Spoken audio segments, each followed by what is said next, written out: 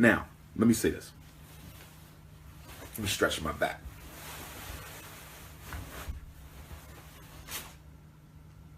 Okay. I'm sitting straight up. You know, tall brother. Sometimes we got the lower back issues. Okay. The loosey goosey. You the loosey goosey. You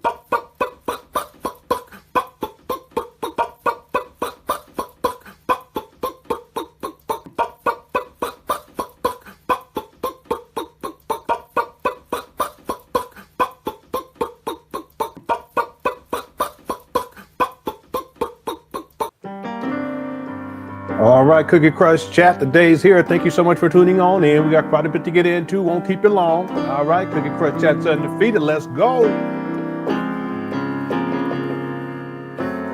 FTMG is coming. FTMG is coming. FTMG is coming. It's coming.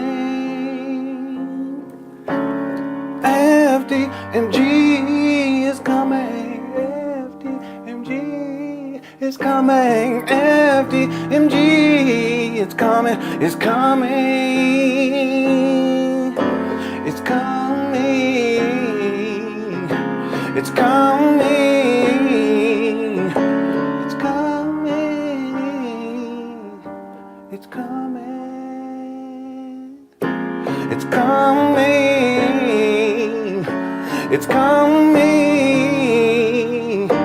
it's coming, it's coming.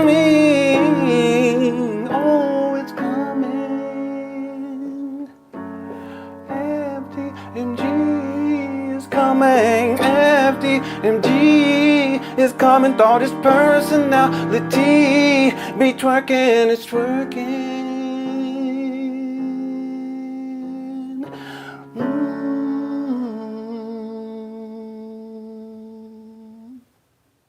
All right, thank you all for tuning on in. I appreciate it.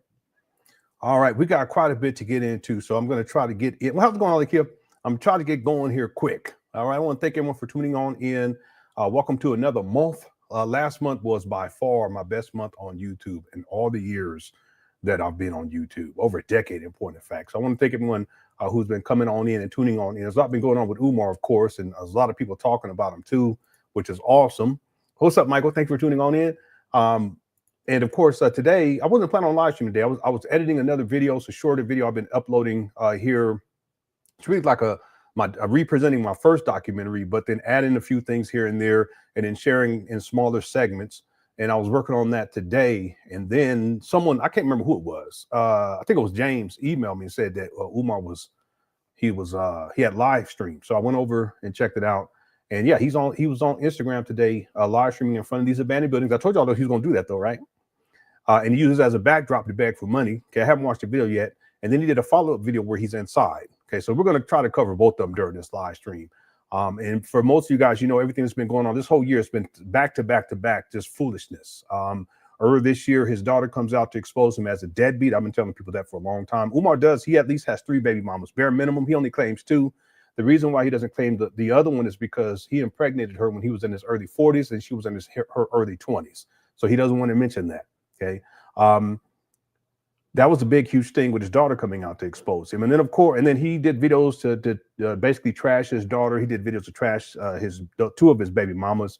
And then that kind of fades away. But then after that, we get this whole situation, of course, where Umar gets exposed by Lenon.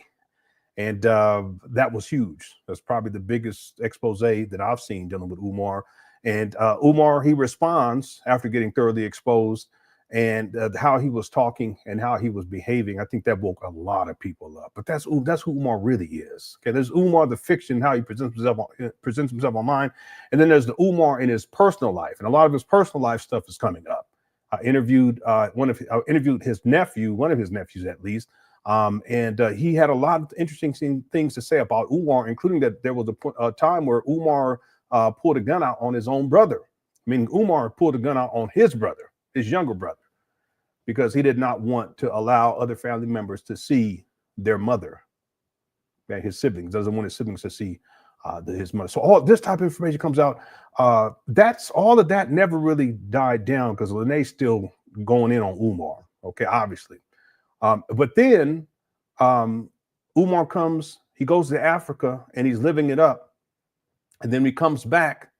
Well, first of all, he goes to Africa. He's there for a month. And before he goes, he begs black people over here in the United States of America for money. Then he goes over to Africa for a month. He lives it up. And then he comes back over here and he starts begging again. And this time he's begging, right? And he concocts this. Actually, he begs again. Then he goes back to Africa again for like a week and a half or something like that. And then he lives it up off of black people's money. And then he comes back over here to the United States of America and he concocts a story about how his bank accounts were frozen and so forth and so on. We covered that last week, and that woke a whole lot of people up. And I told people that ultimately what Umar has been doing for us really since the beginning of all this with the St. Paul school scam back in 2014 is he's been living off of the donors' money. Now, what has happened, and I would say since 2018 going into 2019, is that Umar's substance abuse issues really start to impact him to such a degree to where he's only really going up or giving the illusion that he's going to open up a school just to get money to feed his habit. Of course, it also supplies him with the money that he needs to travel. And I have a video where he says that he doesn't charge people when he goes overseas. He doesn't charge for speaker fees for that. Okay, well, who's paying for everything? See, you donors are paying for everything. That's why there's still no functional school after all of these years. Okay. Altogether, he conceptualized this back in 2004. It's been 20 years. Okay? He said he started building this in 2004. Well, that's over 20 years. And then in 2010, he says the school's going to open September 11th, 2001. Here it is right here. January 6th of 2010, promises in 2010 to begin laying the groundwork for the Frederick Douglass and Marcus Garvey Pan African School for Black Boys, specializing in learning disabilities and disruptive behavior disorders. This will be a private school. And yes, you will pay in order for your son to attend. The grand opening was set for September 11, 2013. Okay, this was back in 2010, okay, 15 years ago. Okay, and then the school does not open in 2013. Umar will tell people that he didn't start raising money until 2014, but why would you only start raising money in 2014 when you said in 2010 that the school was going to open in 2013? See, and there's people that I've been seeing over the years, actually, that have said that they contributed to Umar's FTMG fundraiser going back 2010, 2009, 2008. Okay, well, that makes sense because Umar, he posted this in 2010 that the school is going to open in 2013. But we're just going to specifically talk from 2014 when he started raising money for the St. Paul school scam. Okay, so that's 2014 all the way to 2025. It's been 11 years. Okay, now Umar's been living off of the donation money. Now, what has happened is because now the money has completely dried up, he has to come up with some sort of a story. And he comes up with the story that his bank account, they couldn't find his bank account because they said it didn't exist when he called the bank. But then somehow they found it, and that they froze the accounts, the FDMG account, and his own personal account. And then he uses this scenario as a way to beg for more money. And that woke a lot of people up. But I've been telling people this for a long time. I don't want to make people feel ashamed of anything. Okay, I just want to be clear about this. I've been talking about how Umar is a con man. He's a charlatan. He's a scam artist, amongst other nefarious things, and that he has no intention of opening up a school. What he does is that when he needs money, and you can look at it, you just take a look at how he's looking, start looking like a dope fiend who is fiending. They need that next hit. And it builds up in it, it builds up in it, and he goes up to these abandoned buildings and he gives what I've been calling the illusion of progress, which is that he's getting something done. It's always something. It's the HVAC, or I'm going to get the roof repaired. I'm going to get, the walls painted. It's always something. Or picking up trash. Okay, you don't get much more pookier than that. When you up there picking up trash to try to get people to send you some money. Okay, so what ends up happening is he goes up there when he really needs money, and he starts to act like he's doing something or that he's making progress. And that just what it does is it gives people who are his followers this illusion that, okay, let me support, let me send money. But it's not because your money is going towards opening up a school. Because I've already proven as a bare minimum $1.6 million as a bare minimum that he's raised. I'll put the figure closer, more accurately in terms of projections going all the way back to 2014. at $2.7 million. But a bare minimum, $1.6 million. If you take out the purchase price, $400,000, we can say $425,000. Let's say $400,000. He should, after all these years since 2014, bare minimum, he should still be sitting on, at the time, today, he should, even if he didn't do any renovations, he should be sitting on $1.2 million. And I have a video where Umar states that it's going to cost $1 million to fully restore and renovate both sides of the street, the whole campus, what he calls the whole campus. Well, shouldn't he have $1 million? Because he should have 1.2 as a bare minimum. He's a con man.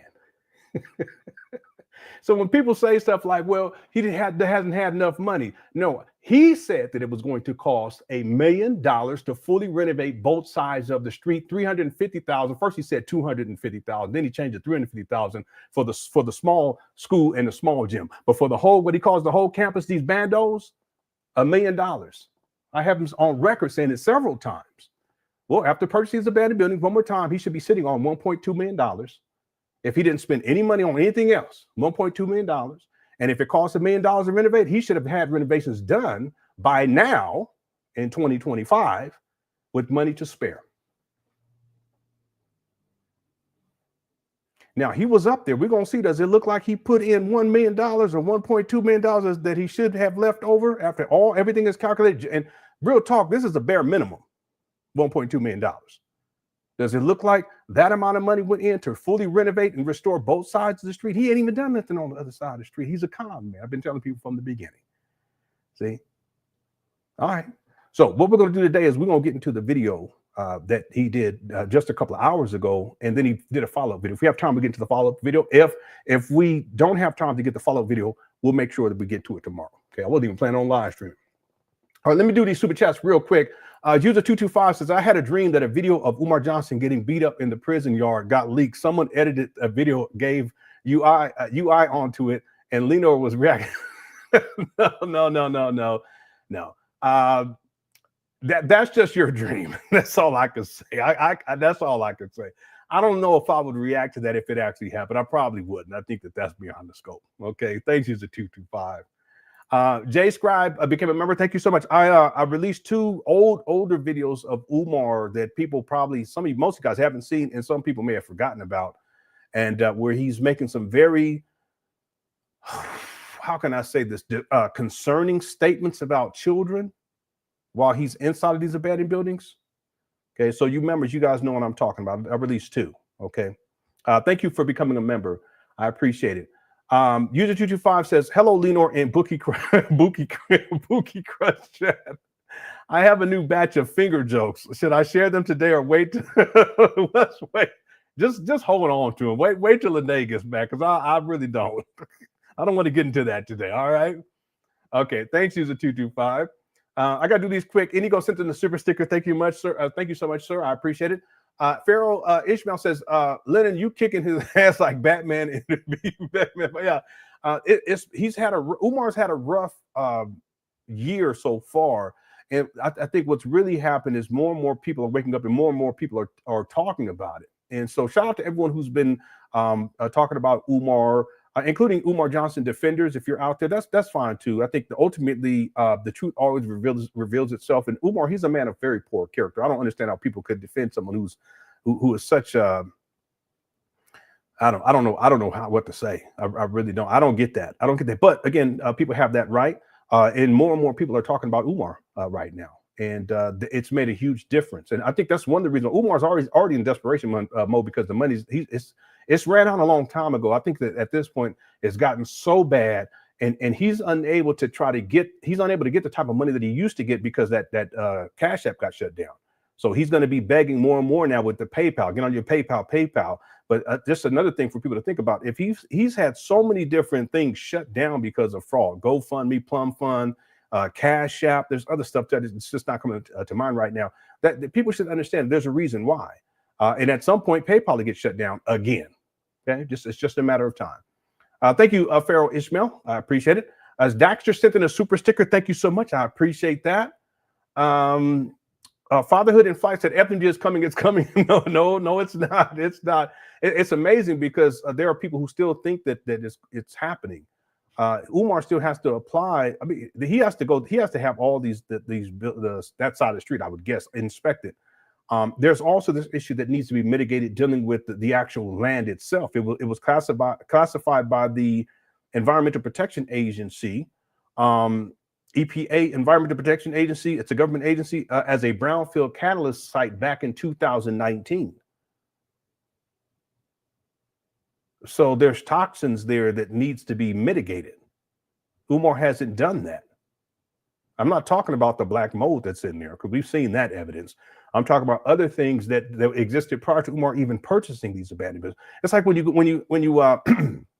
when you go by there and someone sent me a new video. I'm not going to share it with you guys today because I got to go through and edit. But when you see people drive by through there and you see mold like down the wall. Okay, well, if it's on the exterior on the wall, y'all think it's on the interior? Of course it's on the interior. All that has to be mitigated. Who knows what else is going? Asbestos, paint issues, lead paint. There's no telling. Umar never took the time to investigate all of that and mitigate that prior to even purchasing these abandoned buildings. He hasn't done it since. And at some point, even if he tries to open up these abandoned buildings, those issues, they're going to have to be dealt with. Okay? So it's not coming. Thanks, Fatherhood in Flight. Stevie, what's up? Steve says, I remember he took that money and went to China. Yeah, he went to China. He went to Japan. And you guys will notice, if you guys go back into the timeline, that he always begs before he goes overseas. You guys notice that? And then when he comes back, he's broke again. And it's in particular when he goes to Africa because the conversion rate. He lives big, high on the hog over there. Look.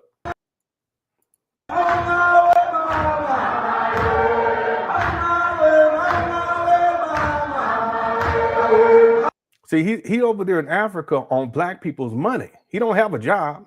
He doesn't have his own income. But right before he went over there, he was begging big time. I opened up the school, begging. FTMG, get on your PayPal, FTMG. Then he goes over to Africa and he lives it up on black people's money with the conversion rate. But then he comes back from Africa and he's broke again, sitting inside his car like this. Pan Africanism, peace and Pan Africanism. See this? Why don't you go, get the Africans that you don't spend that money, black people's money on, have them send you donations now. But see, Umar understands that if they send him money, the conversion rate into USD is, so basically he's taking money from black people up over here. He goes to Africa, and he's been doing this for a long time now, and he lives it up. Then he comes back, he's broke, and he starts to beg again. Okay? And he'll go to China, he'll go to Japan. That's what he does. Thanks, Steve. He was in a bubble bath one time. I said, boy, this guy crazy. Chicago born became a member. Thank you so much. Chicago born and bred. Shout out to Chicago. My wife's people's on her mama's side. They're from Chicago. Sal says, hey, Lenon, great work with the War on Black Boys video. Thank you so much. I was working on the other one, the next one today, but I figured I'll just do this live stream instead, and then I'll have that for you guys tomorrow if we don't live stream. But we'll probably be live streaming tomorrow too. You are a pretty good editor. I hope you keep the short videos on Umar coming for good. Yeah, I will. I do. I have editing skills, but that goes back a long time, over a decade, where I was editing documentaries and stuff. I actually enjoy that work a lot. And I plan on doing more short videos because it increases numbers and subscribers. My subscriber count has gone up significantly just by doing shorter videos. So I'll continue to do that as we continue to cover Umar. Thanks, Sal, for the super chat. Everyone else, too, thank you for the super chats. Kay Witt said, hey, Kay Witt said, he blocked me for saying that he is going out bad. Show me love. Yeah, I should show you. He took this one post down. Let me see if I still have it, Kay Witt. Let me just check real quick because I've been meaning to share it with you guys. Let me see if I still have this post. He took it because he'll post stuff and then he'll take it down. Or he'll post stuff and then people will reply and then he'll go in on them. But there was this one. Yeah, I don't see it in here. I know I have it though, because I was looking at it the other day and I was telling myself, make sure I show it to you guys. And he took it down already. Yeah, let me just check one other folder right quick. If you guys don't mind. I apologize. I normally like to have my stuff ready to go. Yeah, let me look at my 2025 folder and let me see if I can get this to show. Yeah, I think it's in here. Give me 1 second. Let me just scroll through. This would have been what? This would have probably been the first or maybe the second. No, it's not in here. Yeah, it's not in here. I'm gonna find it during this live stream and I'm gonna show you all. Because he blocked someone and then they got into their other account and then commented, and Umar, you guys got to see what he said. What well, I'll tell you, he's something else. Oh, let me now. Okay, that's okay, because I'm gonna show you all this in a minute. Okay, I'll remind you guys in a minute. Thanks, K-Whip. But that's what Umar does. He'll just straight out block people, especially if they criticize him. And a lot of people have been going in on him because of his behavior recently. Not just with the video that he did where he was talking crazy, real reckless about Lenon, but also the video where he is trying to sell the story about how his bank accounts got frozen. But then Umar's been, and I want to speak on this because I already have a strategy for this. But Umar's been posting certain stuff, I'll just say that, on his Instagram page. And there are people who are going in, his followers, longtime followers and supporters who are going in on him. And like, you shouldn't be doing that. And when they do that, he gets very upset. He'll block them. And sometimes they'll text him and then he'll post their text message on his Instagram page. He posted this one, but he took it down. But I have it. I got to find it. Thanks, K-Wit. How's it going, Information Man? Said time is running out on Umar. Yeah, I think so. It kind of looks like it's at critical mass. But the thing I've noticed about Umar is that he always finds a way to keep scamming. He's a dedicated scammer. He will find a way to scam. Shout out to Information Man. We'll have to wait and see. Okay, we'll have to wait and see. Thank you for the super chat. Black Wolf says, Lenon, we need an 80,000 sub party, brother. You deserve it. And the Quick Rush chat here for it. Started off with your very first vid about Umar, chapter 1. Let's make it. That would be a good idea. Where we at? We're at 80,000. I don't know. We could, but I don't have time. I mean, I would much rather actually get into videos and stuff. Wow, I'm already at 80,800. So I don't know, maybe when we get to 90 or 85, maybe, but 80 is an accomplishment. Okay, I'll think about it though. I'll think about it. It's just my time. I got to use this time to get into these videos. Okay, thank you, Black Wolf, for the super chat. I appreciate it. 876J says, when will his episode of American Greed air? I know Umar could get to that point at some point. I could see a documentary being done on him, Netflix or Hulu or something at later on down the line. Normally what happens, especially with these cult leaders, is and Umar has a virtual cult, but these cult leaders, is that it's not until after they've kind of already fallen off that documentaries are done on them. I think that's why what I've been doing with Umar in terms of coverage over the years and being at least halfway consistent, it's a kind of like a week by week, sometimes month by month, but mainly like week by week analysis of what's going on with this guy. Normally what happens with these cult leaders, whether it's virtual or in the real world, is that once they've fallen off and they've fallen into total disrepair and everything's all the cat's out the bag, right? The ish hits the fan. When they get to that point, that's when the documentaries start coming out. But I've already finished one documentary on Umar. I'm working on the second one right now. And who knows where this will go later on down the line, once things really hit the fan with this guy. Okay. Thanks, 86J. I appreciate the super chat. Gaming Video says, don't tell me this man bought his school on a Superfund site. Yeah, well, that's what it's called. It's a brownfield catalyst site. If you guys, let me just give you guys and I can pull up the paperwork for this too, but the actual report. But for time's sake, a brownfield is a property often formerly used for industrial or commercial purposes, and these buildings were used for commercial purposes, industrial purposes. That's why the land is zoned as light industrial. Okay. Now there was a school, the J. Moyer Academy, and the new J. Moyer Academy that was there before Umar acquired these abandoned buildings. Right. I think they sat for like 4 years or 6 years, something like that. But even before them, if you guys do, it was called Hercules Inc. was the company, and they would manufacture munitions, like bullets and bombs type of stuff. And so they had underground storage tanks. Now those have been extracted, but that's why there's no basement at FTMG, because initially those buildings, they were industrial sites that and there was all types of chemicals, and that's why it's still classified. They classified these as brownfield catalyst sites in 2019. Umar hasn't mitigated that particular issue. So if you guys go back and do the research in terms of these properties, they used to be part of what was called Hercules Inc., and they would manufacture munitions for the military. And so there was a lot of toxic substances that they were using, and they had underground storage tanks, and those storage tanks were exhumed, if you will. And that's why there's no basements up there at FDMG. No. Okay, thank you, Gaming. So let me read this. Thanks for the super chat. Let me read this. A brownfield is a property often formerly used for industrial or commercial purposes that is potentially contaminated and may hinder its redevelopment or use. You guys think about this. See, Umar purchased these in 2019. This report comes out in 2019. Right? He purchased these in February of 2019. See, if the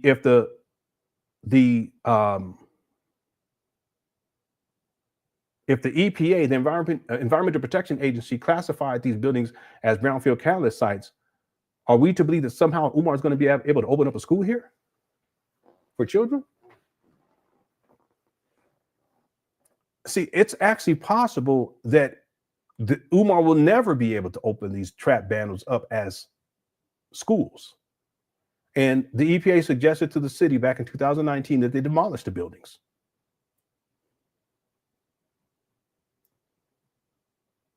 Perhaps that's why they were sold for only $400,000. It's probably closer to $420,000 based upon the IRS paperwork. Yeah, 400,000 plus closing costs and all that stuff, fees, 420, somewhere around there. Maybe that's why it see, something for people to think about. These sites are frequently vacant or underutilized due to concerns about hazardous substances, pollutants, or contaminants. I'm gonna leave it right there. All right. What's up, Giannis? Hey, my father still watches Umar Cookie Crush chat for real. Don't worry about it. Don't even worry about it. Michael says, Umar is so desperate at this point. I believe he will do something to the building and blame it on sabotage. I think he will see FTMG and we will see FTMG in flames. I have video of Umar talking about he was burning stuff up in there. And then there was a time when there was a fire in there and he was saying how it was sabotage. You didn't want to remember that, the one Cookie Crush chat? This is a long time ago. Well, that'll be in the documentary for sure.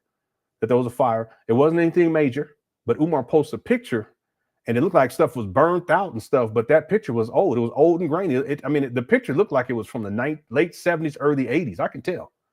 Because the picture wasn't like taken with a digital camera. I can tell. It was one of them old school cameras. Y'all know what I'm talking about?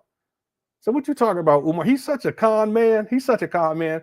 But yeah, he tried to play that off as sabotage and you know, the fire. And then there was also a car that had caught on fire. He said that was sabotage. No, it's in the hood. These things happen. Okay? Umar could have started that fire up there blazing it up. Ain't no telling. Anyway, it's possible. There's no telling what this guy will do to continue with this scam. I mean, most recently, he telling people that his bank accounts that they couldn't find them, like they disappeared. But then he says that they were frozen. Okay, which one is it? Because if it disappeared, it can't be frozen, and if it's frozen, it can't disappear. If it's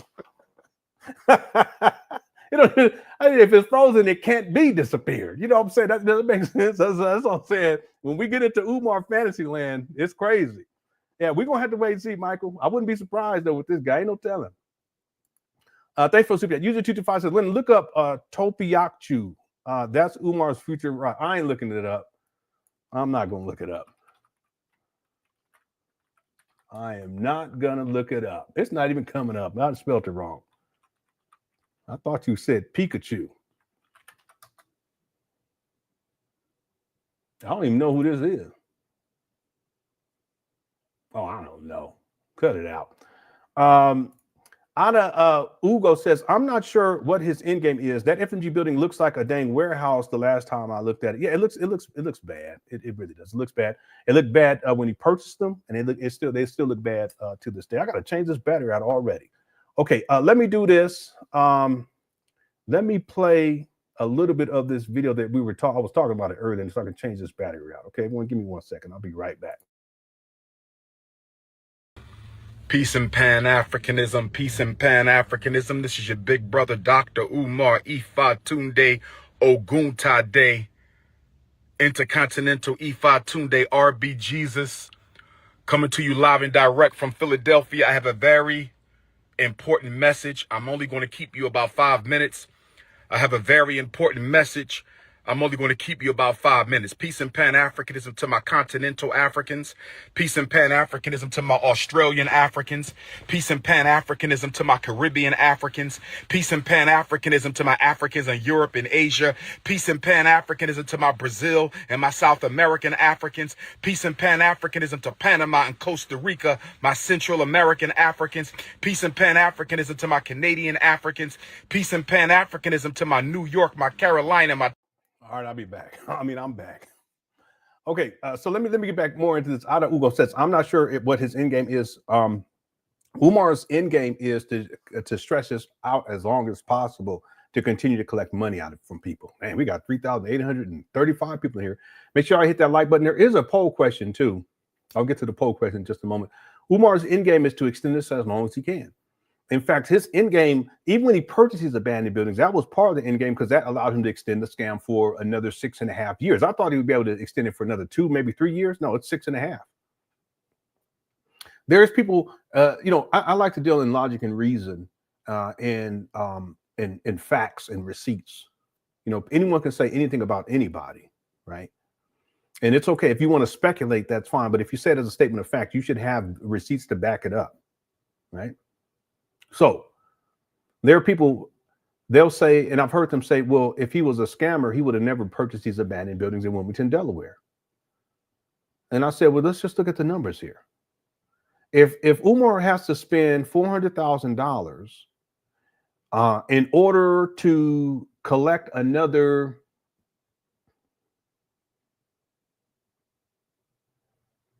$1.2 million, would he do it? If you guys, basic business here. If you have to spend $400,000 to earn $1.2 million, would you do it?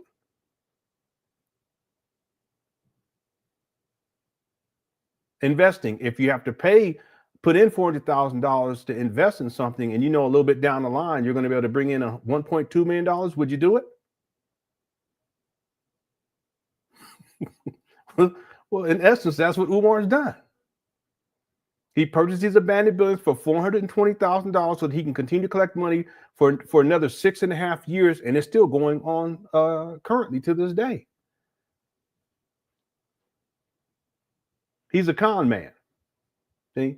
So, Ada Ugo, I think part of the issue with some people is that they I don't want to say that they're afraid to, I'm just going to say it that way, that they're afraid to put themselves in the mindset of Umar. And see, when people can start to do, when you do that, that's when you realize how crazy all of this is. Have fun. That's school shopping. School clothes shopping. That's when you really start to see what's going on with this guy. Put yourself in the position of Umar. You're homeless. You haven't worked consistently since 2010, 2011. You're traveling the world. You don't have your own car. You live in your mama's closet when you can. You're 50 years old. You got at least 3 baby mamas, and if you're a woman, let's say you got at least 3 baby daddies. Okay, you're a deadbeat. You don't take care of your kids. Okay, and you need money because you like to eat, you like to gamble, you got a substance abuse issue. You're a sexual deviant too. I mean, there's all these other issues. Put yourself in Umar's position for a moment. Shit. Would you take $400,000 in order to continue a scam, and then you can run it for another 6.5 years and continue to collect money, at least another $1 million? Would you do it? Yeah, absolutely. Now, I wouldn't do that. I'm talking about as me being me. You would, Ada Ugo, you wouldn't do that as you being you. But as Umar, that's what he does. That's what he continues to do. And that's why he's up there today begging again. Ain't nothing new. So when we talk about Umar's end game, is to extend this out as long as possible to use it as a bait to get money out of his followers. And that's what he's been doing now, even before he purchased these abandoned buildings. Mind you, I put my estimates, and I've researched Umar. Okay, I'm going to say this not as a statement of arrogance, but a statement of fact. No one's researched Umar more than I have. Okay, it's a statement of fact. Based upon my calculations, Umar has raised somewhere in around $2.6, $2.7 million. Now, he's reporting some of this to the IRS in 2020, 2021, 2022, 2023, and 2024. But I highly doubt, it's highly unlikely that Umar is reporting the actual figures, and it's extremely likely that the amount of money that he's raised for each one of those years is a lot more than what he's reporting to the IRS. Furthermore, that's what he's reporting for 2020, carryover from 2019. He has no obligation to report with this new EIN number with the IRS to report all the money collected from 2014, 15, 16, 17, and 18. That's another 5 years. That's just the end game is to keep collecting money. Okay. One last thing too, out of Ugo. I don't know if you Ugo, if you were around back then, but I've stated it, and there's other people who have stated this, that Umar, the reason why he even purchased these trap bundles at that time was because his GoFundMe got shut down. More and more people were realizing that he was a fraudster, and they started issuing refunds, and he had to do something.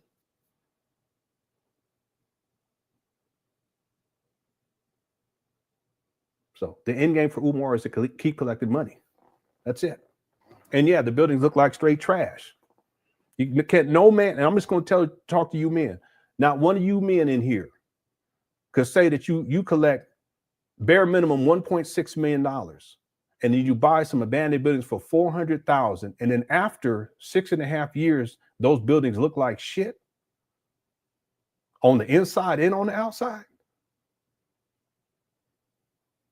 Y'all can't tell me that that's something that you would allow happen as a man. You wouldn't allow that to happen. Some of you women, I'm just talking to you men for right here. It's an embarrassment. It's unmanly. That's not how men do things. Thanks, out of Ugo, for super chat. All right, I'm trying to get through all these so we can get into this video. Where am I at here? Let's see here. Dr. Okay.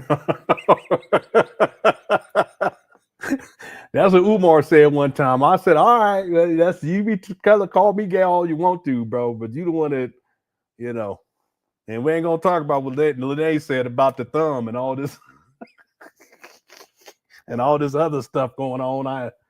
I don't know. Okay.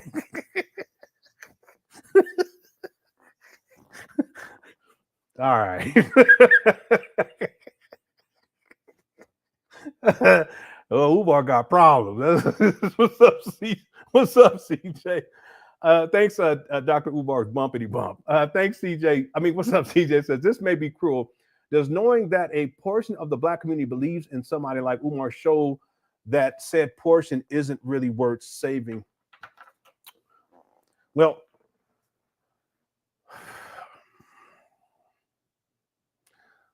the way I look at this, well, first, I don't think anyone needs to be saved. I think that people need to get their lives in order, and they need to figure out the best way to do that, and the most honorable way to do that, and the way to do that with integrity and with respect. Okay, my life wasn't always in where it needed to be, and many guys know this. I struggled a lot, made a lot of bad decisions. Just dumb and lost, especially when I got caught up in the conspiracy theory paradigm and then moving forward, just, made a lot of bad decisions, a lot of them. What I've been doing over these many years now is just putting the pieces back in place so that I can take steps to do right, all the way across the board, do right and do better. It's like a personal growth, right? Umar hasn't done that. The point that I'm making here is that no one's here to save you. That wherever you are at, or wherever Black people are at, or if you want to take even a particular demographic of Black people, wherever they're at, it's up to them to make the steps. And unfortunately, because, and this is my opinion, that because there's such a huge gap in the Black community when we talk about there's an absence, and I shouldn't even say it that way, but there is a gap. There's something missing. There's enough of it missing that it impacts a lot of Black people, and that is a lack of male leadership. which can be broken down to many different aspects, you know, and it should start in the home in the first place as a dedicated husband and father. See, Umar, he's not any of that, you see. So in the absence of that, there are Black people who are looking for that. And it's not just women looking for that. There's men who are looking for that. That's why Umar is so dangerous. See, I would propose that that's the reason why Umar exists. He exists because there is a vacuum. There is a gap there. And he comes in as the scandalous scoundrel that he is to kind of fit the bill and morph and change like Sauron. He's a shapeshifter to misrepresent himself, present himself as if he's the solution for Black people who need to be saved, where in point of fact, his whole life is all screwed up in ways that, you know, it's incredible. It's baffling the levels of dysfunction in this guy on so many different levels. But he exists and he has a place because there is a vacuum. In my opinion, a lot of that has to do with a lack of Black male leadership, and in particular in the home. So you all can't tell me that if there's a woman who has a good man in her life, I'm talking. That's why Umar don't deal with men. But if she had a good man in her life, you think that he gonna be cool with her following around Umar and sending him money and all this other stuff? No, because our job is to protect him in the first place, right? From people like Umar, right? Yeah. So this to say, I'm not going to put it on Black people. Well, you know, everyone, there is a level of responsibility that people have to adhere to on some level. I guess I see your point, CJ. What I would say is that the situation is complex, and that Umar is it's hard to say this, but Umar, there's a perception that he is needed because there is something that is missing, and if that was there, then Umar would not be needed. See, and the irony is, and really the tragedy of this, CJ, is that people think that he is what is needed, but he doesn't even fit that bill in the first place. He's actually the problem. He's a deadbeat. He's a baby mama creator. He's out here sexually exploiting these Black women. He's scamming and scheming. See? Talking reckless, talking crazy, talking about he want to cuddle with the boys. All right, I'm going to leave it right there. Thanks, CJ, for being a member for 9 months. I appreciate it. JS Scribe says, good to be a member again. I was before a while back, but fell off because of some personal stuff. Do you know when your new Umar doc will come out? It was supposed to be, I was planning on having it done by now, but I'm not even close. I can't even tell people because it's a lot. And when I say it's a lot, I'm covering his whole life. I'm still stuck when he goes to college and he meets his first baby mama. That's where I'm at in his timeline. I got so much more to cover. So I don't know. The best thing that I can do, this is what I was thinking of just finishing, like, let's say, do it in segments and just finish one to where it's pristine and cleaned up, really, really good, like it's ready to go, and just release that first and then start, you know, the next segment. I mean, it could be, you know, let's say a 20-minute segment. I've already done, like, I don't even know how deep I'm into the document. I think it's like over an hour already, but I could do a 20 and just refine it, get it perfect, and then release that as part 1, and then you know, refine the next segment. That's the best thing I can think to do right now. So I can't give a date right now, but I'm working on it. And you said you really enjoyed the first one. Okay, thank you so much. I appreciate that. And thank you for the super chat as well. Thanks for becoming a member again. Okay, I got this one earlier. That's crazy. Love Peace says Umar blocked list longer than the years he been opening FDMG. Yeah, a lot of y'all up in here tonight, today, y'all blocked on Umar. You know, I was thinking about this today because when James sent me the link to Umar's live stream, I clicked on it. I went over there. I didn't hit the button to listen, but I had it playing. I looked to see how many people were in his live. It was like 450, something like that. And they were going in on him. So he was probably blocking people. While I don't know if he was, because I haven't watched the video yet. But the point is that he has over 1 million followers on Instagram, but can only get 450 viewers, live viewers. And he calls me and everybody else a struggle streamer. Meanwhile, Umar, I don't have that many subscribers here on YouTube. It's like a little over 80,000, almost 81,000. Well, we got 3,929 people up in here. So who's a struggle streamer, Umar? And you the one begging for money. And you don't want looking up here looking like a pookie. You don't want who's homeless. You don't have your own car. You don't have your own vehicle. See, you ain't got a woman, can't keep a woman. So who's a struggle streamer, Umar? Living in your mama closet. I don't live in my mama closet. And I hear people say, well, you know, there's nothing wrong with him living with his mother. There's people who are older, they have to live to take it. Yeah, it's the difference between living with your mama to help your mama out and live with your mama to take advantage of your mama, to live off your mama. That's what Umar's doing. He's living off his mama. So get it straight. People always trying to make excuses for this clown. You at 50 years old, done collected bare minimum $1.6 million. Your mama should be living with you, and you should have your own house, your own car. But you have everything to tell black people what they need to be doing and how they ain't shit and how they ain't taking care of their kids and how you black men, you need to be marrying these black women. You black men, you ain't taking care of your kids. Look who's talking. But then as far as they come up with excuse after excuse. Anyway, yeah, his block list is long. And I'm sure, Love Peace, I'm sure you're on it too. So you're not alone, all right? Thank you for the super chat. Dr. and Miss, hey, how's it going? Says, how many people found out that Umar was a scammer through this channel? Hit the 1. Okay, if you found out that Umar was a scammer from this channel, go on and hit the 1. All right. And Dr. and Miss Fee's been around for a long time. Okay, so you probably know you probably know more about Umar than most people, overwhelmingly. So thank you so much for being with me on this journey. It's been wild. We can say that for sure. Yeah. Okay. Thank you so much, Dr. and Mrs. Phoebes. I hope I'm saying that right. Phoebes or Phoebe, something like that. But I remember you from a long time ago. Thank you so much for the super chat. Yeah, there's a lot of people in here. That's they learned it from this channel. I mean, there's other people that learn from other channels, and then they come on over here too. So that's cool. So, but shout out to everyone in the Cookie Crush chat. Cookie Crush. What's up, humble ones? Cookie Crush chat's undefeated. Oh, this makes me feel good. I thought it was gonna be like 3 people up in here. Kale, Mia, Jacqueline, Cecile, Debbie wears Prada. Okay. Boy, that's funny. Yeah, I know the Cookie Crush chat's hilarious. That's why I gotta stay out of there, because otherwise I'll be stuck in there. Sonia said no. That means no. I didn't hear it from you. I knew before you. You ain't. What's up, James? James been around a long time too. Yeah, some of these OGs. Yep.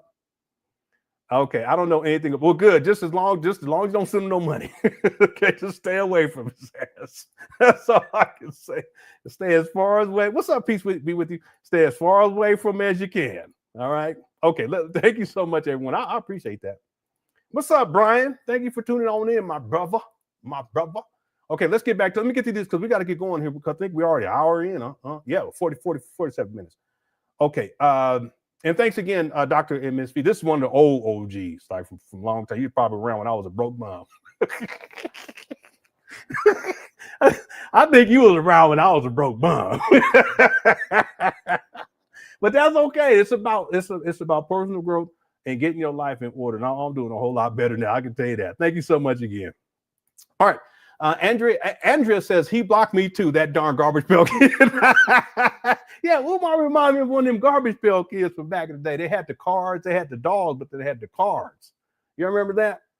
Yeah, garbage pail kids, cards. Some of that stuff was crazy, especially for that time period. It was considered to be taboo. But yeah, he reminded me that he would be on one of them garbage pail kids cards. Yeah, I remember that. A lot of people don't know what you're talking about, but I remember that for real. Thanks, Andrea. And I think they had dolls, right? But they were real expensive. They was real expensive. Okay. Thanks, Andrea. What's up, Naeem?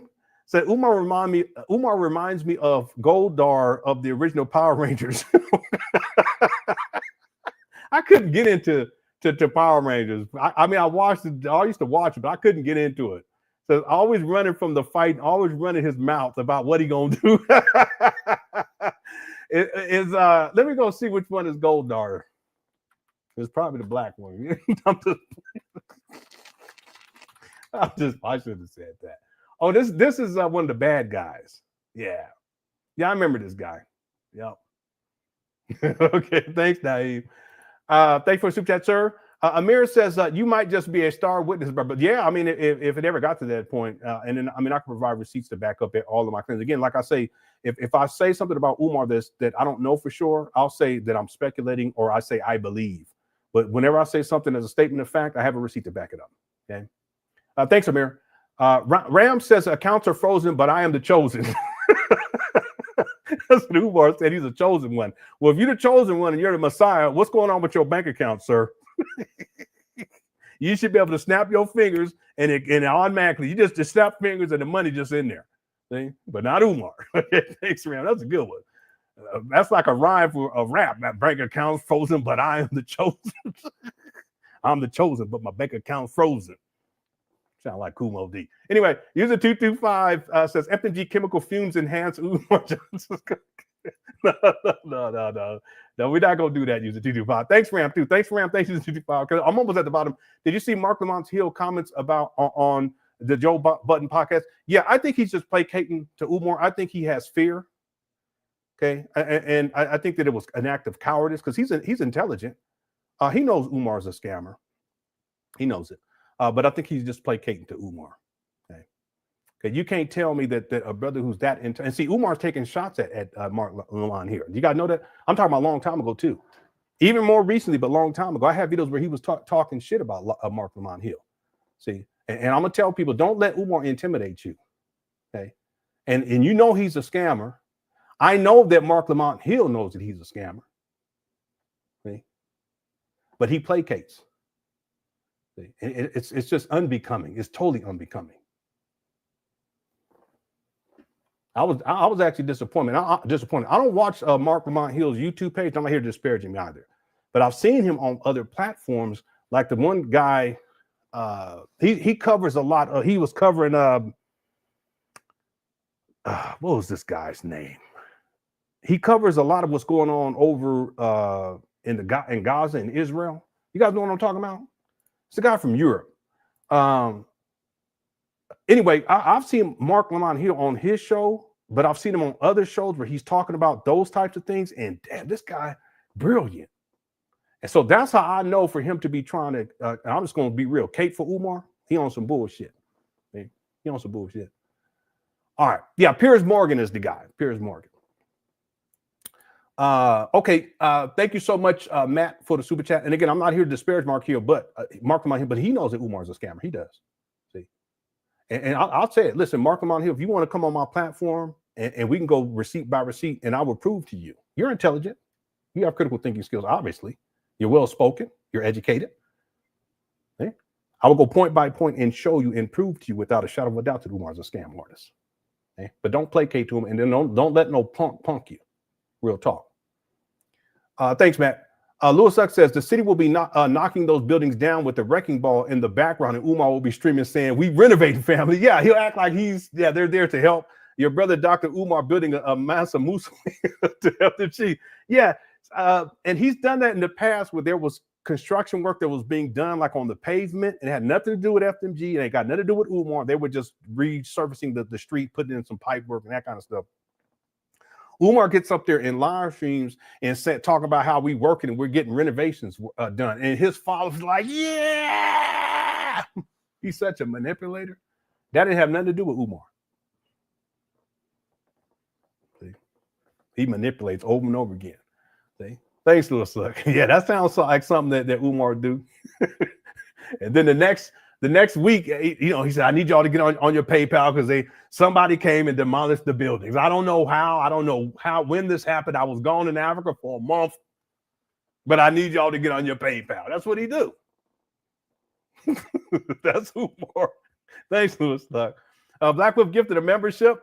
Thank you so much for that, Black Wolf. And then whoever received that, make sure you thank Black Wolf for gifting that membership. Julius Caesar says, "Peace to all my Roman Pan Africans." Yeah, might as well throw the Romans in there. You guys know the Romans are Italians. Do you guys know that? Yeah, just put the pieces together. I realized that a couple of years back. I said, wait a minute, Romans in Italy. Okay. All right. Thank you, Julius Caesar. User 225 says FDMG varsity basketball.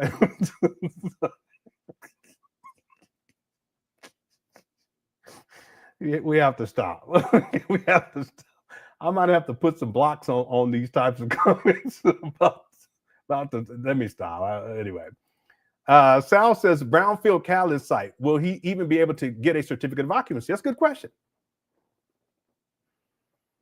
if Umar actually puts in the paperwork for that, they can just simply say, what if they simply say, wait a minute, you have to remediate this other issue. This has been classified as a brownfield catalyst site. What work have you done to mitigate these issues? Have you had people come out specifically to inspect for contaminations or contaminants? And see, the contaminants can be on the building, it could be in the building, it could be on the let's say the ground outside. It could be under the ground. It could be on the roof. You said this is a good point. See?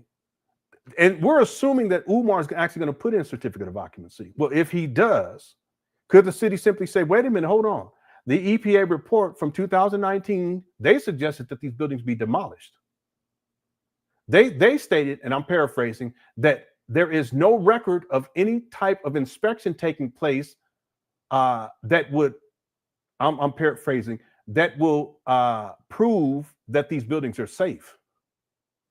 Y'all think that Umar has had the proper inspection agency come out to do whatever they need to do? I would think that it's actually something significant too. He would have to pay for that as well. You think he's done that? Not to mention the holes in the ceiling and exposed wires. Yeah, I'm sure there's still exposed wires because he goes in there today. We're going to see. I'm taking my time today. I'm sure that there's still exposed wires, ceiling tiles missing up in there.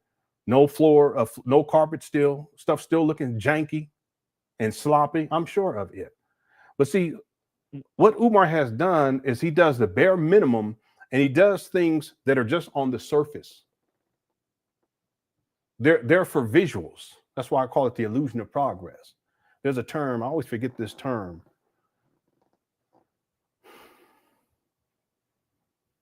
You know, like they'll say, if you're looking for a partner, you just can't just look at the surface stuff because that stuff is blah, blah, blah. That's the term I'm thinking about. You got to look deeper, right? The word that came to mind is, no, that's not the word either.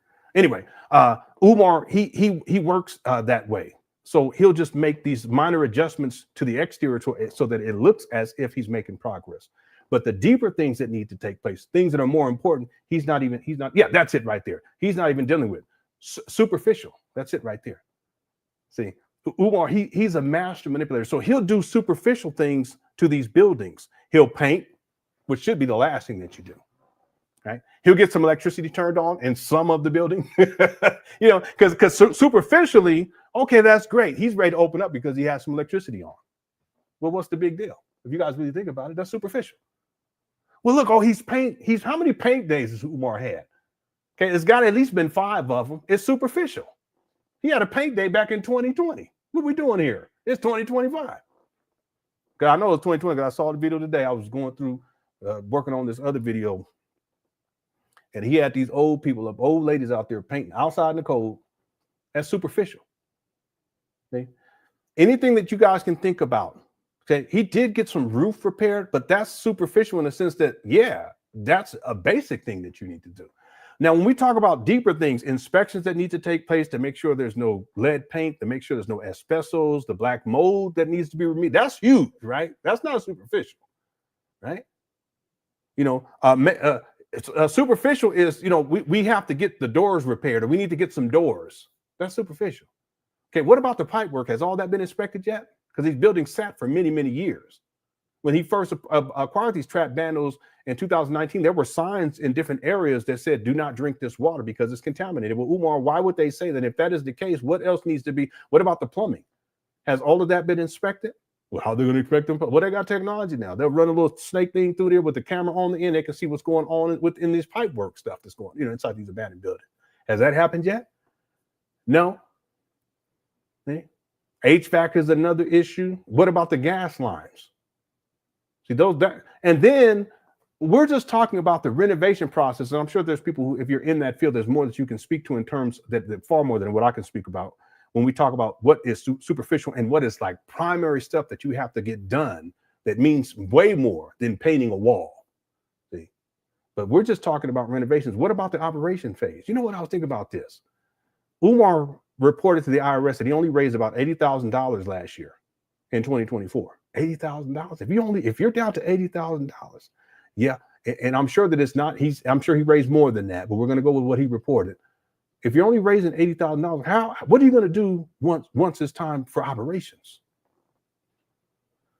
$80,000 in 1 year? How you gonna pay for operations, bro?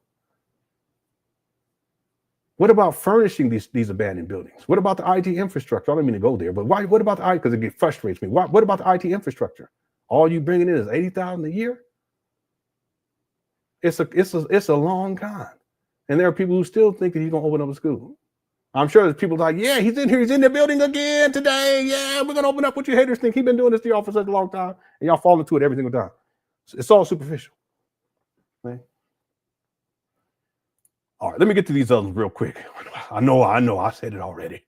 Thank you so much, Diana, for and I'm gonna forget the word again. I'm gonna just remember Superman because that movie came out recently. My children went to go see it. And one of my older son went to go see it too with his own boys. Superficial. Okay, I'm gonna try to remember that because I'll probably refer to it later. Kwame sent in a super sticker. Thank you so much, Kwame. I appreciate it. Peace be with you says, to honor, if FTMG was open and free to the public, I could never send my grandsons because of his character, just the opposite. Yeah, that's the thing. A lot of people are waking up to that truth that Umar, he's just a horrible person. You know, the way that he talks, the things that come out of his mouth, just freaky shit. Matter of fact, Dear Woke Christian emailed me today and sent me a timestamp. I haven't looked at it yet, but he said that he ain't never heard Umar talk like he talked on the Don't Call Me White Girl podcast. So, and we were emailing back and forth. I said, you know what, I'm going to cover it. So hopefully this week we can get to it. I don't want to watch the whole thing, but maybe we'll just watch that section to see what because Umar, for him to even be talking the way that he talks, it just speaks to his level of sexual deviancy. He's a sexual deviant. It's not normal to be talking like that. Even when he calls me Pastor B, that's not normal. Can't no heterosexual man up here in the chat room justify another heterosexual man talking like that. Pastor B and just using that B word? No. See, Umar's a sexual deviant. Real talk. So at some point we're gonna get into that, and that's the thing. It amazes me, peace be with you, that there are people who think that they're going to send their children to Umar. Why would you want to send your child to Umar with the way that he be talking and this type of thing that be coming out of his mouth? It's crazy. Something wrong with him on different levels. Talking about he want to cuddle with the boys. What you mean you want to cuddle with the boys? And then you, Umar Johnson, father, did talk about you want your kid to go. Why would you want to send your child to someone who talk about he want to cuddle with the boys? Y'all better check yourself on that.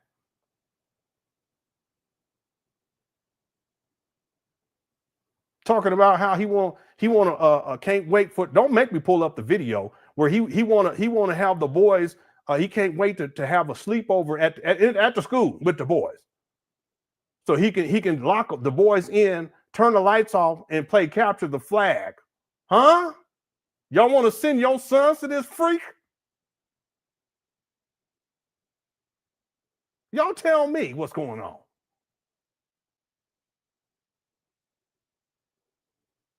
He's a P. Diddy type, real talk.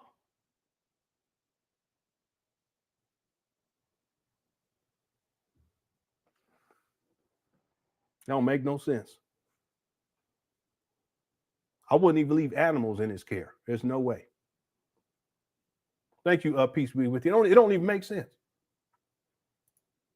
Love Peace says, thank you for staying on his neck, bark on his tree bark chewing. What are you talking? Why you say he be Umar? I can see him gnawing on some trees though. Cause you know them pookies, they'll do anything, but I can see Umar. They you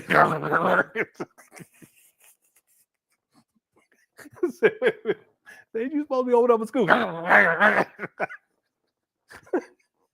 Umar, leave that tree alone. Don't do that tree like that. Okay. Thank you for staying on this tree bark chewing. He uses black women for personal. Yeah, he does. He does for financial gain and for sexual exploitation. That's what he does. The only things that he's done up to these abandoned buildings, at least for the community, was he threw 2 block parties. Those were organized by, not by Umar. They were organized by black women. He had black women come out and do all that for him. He's a user like that. Boyce Watkins was the same way. I don't know if he's still doing that, but that's what he was doing back in the day. Yeah. He would have women come on this platform, have them do all this stuff, and then just use them up. And then they have a falling out. It happened over and over again. Well, you see what's happening with Umar. See? Yeah. Thank you, Love, Peace. Alonzo says the crane yard storage fees may have frozen the bank accounts up. Yeah, that's a whole nother saga. Umar, he lied so much, but another one of the sagas was the HVAC. So Umar was telling people that he spent I think it was $50,000 on one HVAC unit that was supposed to go on the roof of the small school. And then it just kept carrying on. And then at a certain point, he said it was at a crane yard. It was sitting in the crane yard for many, many months. And then he said, I can't get there because I'm doing this. So I got to wait. And then this happened. And he just on and on and on. And then finally he had a crane put it up there up on top of the roof. Okay. And the thing still don't work because he said they need controls. It's always something. The HVAC saga was crazy. Y'all remember they hit the one?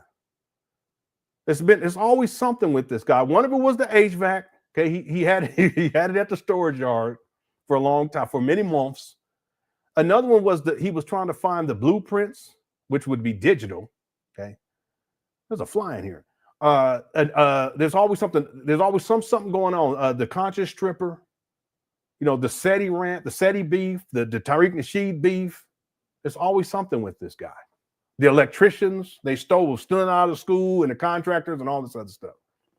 But that was another one. What was the HVAC saga that he said he had at a crane yard for many months? Thanks, Alonzo. I'm forgetting about that HVAC thing. Doctor, no. Let's not do that. Boy, that's wild. That is wild. That's EB the Celeb. Thank you, EB Celeb. Yeah, that's wild that Umar, he's something else. Whole Southern Cook says, hello, everyone in Cookie Chat. I said, hello, Cookie Chat. I said, hello, my Cookie Crush Chat Africans. I said, hello, my Cookie Crush Chat Africans. All right. Hello to you, Whole Southern Cooks. Hello to you, Whole Southern Cooks. Hello to you, Whole Southern Cooks. Thank you so much. Diana says, take your time, Lenon. FTMG is 20 years in the making. What's a few months in comparison? And by the time you release the documentary, he'll have done 1,677,000 new terrible things. Yeah. That's the thing with Umar. This whole FTMG. The sagas within sagas. HVAC saga, but that's within the FTMG saga. It's been going on for such a long time, much longer than what most people realize. We're talking 2004, 2005. It's been 20 years. And I hear people that they speak on Umar, and I get it because there was a time where I thought that this started in 2014. But as I've researched further, then I thought that it was 2010. As I researched further, I realized that it goes back to 2004, 2005. That correlates to when he was in the UNIA and he was trying to scam them out of money for a building fund.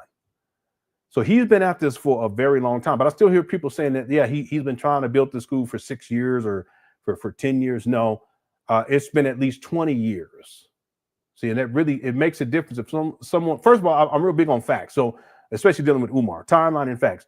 It's one thing to say that he's been at this for 6 years. That's bad anyway, because there's not one black child been educated. He done raised a bare minimum $1.6 million. But it's another thing when people say, and they realize, they really do the research, say, wait, he's been at this for at least 20 years. Okay, that's a significant period of time. See, Umar was 30. Now he's 50. He's about to be 51. Yeah, I'll take my time. Thank you, Diana, for the super chat. I appreciate it.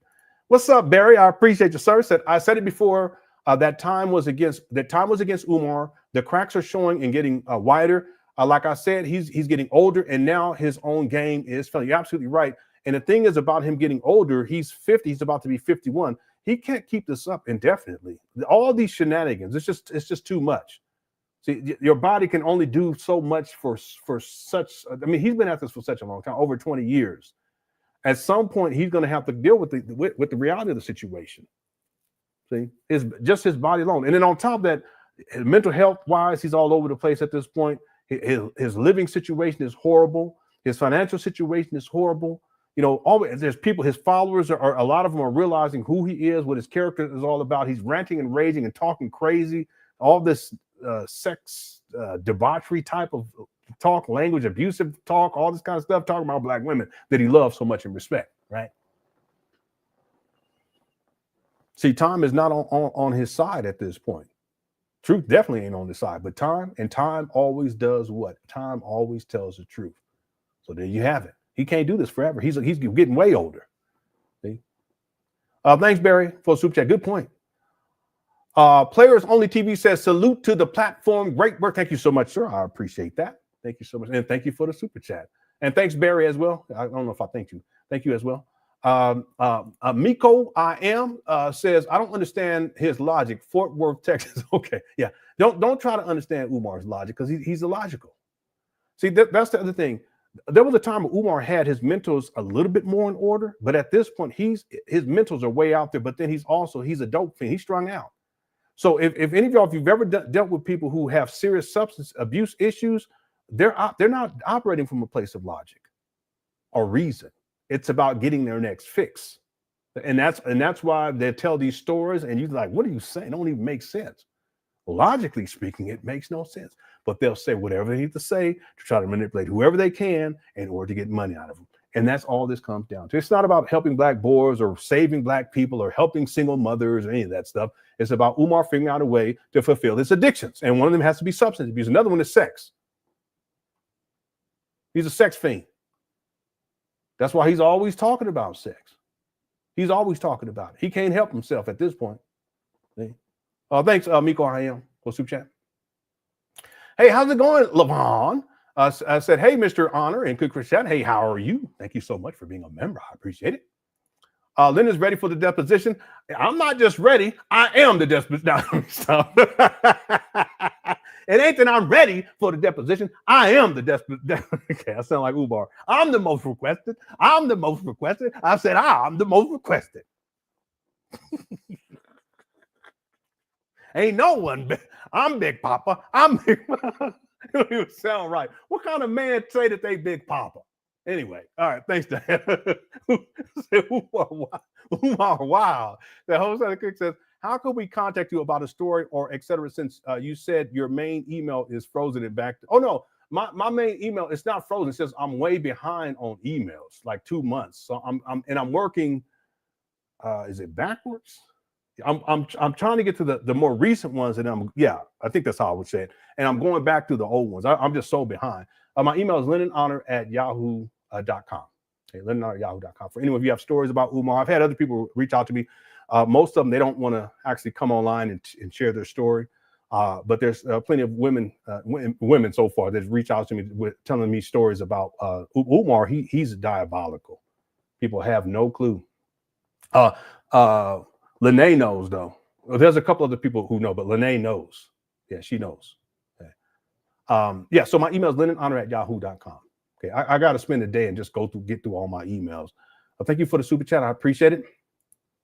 I Revive says, what happened to the old ladies with bows and arrows? I don't know. Yeah, Umar had women doing security at one of the block parties. I can't remember if it was the first one or second. I think it was the first one. But he had women walking around with bows and arrows. I kid you not. Excuse me. Someone called them the granny archers. Because there was old women. They was looking mean. Y'all remember that? Hit the one. That was crazy. Say Umar always doing something crazy. But that right there, that was nuts. They was looking all mean. Thanks, I Revive. I'll be forgetting about all this stuff. Jazz 101 says Umar is Dewey Jenkins from the Boondocks. I don't even know who. I never watched the Boondocks. Let me go look it up. Dewey Jenkins. It's like a child. Oh, it looks like he got on like African garb or something like that. Yeah, I haven't watched it, so I don't even know. Yeah. Thanks, Jazz 101. Iceman, what's up? Iceman Bam says, Mark Lamont Hill was at the FDMG block party. He was on crutches. Yeah, I remember that. Yeah, he was at the block party. He was on crutches. But like I said, he knows that Umar is a scammer. There's no way. Maybe he doesn't. Okay, but he's an intelligent person, educated. I've seen him on different platforms where he's speaking about other like world stuff that's going on. Politics. He's bright and brilliant. I find it hardly. I don't even think that it don't even make no sense. It's hard for me to believe that someone like Mark Lamont Hill believes that Umar is serious about opening up a school.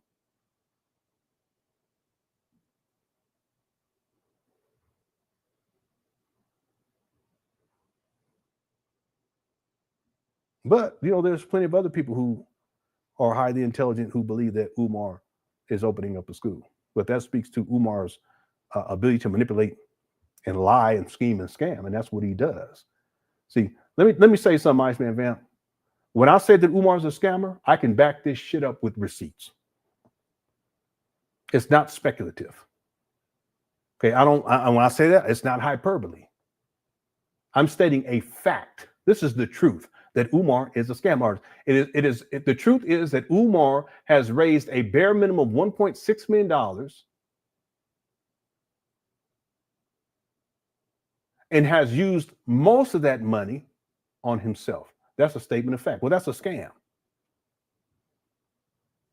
And see, look, Mark Lamont here, and I don't mean to do, you know, Mark Lamont here was on there talking about, yeah, he does have a school. No, he don't. He don't have no school. Those are abandoned buildings. A school is a place of learning. Go look it up. Just look at a dictionary. What is a school? A school is a place of learning. Well, is Umar teaching anyone there? No, he's not teaching anyone anywhere. It's still a trap bando. So you can't say he has a school. He has some abandoned buildings that are still on the vacant property list to this day. These are all facts. I can pull up a receipt to prove all this. And he's working at opening. No. He spends most of his time traveling. Mark Lamont Hill, have you ever seen Umar with a hammer and nail, quote unquote, working up there?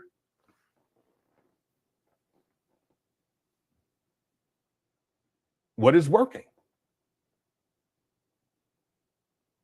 And in this case, it would be to engage in some sort of labor-intensive activity to complete a goal or to complete a task.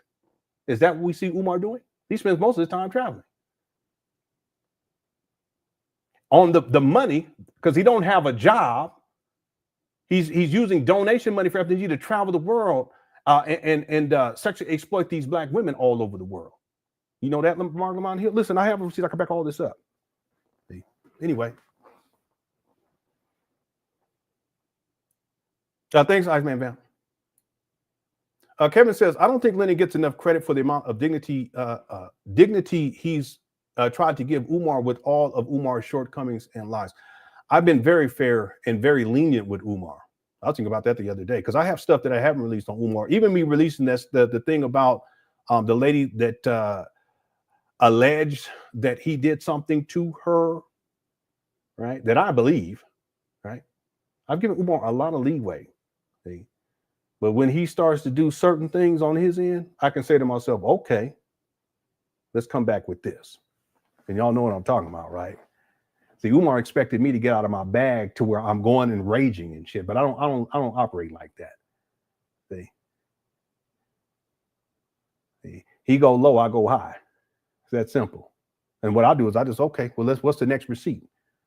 Okay, well, let's take the documentary, let's break that up into pieces, and then I'm going to add some more things in here that I haven't shared with people, and then they'll start to see how much of a deviant Umar is, and a vagabond that Umar is, and a con man that Umar is, right? That's what you call handling business. That's what you call being professional about it. See? And that's what you call being a tactician, being tactical. But Umar, he doesn't have that skill set. He succumbs to his emotions, and he starts to rage, and he gets on his Instagram page and start posting crazy shit. That's what he does every single time. Okay? Yeah. Yep. But what I've done, I've always been fair with Umar. I've never lied on this guy, and I've given him a lot of grace too. By the way, I've given him a lot of grace. See? And so at this point, what I told myself was, okay, what we're going to do, here's a strategy. We're going to do one day. We're going to have something uploaded each and every day. That's at least I'm going to try to. Each and every day. We're going to upload something each and every day. Right? If it's not a live stream, it'll be a shorter video, and we're going to do this, and we're going to continue to rock that boat. All right? Real talk. Thank you, Kevin, for a super chat. Sean Priest says, I didn't know much about him until finding this channel. Now I have to see this through. It got me in a chokehold. Yeah, the Umar saga, I've never seen anything like this ever. And I've been on the internet for a very long time. I've never seen anything like this. You know, it's been going on for such a long time. And there's so many different areas, even of research that a person can go in dealing with Umar. I mean, even him as a professional, people should research that. He's still telling people that he's a school psychologist in 2025. He don't work at no school as a school psychologist. He's still telling people that he's a therapist. He's never been a therapist. He's never had a license to do therapy. He doesn't have any professional licenses in 2025.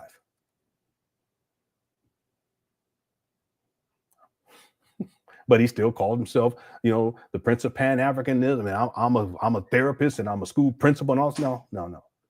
At best, he was a school principal for about 6 months in 2014, at best. And prior to that, he hadn't worked since 2011.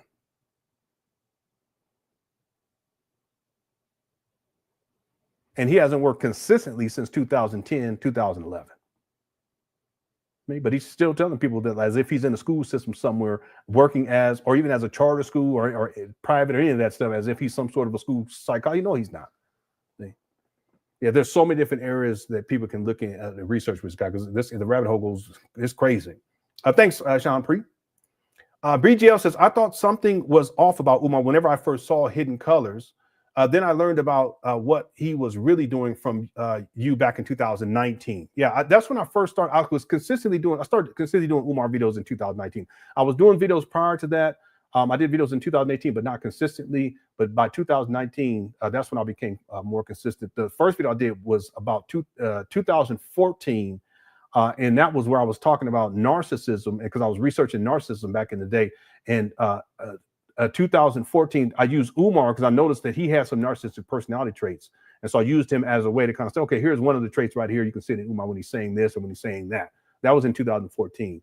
But it wasn't until 2019 that I started to really dig deep into Umar and really research him. I did videos in 2018 too. And then the video that I did in 2014, it didn't have anything to do with FTMG or anything. At least I don't remember. I don't think it had anything to do with FTMG because I hadn't researched any of that back then. Thank you, BGL, for the super chat. I appreciate it. Didi said, FTMG, finger. All right. All right. Hey, Mrs. Monica said, until FTMG passes inspections, there is no school. Yeah, but you know what, Mrs. Monica? Even after, let's say that Umar puts in a certificate of occupancy and it passes inspection. Okay, now we have to ask the question, what's next? What has to happen after that? And there's a lot that has to happen after that before he actually has a school, meaning it's a place of learning where children are being taught something. So and thanks for bringing this up, McShawn, because now, real quick, what else needs to happen, Cookie Crush Chat? Well, Umar has to get these abandoned buildings furnished. He has to have the IT infrastructure in place too, by the way, because that would be part of the inspections. And there's all types of protocols that need to be put in place. There's all types of security issues that need to be, from a cybersecurity perspective, need to be put into place. Compliance issues on different levels, but I'm talking specifically with the IT department, if you guys want to call it that. He has to get all of the IT infrastructure put in from the ground up, all software, hardware, wiring, everything. Wireless access points, Chromebooks for the kids, computers, for the teachers, and all this other stuff. Okay, that has to be done before he applies for a certificate of, because that's a lot of that's going to be part of the electrical aspect of this. You guys understand what I'm saying? So let's assume that Umar passes inspection. He has to still get these buildings furnished.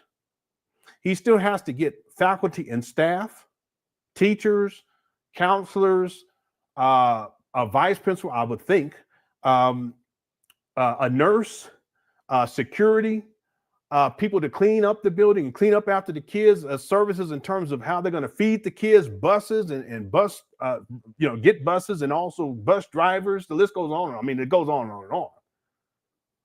And there's all types of compliance issues he has to take care of in terms of the buildings themselves once they're in operation. And then he has to have the money in order to pay for all of this. But Umar's talking in 2025, last week, he was talking about how, what even last week, not even a week ago, he talking about how he ain't got no money because his bank accounts got frozen. Why don't you have no money? What kind of man? Now listen, I got 5 kids. I got an excuse to not have no money because all my money goes to these kids. But Umar, I think I got about $140 in my wallet. I just keep it in there just because. Why don't you have a couple of bucks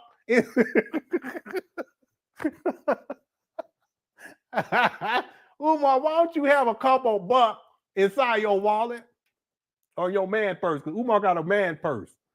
One time he was in a hotel, motel, and he poured his man purse out. All kind of shit fell out.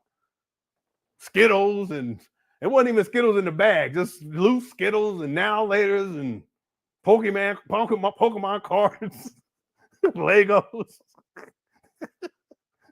Anyway, see what you done did, Victor. The point that I'm making is, even after he passes inspection, he has to get children enrolled. And their parents are going to have to be willing to pay $500 a month. That's the tuition. I said $500. I said $500 a month. That's an impoverished community up over there. Any of y'all gonna pay $500 a month to send your child to Umar school? If you would hit the one. I like to see. We ain't even on topic, but I like to see. I'm in the chat room right now. I want to see if anybody in this chat room today would pay $500 a month to send a child to Umar school. And again, Mrs. Monica, we assuming that this school is going to be opening, that it's open on Monday. Okay? Yeah, you look like you would.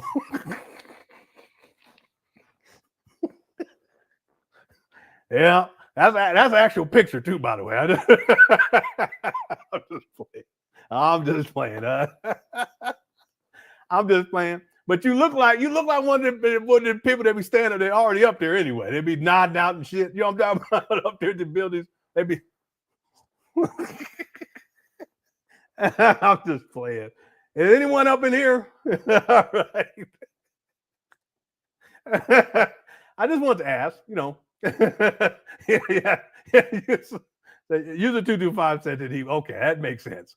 All right, let's get going here because we gotta get to the show. We are an hour and 30 minutes in. We ain't even got to the video yet. My goodness gracious. Okay. I'm gonna do the rest of these real quick. Okay. Let me just do these real quick because otherwise we're gonna be here for a month. Okay. Thanks, Mixers Monica. Diana says he need permits for all the work the buildings need. If he or the contractors filed them, they should be publicly available for us to pull. I haven't looked at that in a long time, but I can tell you that a lot of the work that was done early on, at least when I was looking at the permits that he did put in for, a lot of the work that was done back then, he didn't file. There wasn't, and he didn't put in. Permits were not put in for it. Okay, and I explained this to people why this was important too back in the day.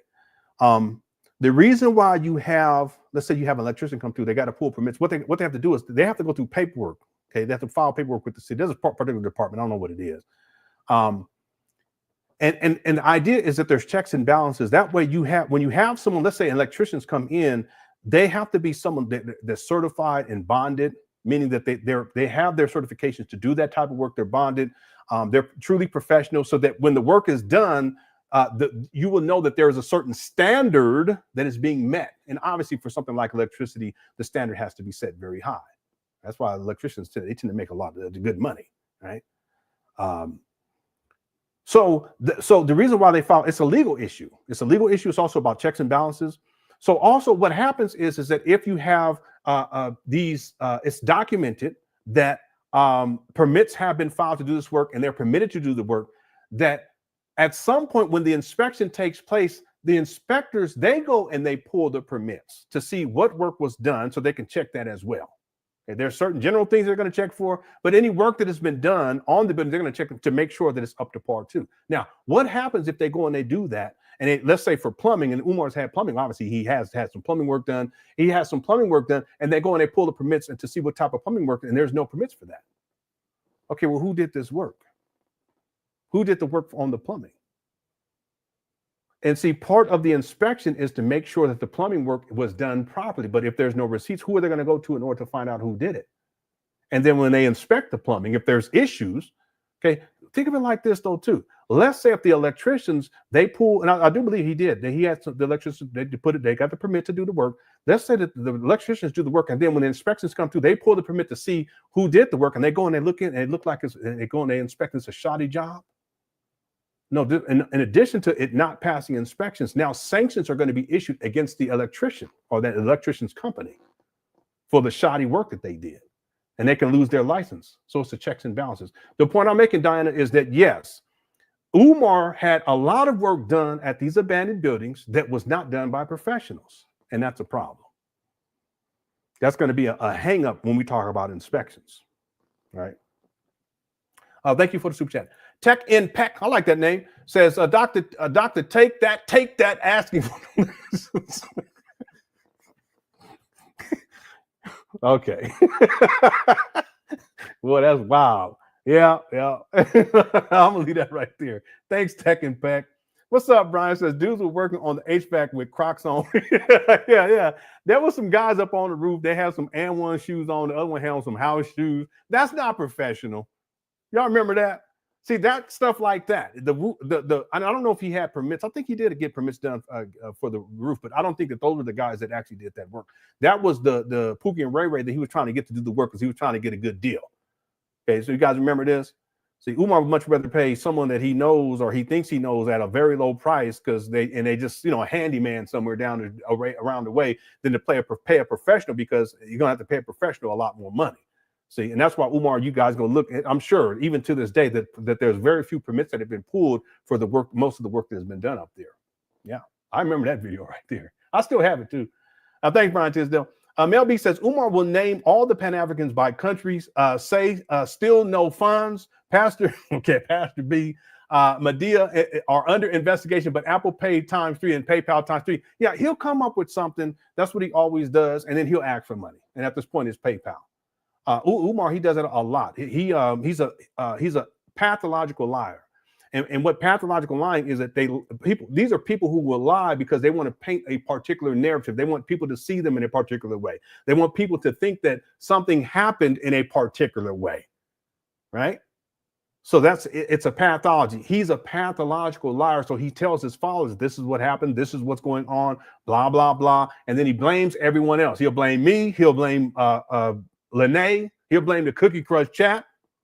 And then what does he do? Get on your Cash App. Well, he don't got Cash App anymore because they shut him down because of fraud. He'll say, get on your Apple Pay or get on your PayPal 3 times. Absolutely. That's what Umar does. Thank you for the super chat. Mr. DJ Music says, Umar is that fly on the yeah. There's a fly flying around in here. I couldn't believe I ain't seen a fly in a long time. Thank you, Mr. DJ Music. But we barbecued before outside, me and my son, before I started this live stream. So we had the door open at certain points. That's why there's a fly up in here. Yeah, he wanted to barbecue today. I said, okay. Thank you, Mr. DJ Music. For FRMCF Music says he's starting to lose his mind. His true self is starting to show. The pressure is getting him. Yeah, that's a good point. The thing is that Umar, he was able to contain it a lot better early on. I'll propose, in my opinion, that Umar, he's always been like this. It's just that because he's been exposed so much and he doesn't know how to control himself and he doesn't have the self-discipline, everything starts to come back out in him. See, a lot of what he's saying when he's painting these narratives as a pathological liar, I explained this earlier based on Mel B's comment. As a pathological liar, a lot of what he's saying, he's actually self-snitching. See? Whereas back in the day, he was able to manage it at least so that people could think that he was something other than what he truly is. But at this point, he has a very difficult time maintaining himself or controlling. That's really what it is. He doesn't have the ability to control himself.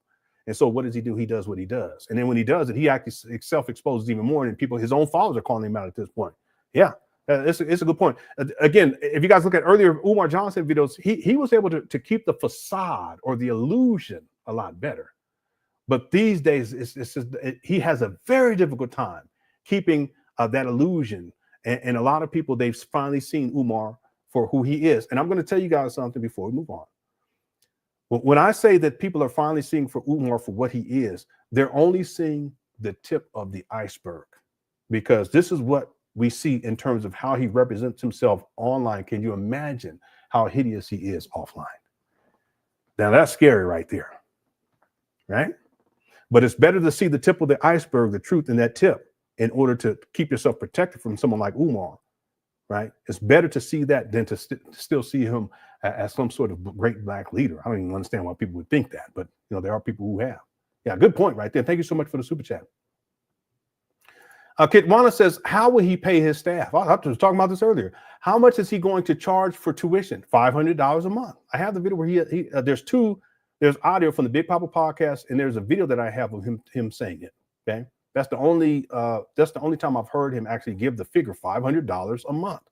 How much is he going to charge for tuition? He is nowhere close to opening up a school or a daycare. Yeah, he's not. But he gives the illusion to his followers that he's right there at the finish line. Right? He's been saying, I remember he was on the Breakfast Club, about 4 years ago? He was saying how there was only 3 weeks worth of work left, but he couldn't count on black people to do it. Excuse me. He couldn't count on black people to do it because black people are lazy and scandalous and all this stuff. He didn't say those exact words. I'm paraphrasing. Well, what do you mean 3 weeks? If it's 3 weeks and we're 4 or 5 years later, what happened? See, he's not close. Not even close to close. Thank you, Kid Bonham. Go super chat. Albert became a new member. Thank you so much. I appreciate it. Perry says Lenon has a once in a lifetime trip opportunity and drops his dog off at the kennel. Finds out Umar works there and cancels the trip. What kind of Umar ain't got no business work with no animals. Can you imagine Umar with some animals? He be yelling at him, cursing at him. Abuse. He's an abuser. He abused a puppy. You saw him there one time. A little puppy was there. He was up there abusing that puppy verbally. Y'all remember that? I felt so bad. That puppy was looking like. I don't mean to laugh, but Umar kept going at the little puppy. A little baby puppy. He ain't got no business around no kids. He ain't got nothing to be around no women. He ain't got no business being around no puppies. Real talk. I couldn't believe Umar did. He traumatized that poor baby. Anyway, thanks, Perry. Fatal Paradox says Umar hired Legolas in Hawkeye.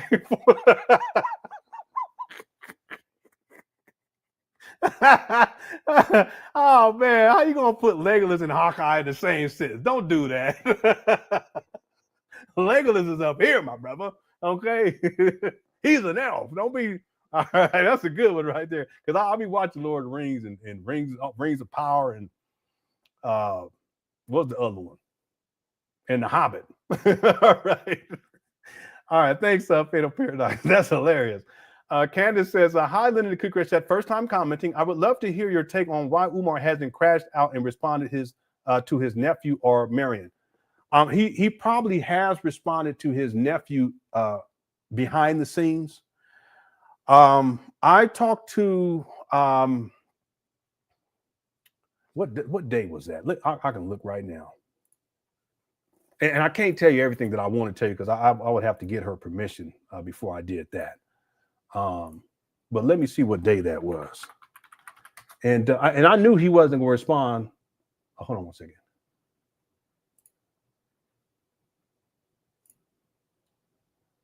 Yeah, this was Wednesday, last Wednesday. Yeah, last Wednesday. Okay, and I can't tell because I would have to ask her if it's okay for me to share, but I'm not going to tell you all what she told me. But Marianne Lauren, I knew he wasn't going to respond to her publicly. And the reason why is because it's so damning that he does not want to bring any attention to that. Now, the difference is with Lene, because see, Umar, when it comes to Lene, he sees this as an opportunity to shame her because of the sexual aspect of this. And that's why he's talking about how the top of the throat stuff, what he was saying, and how her private smelled like a fish tank and all this kind of is horrible. Well, he lost a lot of followers, especially a lot of these women that thought that he was something he was not. No, that's the real Umar. See, that's why he went at Lene that way, because he can tie it to some sort of sexual thing and then try to put it off on her. He called her a jump off and all this other type of stuff, right? So he degrades her based upon the sex part. But see, with Marianne, he can't use that. He can't pull that card because he pulled that card with the conscious stripper, right? He pulled that card with Zora. I can't remember her name. No disrespect. I can't remember her name right now. He pulled that with her. She went on Taja K and spilled the beans on Umar. But see, he can't do that with Marianne because there was no type of sexual activity. And she made that very clear to him from the beginning that this was all business. That's why he hasn't responded to that publicly, because he can't pull that card. And he knows that what he did to her is so egregious that if people found out about it, including his followers, and he can't spin it with the whole sex piece and the sexual exploitation piece. He can't spin it that way. He knows that would damage him in such his reputation in such a way that a lot of his followers would fall off. Okay. Now, at some point, the plan for me, again, I'm a strategist, is I'm going to break that interview up into shorter clips, and I'll just release the shorter clips, and people will see. It'll flood the internet. I'm a strategist with this. It'll flood the internet, and more people will hear about it, and more people start talking about it. And then they're going to realize that Umar, he can't pull that sex card and try to demean a woman because he had sexual intercourse or sexual interactions with the woman. He can't do that with Marianne because there wasn't any of that. See, that's why he hasn't spoke on it. Plus, he knows that if he spoke on it, it's going to bring attention. People are going to come over here. They're going to listen to that interview, and they're going to realize just how diabolical Umar is. He tried to sue this woman, tried to steal her intellectual property, and tried to sue her for $500,000. And that was his plan all along. That's why he wouldn't sign the contract from the beginning. He's diabolical, devious. Okay? And I told her too, because we were talking about that. I said, he ain't going to respond. Because she was like, well, why don't you think he's going to respond? I said, he ain't going to respond because it's too powerful. Okay? There's more to that story, but I got to ask her if it's okay for me to tell you. I'll have to ask her that. And if she says yes, I'll share with you all. Umar, he's something else. Thanks, Candace. Love Peace says that new video, he looked like a scratching and surviving good times. Big Smoke, we do that. You probably talk about the video for today. We're gonna get into that. I would say in 5 minutes, everyone. We're gonna get to it within the next 5 minutes. I want to thank everyone for tuning on in. Thanks to the moms for handling the business. Thanks everyone inside the Cooker Chat. Cooker Chat's undefeated. There is a poll. We still have 3,629 people watching this live stream. We already have 3,469 votes. Wow.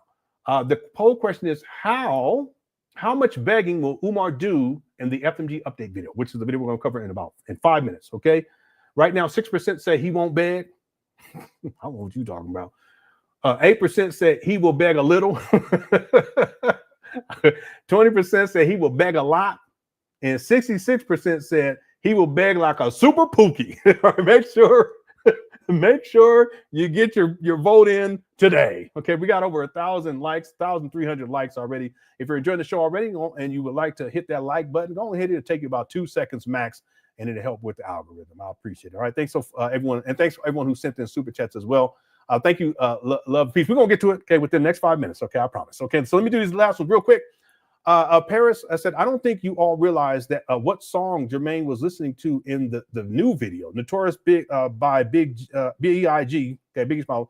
Please look up the lyrics to Biggie's verse. Yeah, I'm familiar with it. He's been playing that one for a long time. In fact, I think when Umar did the setting rant and then he acted like that he had fake thugs on the phone, I think that's what the ringtone was. Notorious, isn't that one? I could be wrong. I might be mixing up, but with another video. But he's had that for many, many years because he associates himself with Biggie Smalls. But he changed his Papa because he used to say, "I love it when you call me Big Papa," right? Biggie Smalls. He takes that and he changed it into Papa, Prince of Pan Africanism. That's this guy. Well, he's something else. Thanks, Paris. And we're gonna get to that video. CJ says, if Umar stopped, what sort of job could he get? His reputation precedes him, and he was likely not welcome in academia for at least the next decade. Yeah, that's a tough one. He could find a job. He can go to the post office, UPS. They're always hiring. McDonald's. I don't know. I mean, at least it'd be an honest living. You know what I mean? It'd be an honest living, but Umar's used to free money without doing much to get it. He's a scam artist, and he'll remember the scam. I will say this, CJ, that if the FTMG school scam ended tomorrow, he would just pick up and find another scam. That's what he would do, because he needs the money. That's exactly what he would do. See, Jay Morrison, when that scam ended with the Treff Fund, he tried to repurpose himself to okay, now he's Christian and he's going to be speaking at churches and stuff. I should pull that video up. Just It's an abomination what he was trying to do. It didn't work. His wife tried to get baptized. She got baptized and she jumped out that water so quick. I kid you not. She you know how usually you get baptized, you deep down, you be in there for a second, a couple of seconds, right? Some people be doing too much. They be down there for a minute and shit, just trying to hold out. They're trying to pull them up. They said, "No, Jesus, I'm trying to get," sometimes people do too much.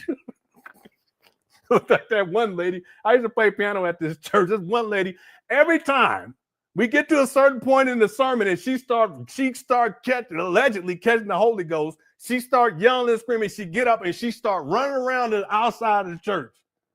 Then she come to the door. The guy already standing there, open up the door. She run out every single time. I said, if you don't stop, lady. But sometimes people do too much. Now, Jay Morris's wife, I think her name is Justine or something like that. Karen, I don't know what. Karen, Justine, Felicia, I don't know. She went. They put her. They put her in. She was like.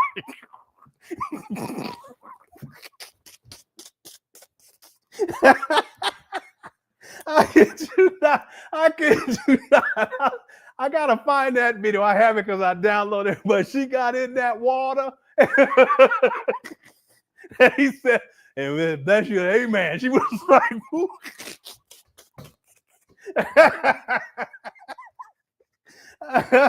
That's how I knew. I was like, man, that's how I knew. I said, nah, don't be playing with the Lord. Y'all playing too much. Anyway, see, they try to repurpose themselves as Christians. Right? I'm sorry. I'm fooling around. But it didn't work. Okay, I don't know what he's doing now. Anyway, thanks, CJ. But Umar, he'll just repurpose himself. That's what we would do. All right. Okay, I gotta do it because we gotta get going here. We got an hour and 50 minutes. We didn't even start the video. Brandon's, I gotta give me something to drink. I gotta give me a rag. Brandon's block says, I loved how Umar is claiming to not being liquid right now, but wants to throw a summer bomb. What? he gonna throw a barbecue? What in the world? He did say, and I have the screenshot. A couple of months ago, he said that they were going to do a block party, but he ain't said nothing else about it since. So maybe that's what you're talking about. We're going to see. Now I'm excited about the video. Thank you, Brandon. Sylvester sent in a super sticker. Thank you so much. High Vibe says, hello, new subscriber, and enjoy your content. Has any of the Prince's former co-workers come forward? When will you have Lene back on? Okay. The first question, has any of Umar Johnson's co-workers come forward? All right. Yeah, there is one. His name is Mukasa Africa. In fact, when because I've been communicating with him a lot recently with all the stuff that's going on, because he knows a lot of the old history of Umar, going all the way back to the UNIA days. But there was a time where he worked. He actually worked with Umar at the Comparative Charter School. He's come forward. He's done videos. Who is it? Oh, I thought this was my auntie, one of my aunts dancing like this. I said, what in the world? Because you know how stuff be popping up? I said, I'm about to make a phone call. I said, what in the world you doing? I said, I'm old. You're old. I ain't got no business dancing like that. All right. Some of y'all, anyway. So his name is Mukasa Africa. And he actually, he sent me a DM today. What is this?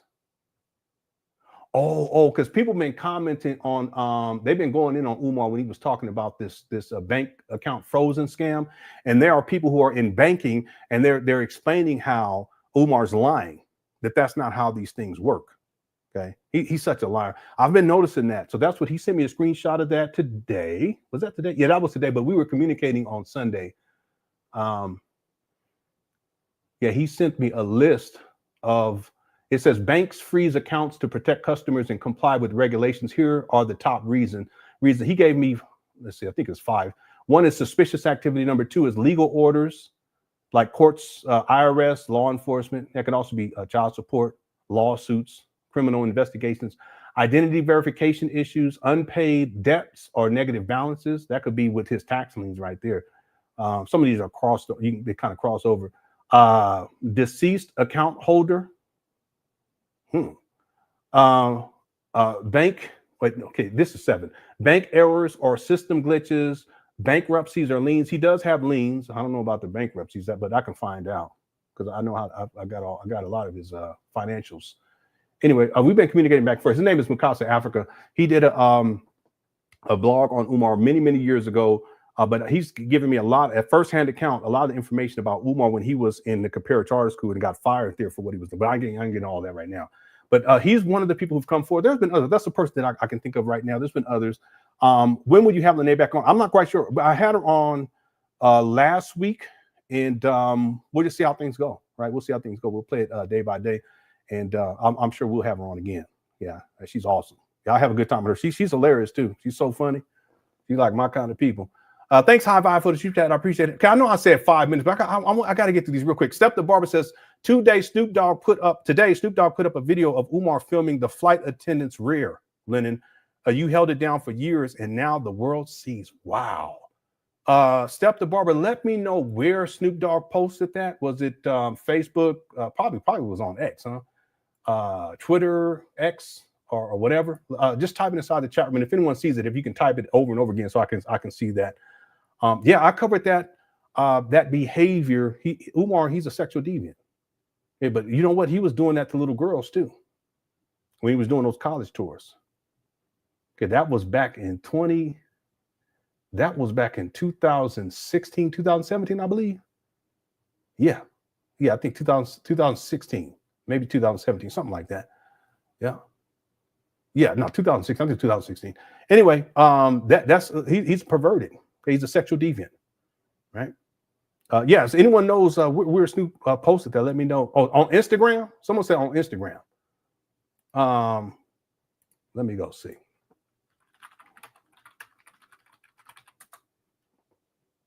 Dang, he got 89 million followers. That's crazy. 1, 2, 3 into the 4. Oh, yep, there you go right there. Damn, Snoop Dogg looking like an old grandpa now. I just love me Snoop Dogg back in the day, especially the Chronic album. 1, 2, 3 into the 4. Yeah, he posted this right here. Damn, that's crazy. It got 41,000 likes, 4,314 comments. Yeah, people said, is this not weird? Like, what the? Yeah, they going in on him. They going in on him. Wow, that's crazy. Yep. All right. Thanks, Step to Barbara. I appreciate it. 1, 2, 3 into the 4. Okay, Diana says he'd also need to get the state to approve the curriculum. And if he's planning to unalive 10% of black boys, I doubt that'll get rubber stamped. Yeah, Umar doesn't have a curriculum. He doesn't have a website to put the curriculum on. I want people to think about that. He doesn't have a website. He doesn't have a curriculum. He doesn't have a board of directors. Everything that you would need, the fundamental stuff that you would have to have. Not the superficial stuff. See, I remember that time I paused because I said Superman, superficial. Not the superficial stuff. I'm weird. That's how to do my, yeah, but he doesn't even have a curriculum. There's all kind of stuff. You know the amount of paperwork you have to run a school? Umar ain't got none of that. He ain't got none of that lined up. But school's supposed to open September. We're in August. Anyway, you don't have a curriculum. Thanks, Diana. Parby gifted 5 memberships. Thank you so much, Parby. And if you receive one of those memberships, make sure you thank Parby. Thank you so much. I appreciate it. I'm sure they appreciate it too. All right, I got to do this real quick. Prime Minister says, hey, Lenon, will Umar ever admit to himself and his followers like, hey, guys, I messed the money up for the school? No, I don't think he would, because he's a narcissist. And what narcissists do is they never hold themselves accountable, and they always blame other people. Umar's messed the money up. He messed the money up a long time ago. This ain't just new. You know, people say, oh, well, his bank accounts got frozen. He's begging for personal money now. No, listen, he's been begging for money that when he was begging for the school, he was begging for personal money. Let's 100. When he was saying, get on your cash app for FTMG, that's personal money. So now here we are, it's been going on for such a long time, and in bank accounts now people say, well, he's broke now. He's been broke. He called me broke last month. And then the following week, he up here talking about, I ain't got no money. I need some money. Can y'all let me hold something a couple of bucks? Umar, if I saw you today and you was out there on the corner and looking all bummy and shit, was like, I need to get a hamburger. Can you? I would give it to you. No, I wouldn't give it to you. I'd say, okay, come on, let's go over here. We got to get you some McDonald's. I'll walk you in. I'll pay for it. That's what I would do. Because I ain't trusting you with no money. Because you get that money, you get to sniffing it. But as soon as I put that dollar, that 20 in your hand, you start.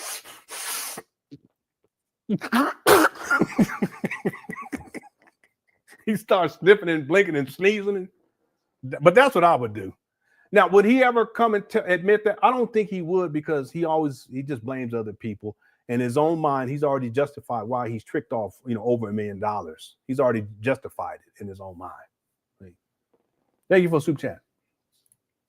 D says, hey there, Lenon. If you can, look up the video titled Dr. Umar Phantom Phone Call Atlantis Build.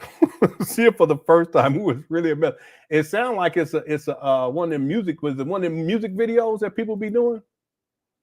Let me just look it up real quick and save it so that I can watch it later. It's Umar Phantom. Yeah, he did. He had a phantom phone call. And I think I've already seen this. This is older. Let's see. Yeah, I think I've seen this. Yeah, but I'm gonna save it so I can come back and watch it again. But obviously, I remember this one. Okay, thank you, DY, for super chat. Yeah, a lot of people clown him on that. It's always something with this guy. Okay, let's see. Mike sent in a super sticker. Thank you so much, Mike Reddick Sr. I appreciate it. Titi Veta, how's it going, Titi Veta? I said I'd rather drag my yoni across hot.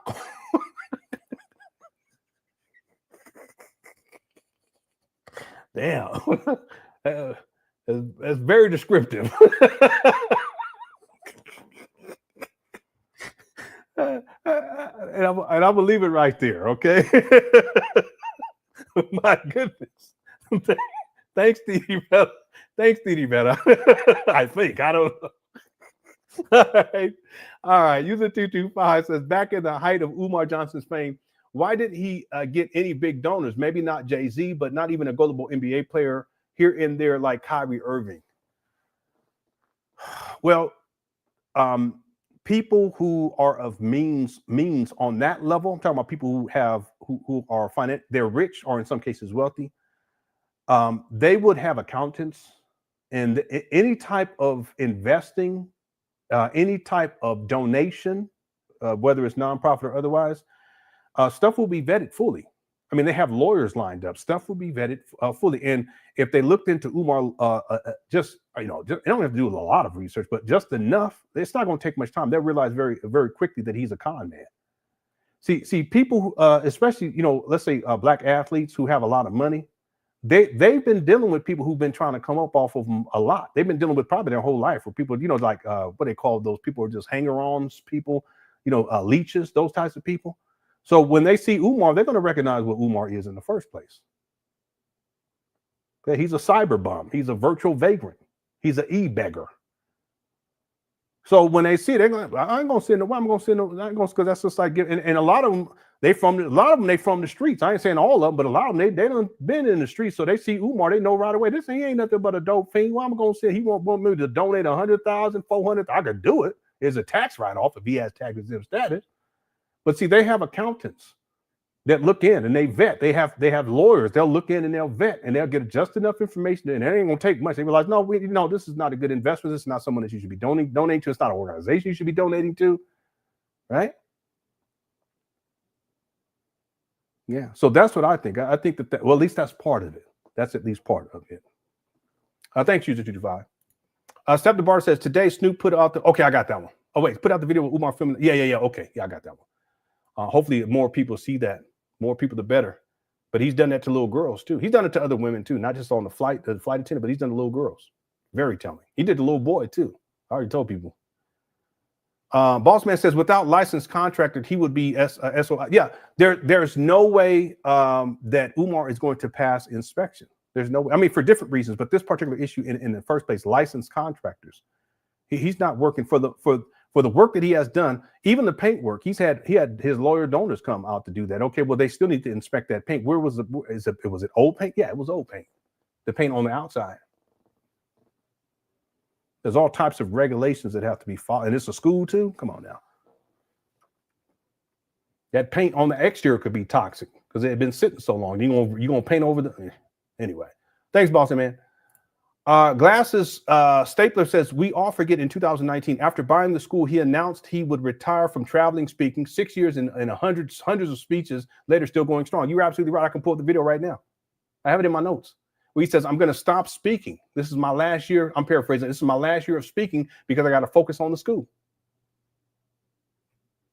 Is that what we've seen over the last 6.5 years? No, that's not what we've seen. What we've seen is that this guy, who was a Sith Lord, he continues to do what he said he was going to stop doing. He spends way more time traveling than he does at these abandoned buildings. Hit the one. Even this year, how many times have we seen Umar up at these trap bandos? How many times have we seen Umar traveling? How many times have we seen him in Mama closet? He ain't trying to go into Mama closet now because everybody know about it. Chris, that's undefeated. And people know about it now. Yep. See, Umar, when you going to be back in your Mama closet and all the other stuff that's going on behind the scenes, you scared. You scared to delight you inside your Mama closet. See? But you'll get up these trap bandos and get to begging. He's such a Sith Lord. All right. Thanks, Glasses Stapler. Okay, I'm almost at the bottom. Travis says, why does he always repeat the same thing over and over again? Got me thinking I'm listening to a bad rap song. Okay. Now, on one hand, it's a form of mind control. It's what is called neuro-linguistic programming, NLP. Okay, you can use your voice, phrases, buzzwords. You can also use vocal inflections to manipulate people. And also the repetition, which is one of the primary means of mind control and manipulating people's thoughts, is just repeat. You can repeat a lie over and over again. You tell them enough, people are going to start believing it, right? Edward Bernays. See? So that's one of the things. Umar is a master manipulator. He's like a Sith Lord. He's like Sauron from Lord of the Rings. He's like Palpatine from Star Wars. See, he's like a wolf in sheep's clothing. He presents himself as if he's about it. He's about, we're going to help black people and all this stuff, but really he's just predatory. See, very slick with it too, very slick. And what Umar does with the repetition is that he programs his followers to believe in things that are simply not true, to repeat verbatim what he's told. That's why Umar's followers use 10 basic excuses. Every single time. We put together this list years ago, and it still holds true in 2025. You haven't, where's your school at? What are you doing for the black community? Always trying to tear a black man down. Sound familiar? Okay, but Umar has repeated this over and over and over again over the last decade, so his followers, they've heard it long enough. They repeat it verbatim without any critical thought whatsoever. And there's 10 of them, 10 things. He don't have enough money. Okay, well, how much money has he raised? I don't know. Well, how can you say that he hasn't raised enough money if you don't know how much money he raised? See, that's what you call logic. Anyway, so that's part of it. He repeats for the mind control part, but also I think at this point the repetition it's a pathology. In other words, he can't help himself. It's a compulsion. It's compulsive at this point. He can't help himself. Lene also talked about, and I believe this, that when he repeats things, it's oftentimes he's trying to think of what he's going to say next. So he'll say, I'm trying to think what I'm trying to say next. I'm thinking about what I'm trying to say next. And while I'm doing that, I'm thinking about what I'm saying, and I know what I'm going to say next. Okay, I'm saying that this has gone on too long and I haven't gotten to the video yet. But that's part of what Umar does too. Okay. And if you listen to Umar, if you listen to him, he doesn't do much pausing when he talks, when he's in the manipulation mode. He'll just keep talking. And that's to keep the viewer's attention long enough to manipulate them enough to get them to buy into what he's saying. See? And oftentimes it's just lies. He's a pathological liar, but he'll keep saying it over and over again. He won't stop talking. He just keep running his mouth. He don't stop. He don't take a break. He'll take a quick breath and keep running his mouth. That's to keep the person's attention, tap into their subconscious mind, put them in a state of confusion oftentimes, and then mind control them to believing in stuff that's not even true. Even when he was talking about the fish tank, all that crazy fish tank talk, you notice he would say it, he would go off, then he would talk about something else, and he'd come back to it. He already said what he said. Then he'll talk about something else and he'll come back to it.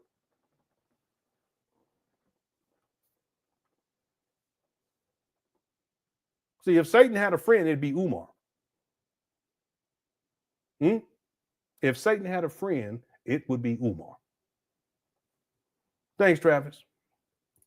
Donnie said 500 a month tuition hasn't increased with inflation. yeah. Listen, with inflation, that would probably be about $600 a month. Real talk, because he said that on the Big Papa podcast. I think that was from 2020, 2021.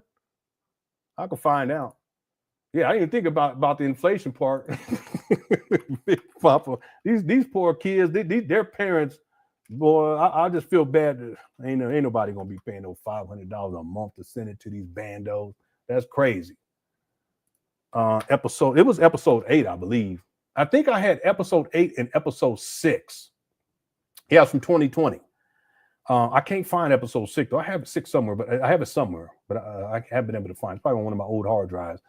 Yeah, it was from May 16th, 2020. That's when that dropped. Yep. So yeah, inflation 5 years later. Yeah, it'll probably be about $600 a month at this point. Thanks, Dana, for super chat. Mike Reddick says, "How can you be a principal for only 6 months?" Well, I have it where Umar explains this. It was, I think he said 6 months, something. And don't quote me, because it could have been less than that. It could have been 4 months. It could have been 8 months. That's just coming off the top of my head. But I have the video where he explains that. And then from what I have come to understand, and I haven't been able to verify this, so I'm just saying this as what I come to understand. What I believe is that Umar, if he worked in 2014, yeah, because it would have been 2014, and I was telling people for a long time that it was for a very short period of time. Now, someone sent me some other information I haven't been able to verify, and they explained what happened. And what they stated what happened with this, again, I believe, okay, that Umar did function as a school principal for about from 4 to 6 months, somewhere around there, because I can't remember exactly. And that he was having problems dealing with white teachers, and also he had issues with trying to control everything, and ultimately he got fired. And then I have a video from around the same time where Umar says that I had to quit this job because I have to focus on something, finding the school, something like that, because he was still running around talking about he's trying to find a school. Okay. Again, this is right here is all speculation at this point because I haven't been able to verify, right? But I do have the video. And then also in 2014, Umar, he posts 2 very important Facebook posts where he was talking about how he was a school psychologist for a number of years. And then he was saying how he just resigned as a school principal. And the thing is that if it's another post where he says that, but if you guys put this into a timeline, it doesn't make sense because there's overlap between when he was a school psychologist and when he was allegedly a school principal. In other words, he would have had to, based upon the timeline, he would have to been doing both at the same time. Now, does Umar have a work history as a school psychologist verified? Yes. As a principal? No. But even if I gave him the benefit of the doubt, at the most 6 months, but I was telling people that it was for a very short period of time. But the way that he tells a story these days is that he was a school principal for a very long time and he knew what he was doing and he has all this experience. No, that's not the case. If he was a school principal, it would have been for a matter of months, 6 months, 8 months, maybe 4 months, something to that effect. And then I have the video where he talks about how he had to leave this job, blah, blah, this in 2014. But the thing is, let's be clear. Umar's work history, by the time we get to 2010, 2011, he's not working consistently. He starts to travel around the world to be this black speaker, what have you. And that it is possible that in 2014 that he held a job for about 6 months. Okay, but then he flips it and makes it seem like he's still today a school psychologist. No, he's not. All right. Thanks, Mike Reddick, for the super chat. Host of the Cook says, I will have you know Umar is a manager at the shrimp boil in motel making fried pork rind cakes and Kool-Aid pudding. So he does so that he now I'm gonna tell you, I don't believe it. And I'm gonna tell you why. Because Umar could not work at no place where it's serving food.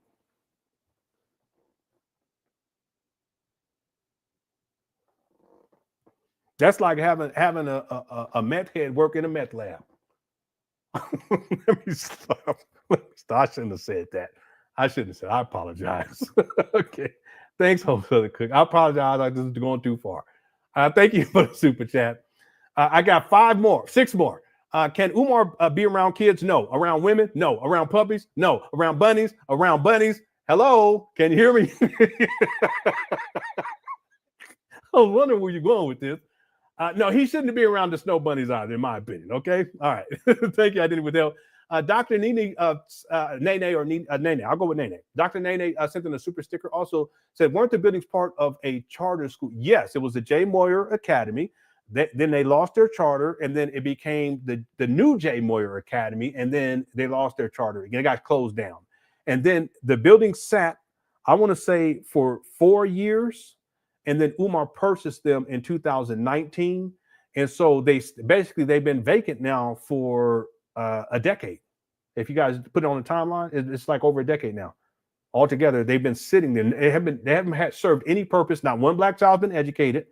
Meanwhile, Umar's collected all this money. The buildings continue to deteriorate.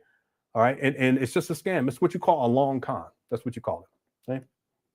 Thank you, Dr. Nene or Nini.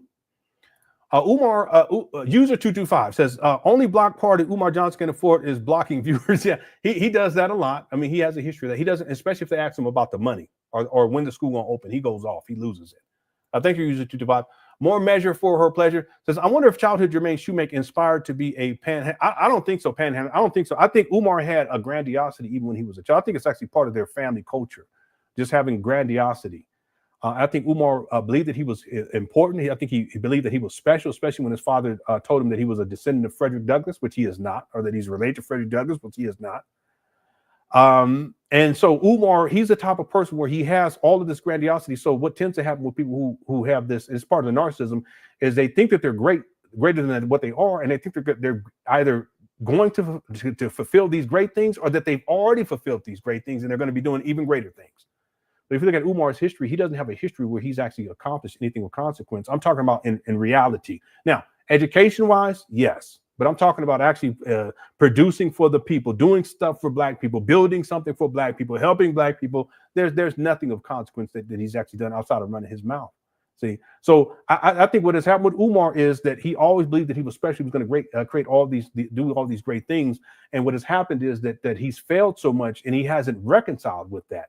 And make the appropriate changes so that he can actually succeed in certain areas. See, if you're going to succeed on these grandiosity levels, you have to succeed on basic levels in the first place in your life. You know, like have your own house, or have your own place of residence, have your own vehicle, have your own car, stop renting cars using donation money. See, those basic things, you know, take care of your children, those basic things. But Umar doesn't have a history of that. I think what has happened is that his imagination and how he saw himself in the future was something that was so great that he never have the capacity or the ability to live up to any of that. And it's in proof positive today. You know, the proof is in the pudding. He hasn't amounted to anything, especially based upon what he thought that he would be, or even what he sees himself as in 2025. He's an interesting character, very interesting. Thank you for the super chat. Are there any pics of Umar working at a school? Not that I have seen. The only thing that I've seen that would lead me to believe that he was working to some capacity in a school building is a picture from I believe it was from 2014. Let me see if I could, I think it was 2014. Was it 2014? Yeah, I think it was 2014. Let me see if I have it here, easily accessible, because I may not have it. No, I don't have it in this folder. It could be from another year though, but I thought it was 2014.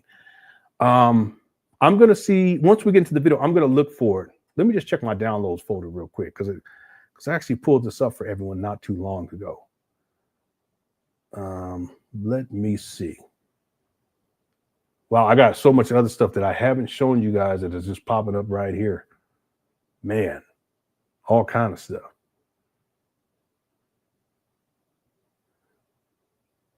Yeah, it's not coming up here. Okay, let me see. I'm going to take some time while here it is right here. Okay, here we go. Yeah, it's 2014. Yeah, I apologize for the delay, everyone. Here we go. Let me show this to you guys.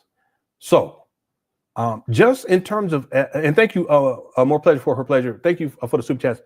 The way that I do things is I just don't look at a picture. I look at any kind of information in the picture that can give me an idea about what's actually going on. So this is Umar inside of an office. Okay, there's a car parked out there. If you guys look outside the window, this is what I mean by the analysis. There's a car parked out there. You can see the back of a black car. Could this be at his home at the time, because he did have his own residence in 2014? It could be, but I don't think so. It could be, but I don't think so. There is the African fabric there. Okay, so that's tied to Umar. There's some African artifacts back there too. That could be tied to Umar. You guys see what I'm saying? There's a laptop over there. There's paperwork all over the place, which is kind of how Umar, he's kind of sloppy like that. So it would lead me to believe that this is his desk. There's an old phone over, looks like a dial phone over here. Could be another laptop up there on the right side. But if you guys look in the back, and then you see Umar in a tie. Okay, he's dressed for the party. He has the pins and stuff. Okay, and then I said to myself, okay, well, what year is this? And then if you look in the background, you see a calendar. And at the top, it says November 2014. So the way that I work is I always give Umar the benefit of the doubt. Okay. Could Umar have put this up and made it, put up a poster that says November 2014, but it was actually 2010? Yeah, I wouldn't put it past him, but I don't believe that that's something that he did here. I think that this is a legitimate picture. Umar is in some sort of an office. Now, is he a school psychologist? Maybe. Okay, is he a school principal? Maybe. And he's dressed the part, but I'm going to give him the benefit of the doubt. November of 2014. Right? Now, what I'm getting at is I have another video where Umar explains that in around 2014, how he had to quit this job because he had to focus on finding a school, something to that effect. But there's people who've sent me information and they've stated that no, it wasn't that he quit the job. He was fired because he was causing problems and he was a megalomaniac and he was having problems with the white teachers, right? Which is something that I could definitely see that. Now, can I say 100% that Umar was a principal in 2014? No, I can't, but I give him the benefit of the doubt based upon what I see there.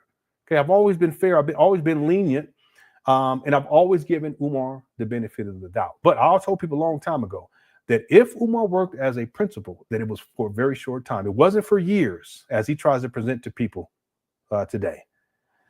It was for a matter of months.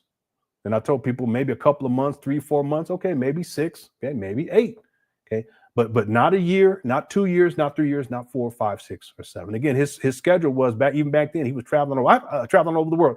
I told people I found this one video where he was thanking a woman that was in his chat room on Instagram, and she was like, "Thank you for giving me that job when I really needed one."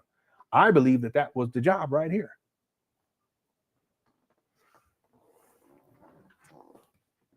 Prior to that, he had been working since 2011, and then he hasn't worked since 2014. So that's why I tell people Umar has not consistently worked since 2010, 2011. And I give him the benefit of the doubt, and I say he worked somewhere in 2014 for a short period of time. Right? I've always been fair with this guy. I think I've been overly gracious with this guy. Thank you. Lenient, I should say, overly lenient with this guy.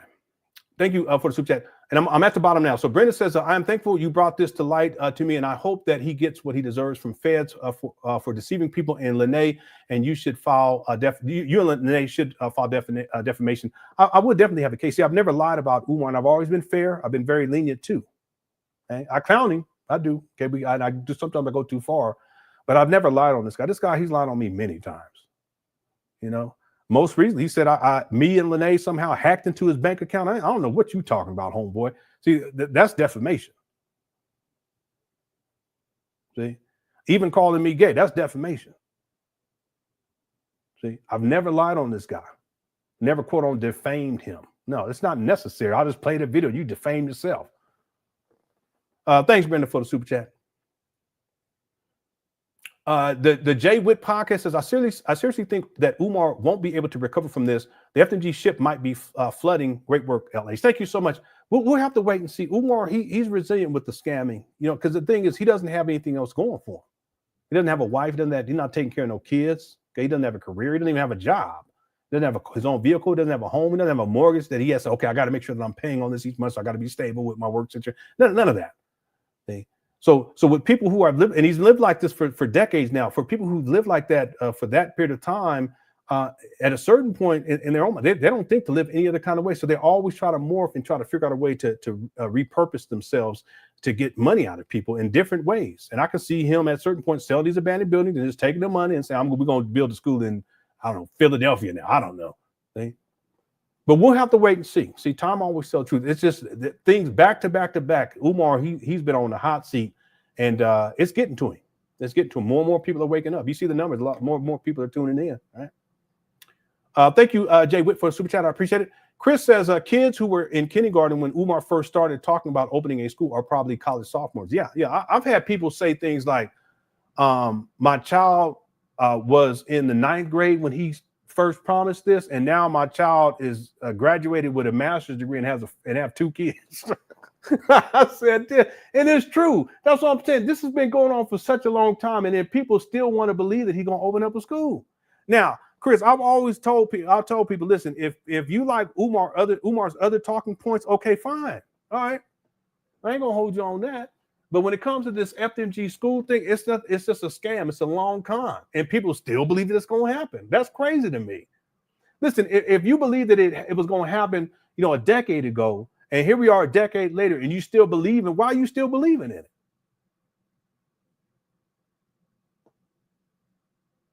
I mean, at some point, you just have to deal with the reality that FTMG is not coming, and it's okay. You still follow Umar on the other stuff, and stop sending him money for a school that don't exist. If you want to send him some money so that he can get a burger, or he, get some, I don't know, a hot dog, or so, I don't know, whatever he eat on Mondays, this day's Monday, whatever he eat on Monday, then go and send him a couple bucks, and just say, hey, listen, I'm just charged to the game. I'm gonna send you $50 so you go and get you some salad and some Twinkies and a burger.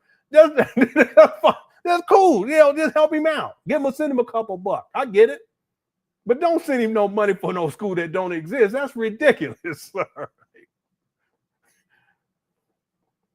Help a brother out. You know what I'm saying? Thanks, Chris. Thanks, Chris, for the super chat. Marcus says, I've opened just as many schools as Umar Johnson. Why aren't people hitting? Damn. You promise the people you're going to open up a school, you can get them to send you some money on the CashApp. That's crazy. Even if you ain't opened one yet. That's true. I've opened just as many schools as Umar has. Real talk. A lot of you in the chat room open just as many schools as Umar has. But see, people ain't giving you at least $1.6 million. You see? All right. Thanks, Marcus. JB from DC says, who else noticed he asked for money until his bank account is frozen or canceled to help him take care of him and his queen mother? Yeah. See, the thing is, we covered that. The story don't even make sense how he was telling it. But the thing is that you notice Umar never really talked about his mama like he's been talking about her more recently. You guys notice that? And the reason why is because he has to paint a narrative that involves his mama based upon, it's a false narrative, based upon him being exposed by Lenon. That's the only reason why he's doing it now. It's damage control. See? But it's really shady for him to try to flip this whole scenario and paint this false narrative. And then on the back end, he going to ask people to give him some money to help him out so he can take care of his mama. You ain't been taking care of your mama anyway. What you talking about? But then you're going to ask people for money to do it? That's shady. But yeah, we peeped that. We covered that in the video last week. We peeped that. Thank you for Super Chat. Christopher says, how do you know he touches little? Okay, Bob. I don't believe you. I know for a fact he is a convicted felon. But what is your proof of this? Okay, I never said that Umar touches little. I never said that. Okay, so let's start right there. Listen, I have an aversion, and I don't want you to take this the wrong way, because maybe you misinterpreted something that I said. I have an aversion for people who say that I said things that I didn't say. Because when I say something, I have a receipt to back it up. And then if I say something where I don't have a receipt, I say this is speculation on my part. Or I say I believe. Okay, I've told people this over and over again. I've never said that Umar touches. I never said that. Okay. And what I tend to do is I tell people, okay, provide me with a receipt. Provide me with a video and a timestamp where I said what you're saying that I said. And 100% of the time, people, they don't respond or they deflect. They say, oh, well, such and such. No. Provide me with the receipt where I stated what you are saying or alleging that I said. And if I said that, and I didn't mean to say that, I will issue a retraction and I will apologize live. So what I'm asking you, Christopher, is to provide me with a receipt where I said that with a timestamp. You can email it to me at LenonHonor@yahoo.com. Okay? I never said that. Okay? Now, the other thing is, you say that you know for a fact that he's a convicted felon. I will tell you that he's not, based upon my research. And I know what you're referring to because I knew that information before anyone reported on the internet. And the reason why I didn't report on it because I did my due diligence.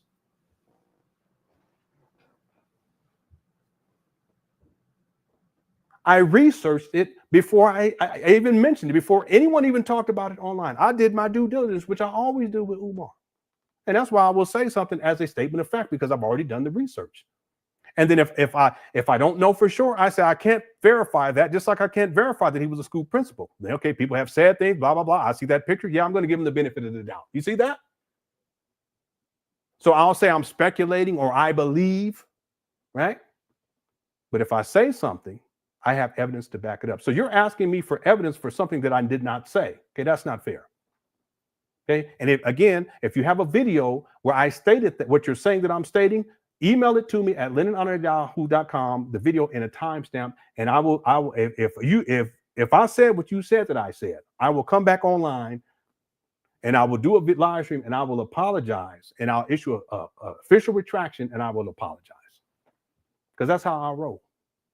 Okay? The other thing is you're saying again that you know for a fact that he's a convicted felon. Okay, that's not a fact. And I know what you're referring to, but I already did my due diligence. And based upon my research, I know that that's not true. Now, if you have some evidence that proves it conclusively to be true, and I'm not talking about the criminal record of someone named Umar Johnson down in Atlanta. I knew that shit before anyone talked about it. I knew about it, but I researched it, and I'm always fair. And just because something may appear to be something doesn't mean that that's the case. And I could have came out and said, listen, what I found, Umar, blah, blah, blah, and down in Atlanta, and he got into because cocaine and blah. I already know. I could have ran with that. And people are like, yeah, Lenon, no, but that's not how I roll, because it's about integrity. Would it have been damning to Umar? Yeah. But I'm not here to lie on Umar and paint false narratives about Umar. I've always been fair with Umar. And even when people send me shit that I can say, okay, that sounds like it's true, I'm going to report on that. That's not, and it's going to be damning to Umar. I'm not going to do that. Now, even if I believe it to be true, I got to know for a fact that it's true. So you can email me your proof that Umar Johnson is a convicted felon at LenonHonor@yahoo.com. And don't send me that shit from Atlanta, because I knew that shit before anyone reported on it. And based upon my research with integrity, that's not true. That's not Umar. Okay? But if you can prove me wrong, I would like you to prove me wrong, because it further proves my point. LenonHonor@yahoo.com. I'll wait. Red October, and thanks for the super chat too, by the way. Red October says, the longer this goes, the worse this will end for Umar. To be honest, it's kind of sad. His mom probably doesn't even have an idea of what's going on. I don't think she does. I don't think she does. You know, I think she probably is aware of Umar in terms of the personal space more, you know, his personal life more. But in terms of him scamming the black community out of millions of dollars at this point, I highly doubt that she's aware of that. I highly doubt it. Yeah, and it is sad. Red October, it is. It's sad. Thank you, Red October, for super chat. Okay, I know I've been saying we're going to get to the video. 2 hours and 28 minutes. We're going to get to it. Mike says, you and Umar need to box and put it on pay-per-view. Listen, I would do it. Real talk, I would. Because I would train, and I would probably, you know, do, not live stream, but do videos of me training, get myself in shape, you know, I would, and we could do pay-per-view. Okay, all the money go to Q Butter and it go to King Randall. Umar be like, I gotta go to me. I gotta get spayed. Okay, Umar. Now I would though. That I would do it. I would train and everything. Thanks, Mike. Big Man, what's up? Big Man says, what Umar's biggest L? Calling full-grown beautiful black queen or flirting with Lurch? Don't call her alerts of the Adams family by saying, "Hey, gorgeous." Yeah. Big man's talking about that time Umar was flirting with this white lady. Don't make me pull it up. I ain't gonna, because we got to get going here. Don't make me pull it up. Someone remind me tomorrow. I'll pull it up. But don't make me pull it up. matter of fact, I'm gonna do that as the intro to tomorrow's show, because I have an intro with that in it. But he was really trying to get at this white woman, and he said, "Hey, how you doing there, gorgeous?" See, all this talk, Umar, all this talk about snow bunnies and, with black men, you shouldn't date outside the race and blah, blah, blah. Listen, in the real world, Umar will go after that snow bunny. He will, with no shame. He will live stream it too. I had a video. Tomorrow, I'm going to have it in honor of Big Man, who is an OOG. That's going to be our intro video for tomorrow. Okay. Thanks, Big Man. Real quick, Red Truth and Power says, I hear you saying he has a drug problem. Damn, is there proof or you just heard? I put together a video of this recently. Let me see. I'll put it inside of the chat room, and people, if you guys want, because maybe you haven't seen it already. Let me see, which one is this?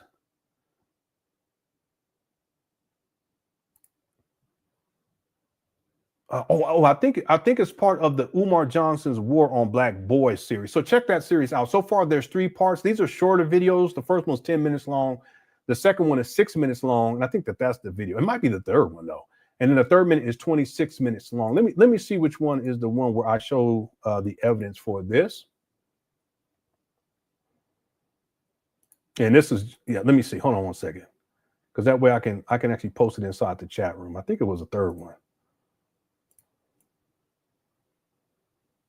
No, it's not the third one. Which video was it? Because I did a compilation. Let me check the second one right quick.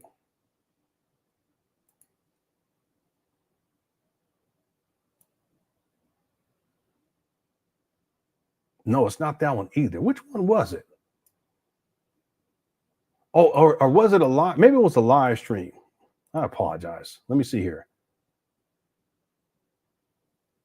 Oh no, it's this one, right? It was a live. It was it's a let's see. Here it is right here. It's an okay. I'll see what I did. So I put together it's like a compilation thing. So this is from 4 days ago. It's called Umar Johnson is broke, but where did the money go? All right, here's a link to it. Red Truth and Power. When you have some time, check this video out. Okay, I just put it inside of the chat room, and you guys can find it on my YouTube page under Umar Johnson is broke, but where did the money go? Okay, and you can see the evidence for this. Thank you for the super chat. The Ibra says, hey, then I often wonder how Umar made it through college grad with his instability and delusion. Yeah, it's amazing. I actually think that Umar's delusion wasn't as bad as it is today when he first started college. I think he came out of an environment at the Scotland School for Veterans Children, which was ROTC. He had military training too, because they would send him off to, I think it was Fort Bragg, and he had training there too, like trained how to shoot guns and that type of thing. He said a machine gun. It was regimented, very strict. And if you guys look at pictures of Umar during that time period, you can see that he was disciplined. He had to be, well, he wasn't disciplined himself, but he was well disciplined in that environment. And what I think happened was that some of that carried over to his early college career, if you want to call it a career. But then as the years progressed, and he was in college altogether for 2 decades, but as the time went on, his mental stability, his emotional stability began to wane. And he just became more and more erratic. And he didn't get his PsyD until 2012. So I think it took him like 6 years or something. Like, they actually kicked him out too. They kicked him out of PCOM. He tells a story about that. I have 2 videos where he talks about that. I think he probably had issues then. You know, stuff starts coming up, the delusions of grandeur, emotional instability, mental health issues. But what ends up happening is that by the time Umar starts to come up on a lot of money, that's 2014, 2015, a lot of that goes to his head. Also being in hidden colors went to his head going back to 2011. But I'm talking about the financial aspect. 2014, 2015, 2016, he was bringing in so much money for this FTMG school scam, and that enabled him to self-destruct and engage in all types of behaviors and activities that were detrimental not only to his mental health, but also to his physical health, and of course, to his ability to maintain his emotional stability. He just does not have the ability to maintain. He's like a child throwing a tantrum, you know, all the time. That's what he does. He rants and he rages. So this will say that I think that when Umar went to college initially, that he had much more control of himself, and he had a level of discipline, but he was unable to maintain it because a lot of that discipline was forced being in that military type academy. And then once he's out on his own, he's unable to maintain that. And then things start to spiral out of control over time. And then all these years later, after money starts coming in, so forth and so on, and here we are in 2025, he's nothing more than a dope fiend, begging for money on the internet for a school that does not exist. Yeah. Thank you, Bruh. Two more, everyone. James Dean says some of his female followers are making posts about Umar's mother and calling her Queen Mother, saying they love her. Umar is playing on this to get money from these women. Yeah, I think even the narrative that he's spinning about his mother, it's really, he's trying to spin a narrative to make it seem as if he's this noble son who's doing the right thing and he's taking care of his mother and blah, blah, blah, blah, blah. But the truth is, no, he's basically a dependent. She has stable housing. She has stable income, Section 8 housing, checks from the government, and he's in control of all of that. He doesn't have his own home. He doesn't have his own vehicle at the age of 50. Living in and out of hotel, motel rooms on donors' money. That's FTMG money. You know, he ain't lied to from his mama's house because he ain't supposed to be living there. And then I hear people, listen, people do your research. Shit. So tired. People try to tell me shit. Listen, if you have a receipt, prove it.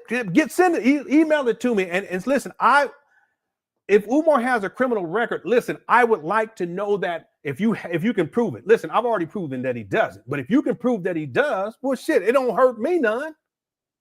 So why would I say that he doesn't have one? You see what I'm saying? Unless I knew that he didn't. Now, if he does, okay, that would benefit my cause. Just because he ain't got a criminal record don't mean he's not criminal minded. And just because he don't got a criminal record with dealing with drug possession don't mean he ain't a dope fiend. You see my point? Some of y'all watch this video, you a dope fiend, he ain't got caught yet. So cut it out. Some of y'all tooting right now, but you ain't got a criminal record. It don't mean, let me stop. The point that I'm making, ma'am and sir, is that if you have the receipt, just present it to me. LenonHonor@yahoo.com. Now, getting back to James, what James is saying. Listen real quick.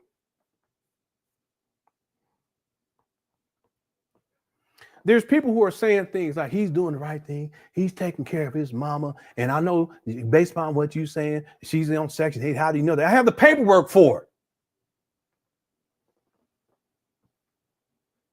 I mean, how I know? And you know, he could be on the paperwork. He's not on the paperwork. Well, how do you know that? Because I have the paperwork.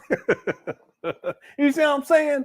Now, if you want to say that he's on the paperwork, then you give me the receipt to prove that to be the case. And then we'll go with that. But if you don't have the receipt, all right, leave right there. Anyway, yeah, but Umar, he's spinning this in a way to make himself to appear to be this noble son. No, he's just living off of his mama.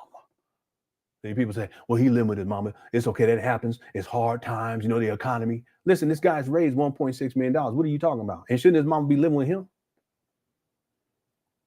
Well, you know, she's disabled. He taking care of her. He's traveling around the world. What you talking about? He taking care of her. He be having these women taking care of her. While he traveling around having sex with other women. And the hotel, motel, Holiday Inn, hit the one. What you talking about? And you know, I had to take care of my mama. I had to move in with her because, okay, I get it. But there's a difference between taking care of your mama and living off of your mama. All right. Thanks, James. I am Chef Bryce says, Lenon, with Umar having citizenship in Ghana, do you think it's possible he wired that money into an account and have a house over there? It's possible. Again, we're only touching the tip of the iceberg based upon evidence online. The evidence offline in terms of Umar's behaviors, his shenanigans, his scamming and scheming, his sexual exploitation of Black women. It's mammoth. We're just touching the tip of the iceberg. And that's scary. Y'all think we got dirt on Umar? There's way more dirt that's covered up that we just don't know about out there. Way more. Okay? So could he have an account over there? Yeah. You know, it's likely that he does if he has citizenship, right? He could just, it's called embezzlement. He's just sending money over there, the conversion rate. See? Again, he go over there to Africa, he be living big, he be living it up. Then he come back over here broke like a bum and he start begging black people for money. That's what he do. Okay, there's two more. Okay, two more, then we get to the video. Thanks, everyone. I am Chef Bryce. Thank you so much for the super chat. What's up, Mr. Controversy? Mr. Controversy says, Lenon, at what point do you think Scumar started turning the heat down? What caused it? You think, or do you? What caused it? You think, or do you think he's been a dope fiend the whole time? I don't think he's been a dope fiend the whole time. I think Umar was dabbling in things in college. Okay, see how I said think? Because I have a picture of him in the college with his homeboys. He looked smoked out back then. But I don't think it was hardcore stuff. You know, people smoke some weed here and there. Who knows? This little that. Okay, I get it. I don't think Umar really got strung out. I'm talking about strung out until 2020.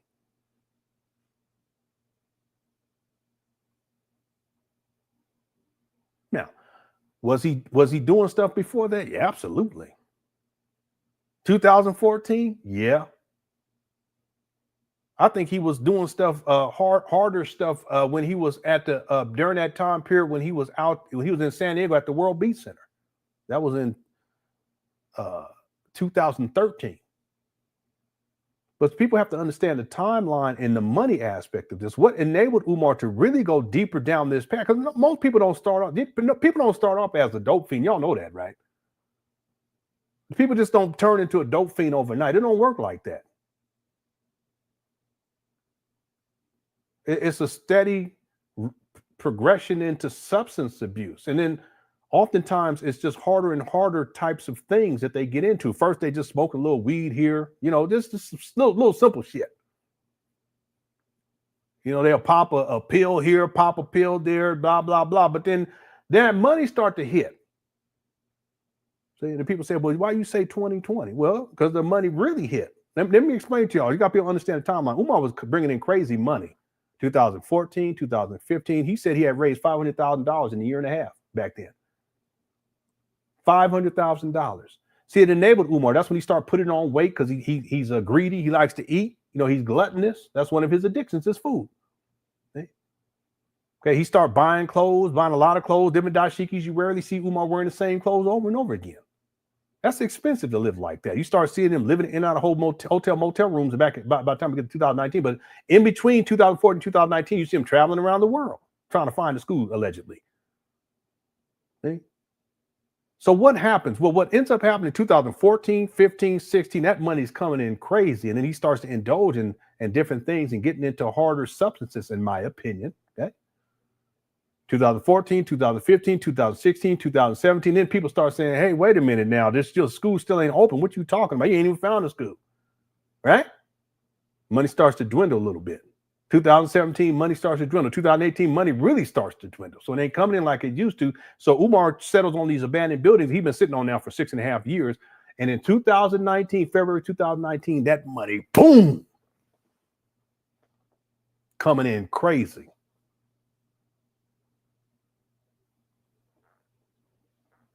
$2019, because people were excited because he finally got these buildings and they believed in him and they've been waiting so long and they sent them all this money and he said he's going to do it and they believed in him. February 2019 pop off, that money was coming in like crazy. Umar, no, he ain't going to tell you that. But that's how this shit go. The money was coming in crazy and Umar, now he's sitting on top of the world. Because he's come up with the next level to this con. And people start sending him crazy money because he got a school. Yeah, FTMG coming. FTMG is coming. It's coming. But what people didn't realize is they were enabling someone who already had a substance abuse issue. But now that money coming in crazy like that at that point in time, and Umar feeling invincible at that point in time, but then also dealing with the stress of not knowing what the he was doing at that time, he started to get into harder shit and doing more. And that's why when you guys go and look at Umar in 2020, my God, That's when he became a dope fiend, full-fledged dope fiend. And he been scamming you Umar followers since that time. Most of that money done gone to him traveling around the world, and most of that money had gone towards Umar dealing with these different addictions. And that's why in 2025, not one black child has been educated, and he's still begging for money. He talking about how he need a couple bucks to send him a couple bucks sitting inside a rental car so he can take care of himself and take care of his mama. What kind of man? Yeah.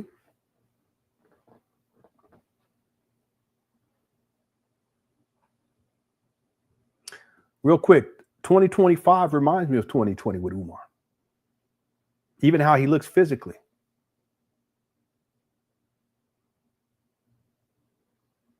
Yeah, it's sad. Okay? But again, he has no one to blame but himself. He could blame his enablers, the donors, but no, it's Umar. Okay? Thanks, Mr. Controversy. I got two more. Ed said, Kenya, keep him over there. Nairobi, say no to UJ. And there's people who have said that real quick. There's people say, why don't you just go over to Africa and leave us alone over here? Well, listen, the way that Umar operates is he gets money out of black people over here in the United States of America, and then he goes over to Africa and he lives like a king. And then he comes back over here and he starts to beg again. That's what he does. He's been doing this for such a long time. Even him going out in front of these buildings and begging, trying to act like he's getting stuff done and begging. He's been doing it. Y'all been here. He's been doing this at these trap bandos since February of 2019. And people still falling for this shit. That's crazy to me. And somehow people believe, real quick, I'm going to go off, then we're going to get there. I promise. 2 minutes. It don't make no sense, because if Umar says the school going to open in 2000, what did he say? Way back in 2010, he said the school going to open September 11, 2013. And people believed it. And it didn't open. And then he said 2014 didn't open, 2015 didn't open, 2016 didn't open, 2017 didn't open. At some point, you got to say, wait a minute. Should I be believing in this? 2017 didn't open, 2018 didn't open, 2019 didn't open. Wait a minute. He making promise all these years, each year, sometimes at different points in the year, and it still hasn't happened. But I'm expecting a different result. 2020 is going to open 2020. Didn't happen 2021. Didn't happen 2022. Didn't happen 2023. Didn't happen 2024. Didn't happen. And here we are in 2025. It ain't happening. What's the definition of insanity? Doing the same shit over and over again, expecting different results.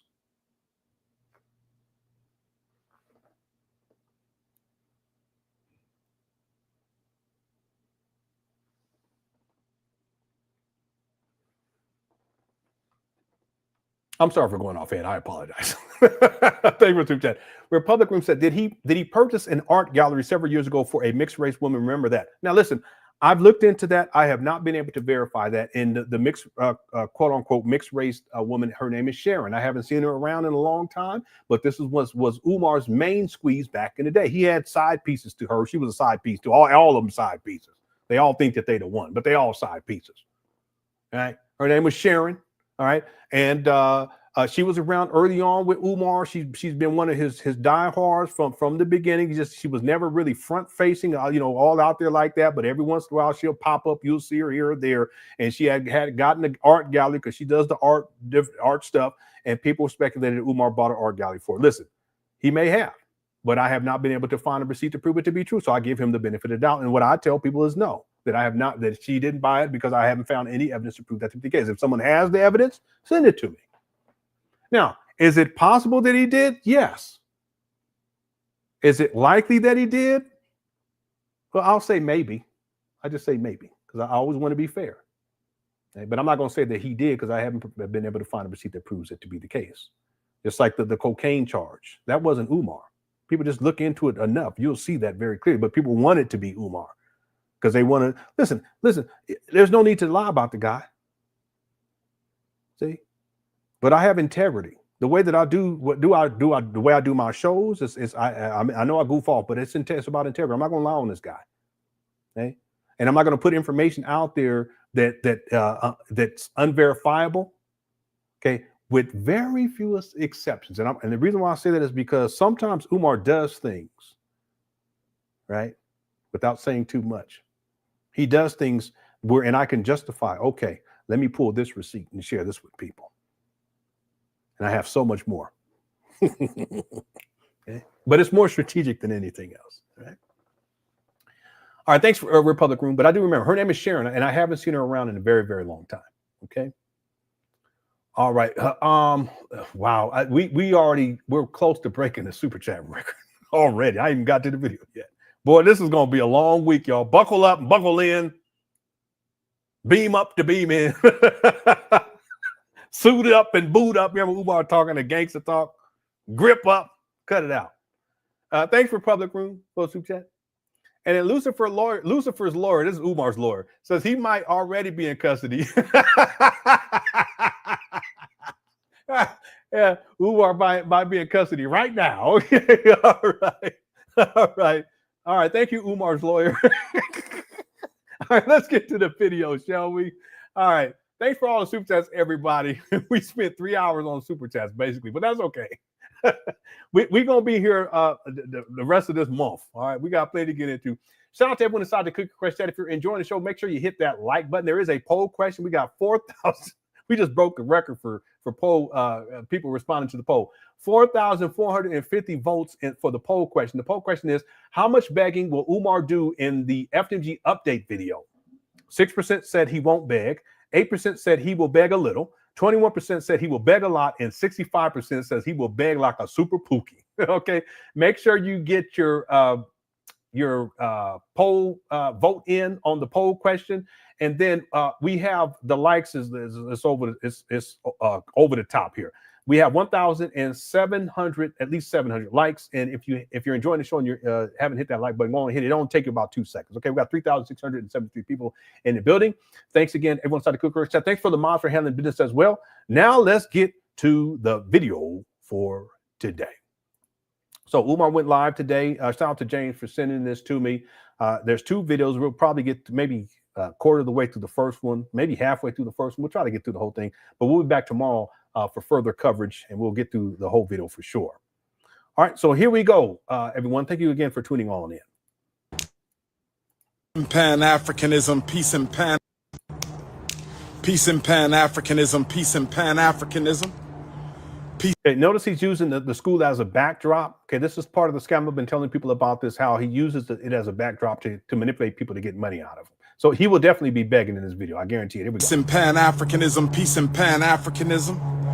Peace and Pan Africanism, peace and Pan Africanism. This is your big brother, Dr. Umar Ifatunde Oguntade. I said, this is your big brother, King Kong Consciousness. I said, this is your big brother, Intercontinental Ifatunde. Welcome to Black August, brothers and sisters. Welcome to Black August, brothers and sisters. Welcome to Black August, brothers and sisters. Welcome to Leo season. I'm wearing my Haitian flag today. Where my Haitian Africans at? I'm wearing my Haitian flag today. Where my Haitian Africans at? I'm wearing my Haitian flag today. Where my Haitian Africans at, brothers and sisters? Listen. Yeah. Look at the body language. See how he's comforting himself. He's really in he's in a bad situation. He looks smoked out too. Just check out his physical appearance. Okay, he needs money bad. Okay, and it's not to open up a school. It's to get the substances. Okay. He's in a really, really bad shape right now. Yeah. You can hear the urgency in his voice already. And see, the urgency isn't about renovations. That's not it. It's not about, it has nothing to do with these abandoned buildings. The urgency has to do with Umar. He needs money for himself to get to the plug. That's why he's looking the way that he's looking right here. Thank you for the super chat, Brian. Yeah, the urgency. Yeah, he's desperate. All I want to say to you right now is thank you to those who have been riding with the Prince of Pan Africanism. Spitting all over the place. Thank you to those who have been standing strong with Ifatunde Oguntade. Thank you to my day one ride or dies. Thank you. To the haters, the instigators, the defamers. That's all I'm going to say.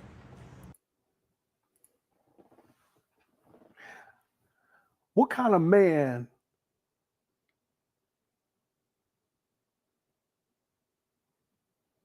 gives the FU sign like this? I can't even do that. What in the world? Look at this guy.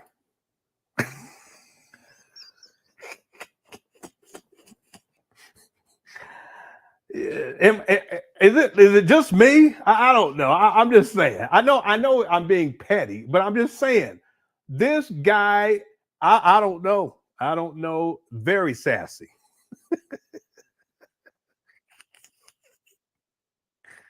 That's not how. Okay.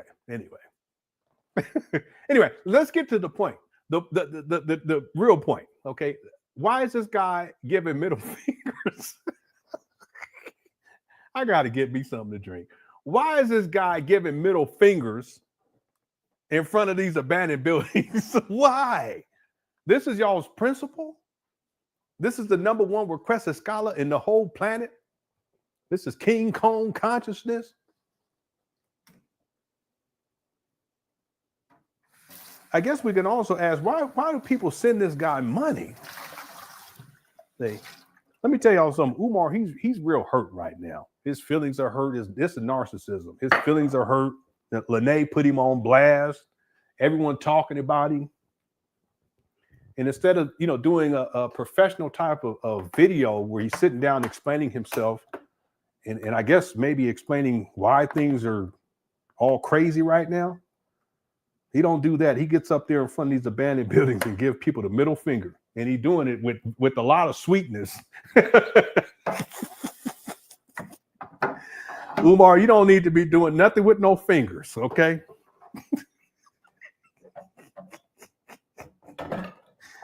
You up here very sassy, okay? Very, very sassy. All right. Let me put. I got to put some water in this because I had made me a smoothie earlier, and I got to make sure I don't. Anyway, this is not the type of behavior that we should expect from someone who's supposedly a principal and a school psychologist and the most requested scholar and a Black leader. And this isn't the first time where he's thrown up this sign. I have other videos where he's done it too. In particular, he was claiming that there were people who were in a Black conscious space who were stealing his material, and he was mad about it. So he gave the mad middle finger, the F you. Yeah, Umar, you wild. All right, I'm back. I apologize. I normally don't step away, but after seeing this, I had to at least take a quick little a break. Okay, let's keep going. We got 3,770 people in the building. Here we go. To the haters, instigators, and defamers. Boy, he's very sassy with that, I tell you. That's all I'm going to say. To the haters, instigators, and defamers. That's all we go. Here you go again.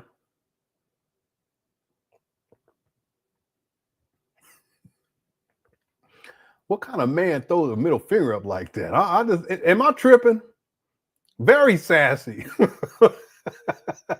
Any of you men ever flip somebody off? You don't do it like this. I don't want to show y'all how I don't mean to be like that, but that's not how we did it. I'm saying we did it as a past tense. Because I don't do that these days. I'll just drop an F-bomb on somebody. I ain't got no time for all that. Listen, Umar, I ain't into all that finger stuff.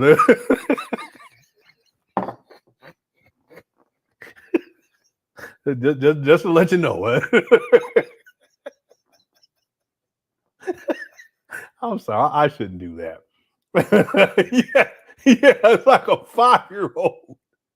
You're like a little fun. Yeah. Anyway, let's keep going here. Yeah, he switched hands. The kid, he said, "You know what? I'm doubling up because I'm King Kong." That finger done seen some dark. All right.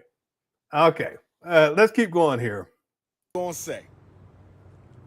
That's all we go. We ain't got no more words. Okay. We ain't got Umar. no more words, brothers and sisters. I'm at the Frederick Douglass Marcus Garvey Academy. The accounts are still frozen. We're looking into it. The accounts are still frozen, brothers and sisters. We're supposed to hear back Friday. This don't make no sense, Umar. Come on now, cut it out. He's still running with this frozen bank account scam. We're supposed to hear back Friday. That sounds like Monday to me. The bank is giving us the runaround. We ain't got our check back. Money. So we're about to operate attorneys. Attorneys is about to get involved. What you talking about? You still running with this, and you gonna start make up some other shit too? Come on, Umar, you gotta have better sense than this. Hit the one.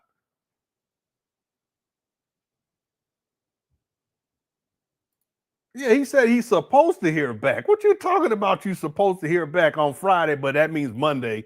What are you talking about? And then so you can get the check back. What check are you talking? You didn't mention nothing about no check, Umar. What are you talking about a check? Now it's a check, Domo. Part B. Now it's a check. He needs to get the bank account unfrozen. He needs to get the bank account thawed so that he can get the check back. What you talking about? This guy, more money, more money, more money. Umar, he out there. He need money bad. Marcus, he need money. He need money ASAP. Thick lady, let's get it. Don't let Umar here see that. CM LaCour, Umar need money bad because he really running with this story and it don't make no sense. And he just, he's building on top of it. Now there's a check involved. Now he got to get lawyers. He waiting on Monday. I can't believe he's still running with this. He got roasted. People been going in on him for this check scam, this bank account scam thing, frozen bank account scam. And he just going to keep going with it. But you know why? Because he's desperate. Okay. Yeah, Matlock. Yeah.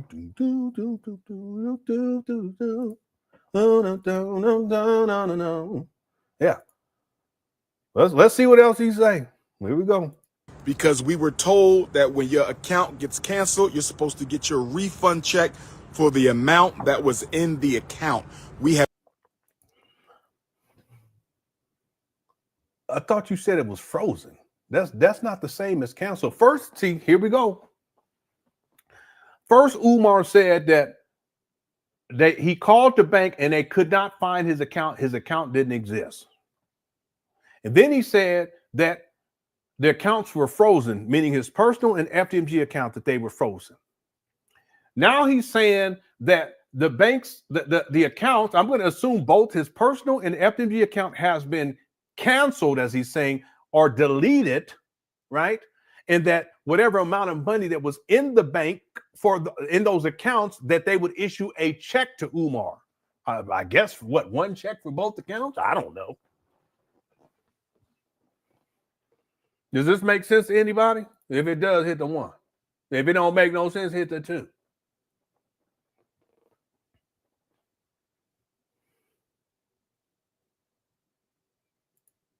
Yeah. First he said it didn't exist. Then he said it was frozen. Now he's saying it's been canceled. Is that what he said? Yeah, I guess some of y'all believe this shit. I don't know. Listen. Hey, Vagabundo, some of them believe this shit. I mean, it's fine. It's fine. You know what I'm saying? Whatever you want to believe. I ain't gonna. Okay, let's play the video. Let's hit. Okay, I ain't playing it till you hit the 7. Okay, let me stop. Let's go. Let me just rewind it 10 seconds, because I really want to see what the bank is giving us the runaround. We ain't got our check back, so we're about to operate attorneys. Attorneys is about to get involved because we were told that when your account gets canceled, you're supposed to get your refund check for the amount that was in the account. We have not received that yet. So there's some funny business going on right now, brothers and sisters. There's some funny business going on right now, brothers and sisters, but we're going to take care of all that. So now the bank is trying to do something to you now? I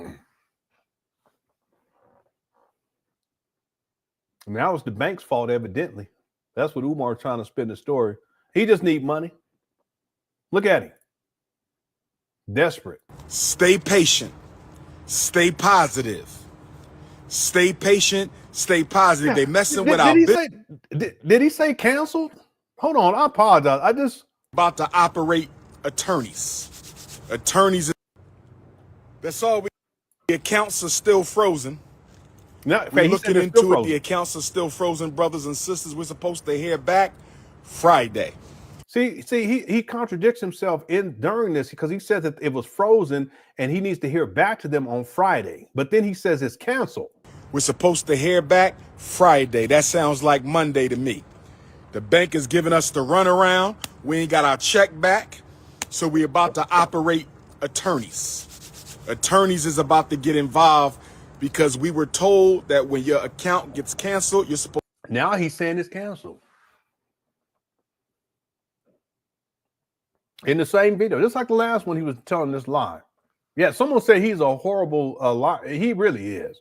But see, when you get to this level of addiction, you're going to say all kind of shit to get money out of people. I don't know if people ever been around people like this. I grew up in this type of shit, so I know what I'm talking about. But the stories that they spend to get money, it's just so far out there. And this is just another example right here. He's a terrible liar.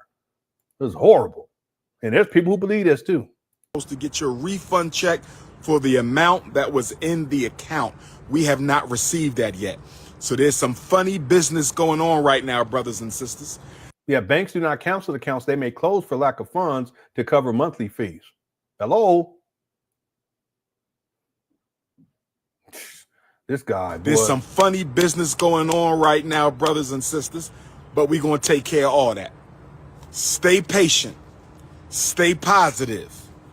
Stay patient. Stay positive. They messing with our bills. They messing with our automatic payments. They messing up a lot of stuff. With the bank is messing up your bills and the automatic payments. What are you talking? That's your responsibility, Umar. I mean, this guy will listen, this guy will blame Jesus.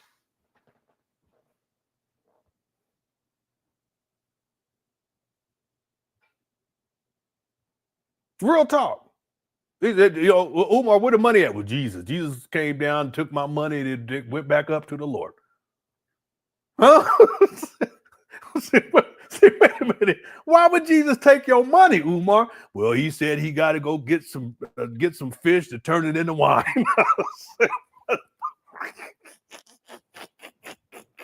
I said, wait a minute. I said, what you say about Jesus? He said, but Jesus had to go because he needed to get some bread to turn it into fish.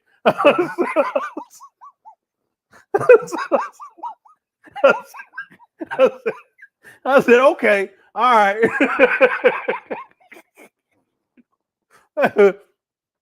So that night, I prayed before the Lord. I said, Jesus, why did you take Umar's money?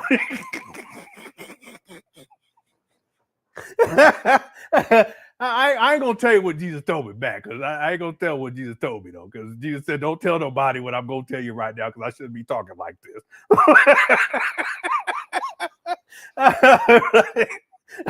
Umar will blame this guy, he will blame a squirrel. Okay.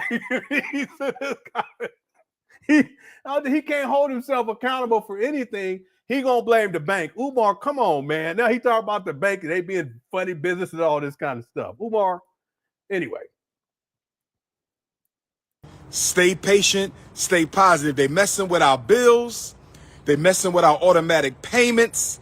They messing up a lot of stuff with this frozen account. They froze me. And what do you mean frozen? You just said that it was canceled. Now you're saying that it's frozen. Is anyone following this? Am I tripping? Boy, this is gonna be another one of them months. Because listen, we've been going hard on this, but last month, y'all noticed toward the end of the month, I was looking all tired. My face looking all I mean, I wasn't looking like Umar. That's not what I'm saying. Because I sleep. I get rest. I don't be staying up for 3-4 days binging and shit. I don't participate in those type of activities. But if you notice, last the month, last month, I was looking all broke down and tired. Like this. And then I said, you know what? Next month, we're going to have some time off. Next month, we're going to have, but apparently that don't look like how it's going to go. All right. Hey, did you have fun? I did. Okay. All right. They did some shopping. That's only one bag? Yeah, we're under budget. Oh, okay, good. All right. I was about to say. All right, here we go. And they froze the school. Can I turn this on? It's gonna be. Yeah, that's fine. They froze me and they froze the school. But that's all. He just said that it's canceled and being frozen. What is he talking about? This don't even make no sense. Here we go. All right. That's all right. We're going to stay patient. We're going to stay positive, and we're going to see. Yeah, that's true, B honey. But I appreciate it. I ain't gonna be mad about it. Like Umar. Yeah, I ain't gonna call y'all trifling. You know what I'm saying? Hey, Lene, how you doing? Yeah, he lying. He definitely lying. It don't even make no sense. Yeah. What happened to the attempted hacking by Lenon and Lene? You know what I'm saying? Wasn't that part of the story? What happened to that, Umar? See, he don't even. Maybe he will bring it up. We're gonna see part B. Let's go. What they say on Friday, no later than Monday. But we need our check back so we can open up a new account and keep the ball rolling. We need our check back so we can open up a new account and keep the ball rolling. There's a lot of people saying a lot of things. Yeah, see, he in bad shape. He in trouble. Umar in trouble, I can tell. I'm only going to say this to the Ifatunde faithful. There's a lot of people saying a lot of things, but I'm going to say this to the Ifatunde faithful. He's thinking about something to say. See, because everyone's been talking about this frozen bank account scam. That's what it is. Umar's had many different scams, including the FTMG scam, but now he's introduced a new scam, which is the frozen bank account scam. So he's trying to figure out what he can say because everyone has been talking about this. It is, Kimmy. It really is. It's always something with this guy. How's it going, Malika? Thank you for tuning on in. Yeah, a check back. If they're sending you a check, you have. Well, I think what he's saying, though, Sammy, is that they're gonna. Yeah, I know that the language, the terminology is crazy. He's saying that they're going to send him a check because those other accounts have been frozen / canceled, and whatever amount of money that were in those accounts, they're going to issue him a check, and he's going to take that check to open up another account. Notice he's not saying he's not differentiating between his personal account and the FDMG account while he's saying this. It's going to be one check for both. Okay, that's called mingling funds. Yeah. He need money bad. Yep. Let's go. Don't get put in the book of Negroes. That's what you're going to say, Umar? Let's go. Don't get put in the book of Negroes. Don't get put in the book of Negroes. They're going in on him in this chat room. Brothers and sisters, as we get ready for August the 21st, Haitian Revolution Day, Nat Turner Revolution Day, George Jackson Revolution Day, birth of Black Jesus and birth of Ifatunde. Here he goes. As we get closer to August the 21st, the grand finale of Leo season, Haitian Revolution Day, Nat Turner Revolution Day, George Jackson Revolution Day, birth of Black Jesus and birth of King Kong Consciousness Day. We still working on the renovations, brothers and sisters.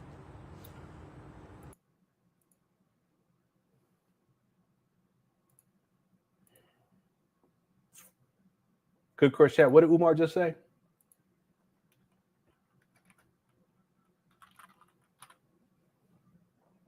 What did Umar just say?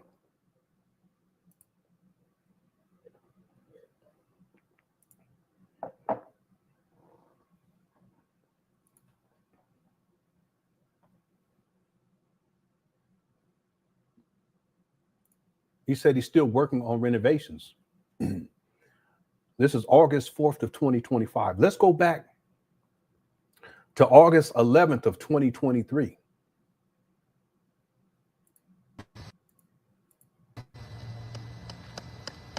Tanzania, Mali,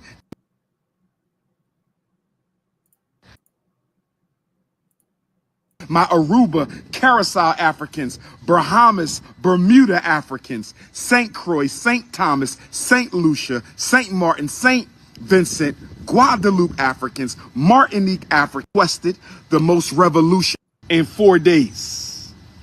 4 years ago, I was born in August, whether you are legal. How many been donating since 2015? How many been donating since 16, 17? Who been donating since 18 and 19? Who been donating since 2020 COVID and 2021 and 2022? Where are my donors at from around the world?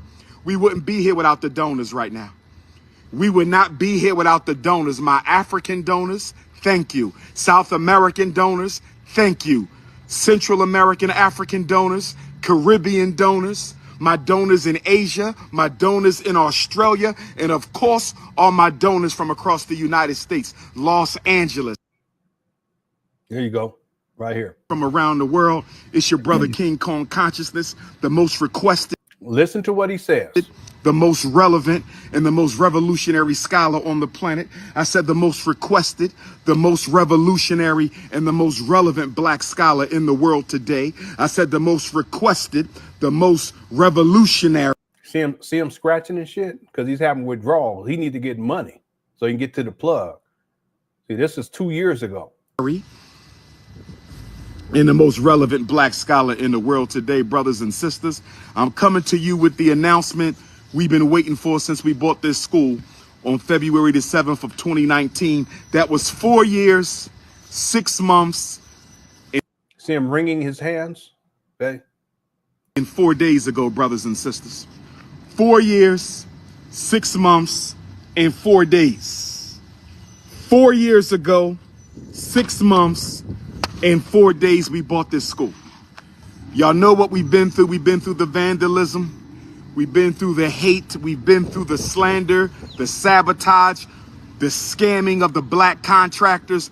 We've been through all of it. The YouTubian distractors, we've been through all of it. But today, Black August, today, Black August, where my Leos at one time? Where my Leos at one time? Where my lions and my lionesses right now? If you was born in August, whether you a Leo or whether you are a Virgo, make some noise right now. Whether you a Leo or Black August birthday, this is for us right now. But you know what? I want to say thank you to all my donors. Where are my donors at? I'm sorry, here he goes. How many of y'all been donating since the first fundraiser, April the 14th, St. Louis 2014? How many been donating since 2015? How many around the world? We wouldn't be here without the donors right now. My donors in Asia, my donors in Australia, donors, my Illinois donors. I'm on a live stream, King. August 11th, 2023, Black August, we have completed all of the renovations for the Frederick Douglass, Marcus Garvey, RBG, International Leadership Academy.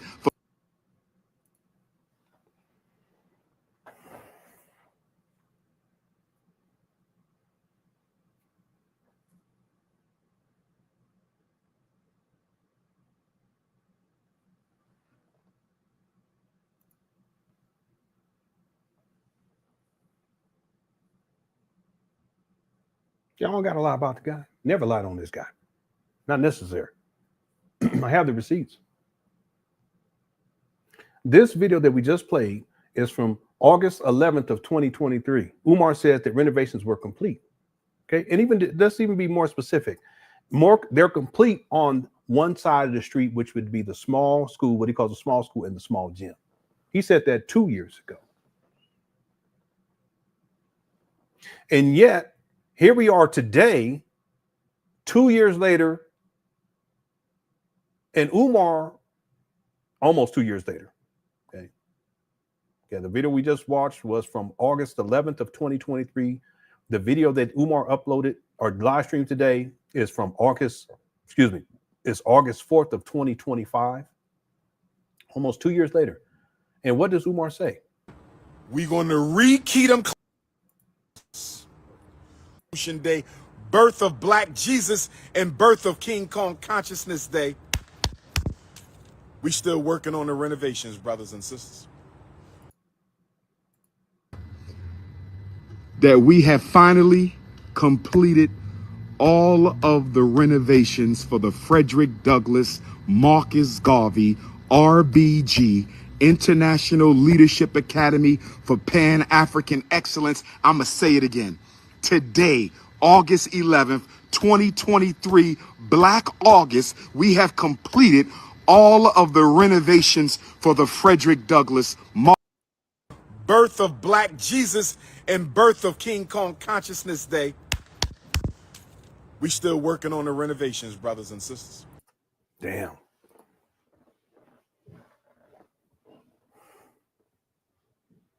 He ain't got no shame.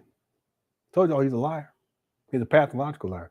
So the question becomes, well, there's two questions. Number one, why did Umar back in 2023 say that renovations were done? Well, he said that because he wanted people to get excited to send him money. It's that simple. 2 years later, clearly, almost 2 years later, clearly renovations aren't complete. They're not done. And Umar's saying today that he's working on renovations. So which one is it? It can't be both unless he's lying. Just like it can't be both that his bank account is frozen and the bank account is canceled at the same time. It can't be both. Before he said that they had no record of his bank account. The story has changed. How are they not going to have a record of your bank account? But then you say that your bank accounts are frozen because if there's no record of them and they don't exist, they can't be frozen.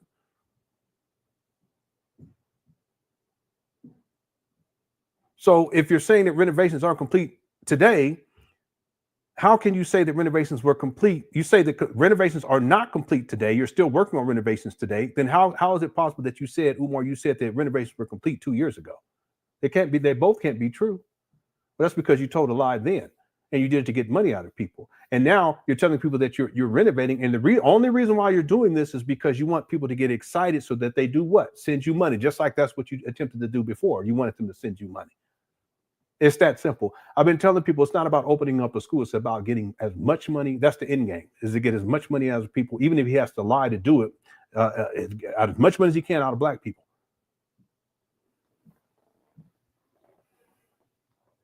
He do. I mean, he really do. He lie. All he do is lie.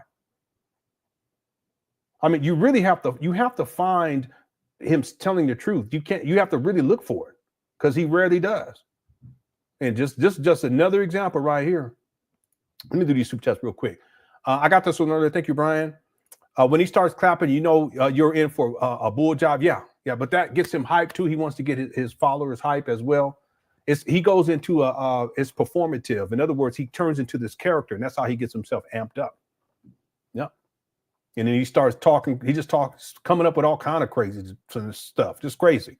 Thanks, User 225. He raised that middle finger like Lenon. All right.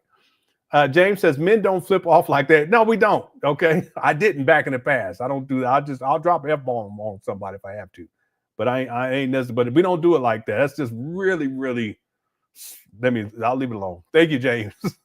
The anonymous Christian says Lenon is that his performance.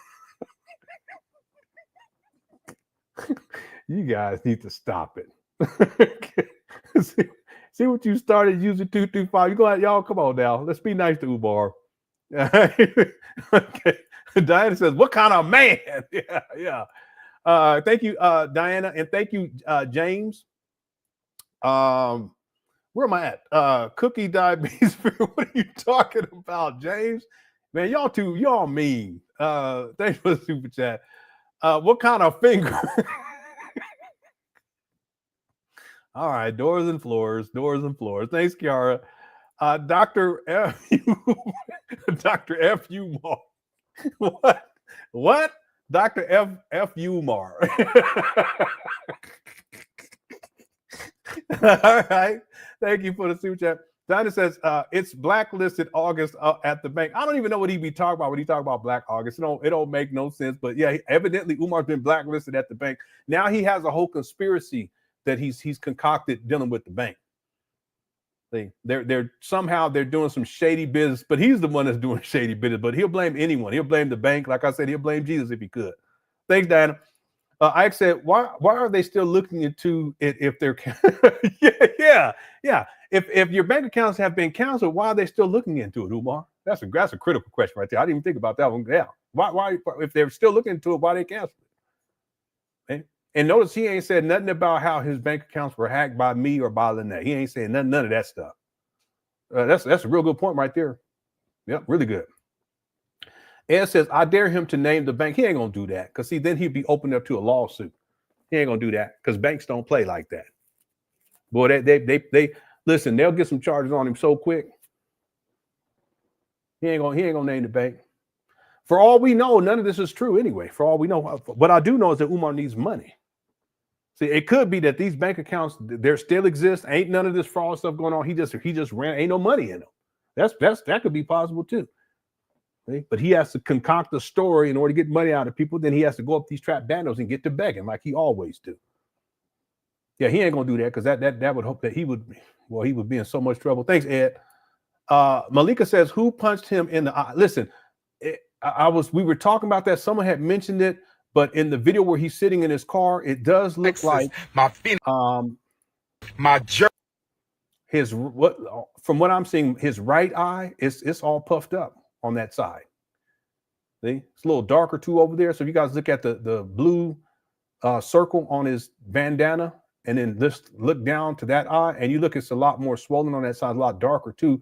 And listen, we could speculate that the plug he whooped his ass. Said, listen, you're gonna get my money. You owe me money anyway, and you ain't got the money. You said you're gonna go to Africa and give me my money, and you came back to Africa and you ain't got my money.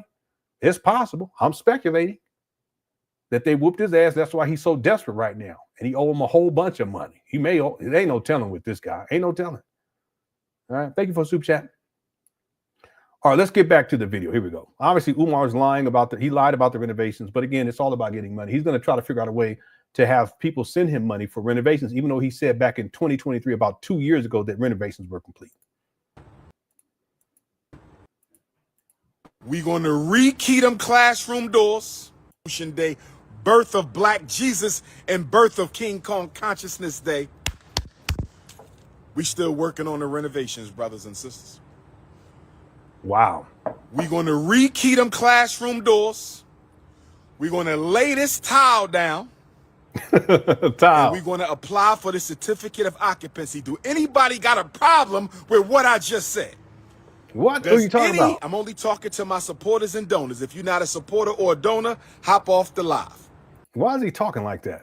If you're not a supporter or a donor, hop off the live. See, everybody talking is YouTubian struggle streamers who don't donate.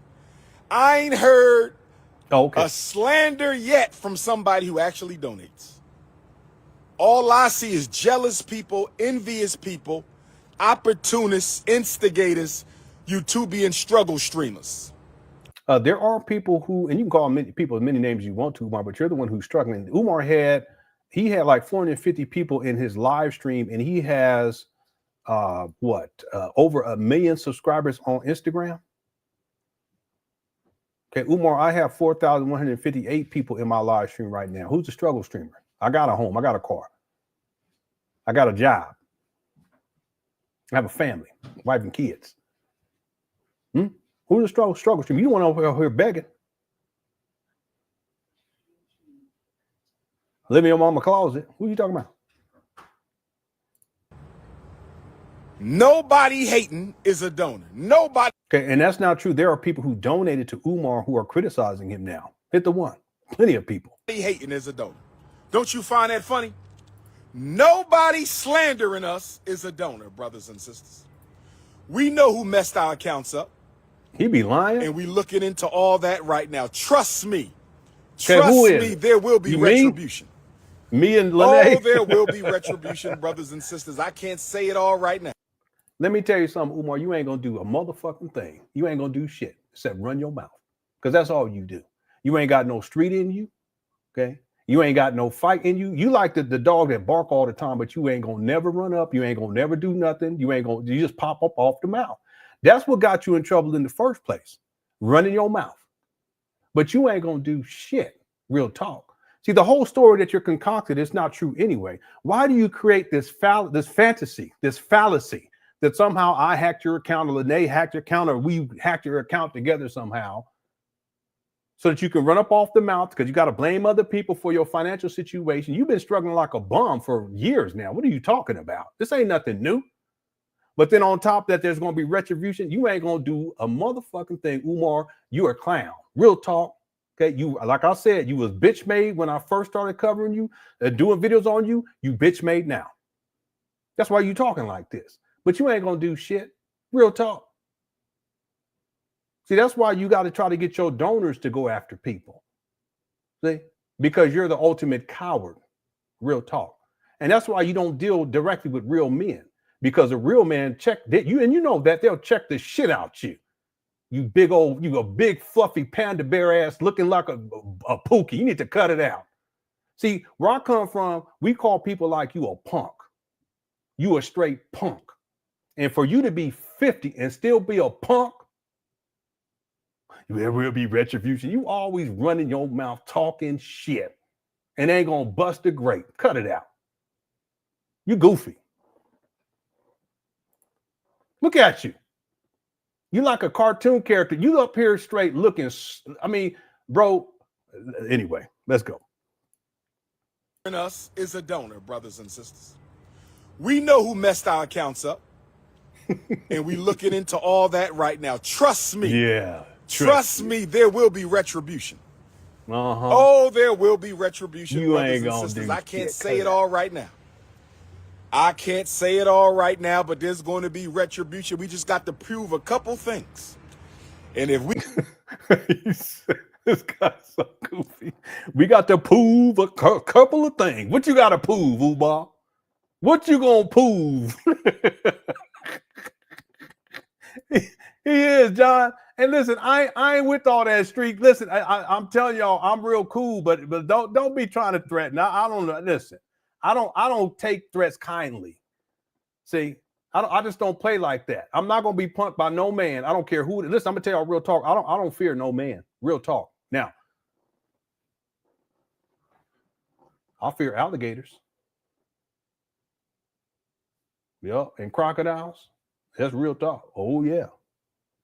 I told my wife I had a dream last night that I had an alligator, and we was cool. Like, you know, it's like a dog. We was real cool, but I was always looking at it.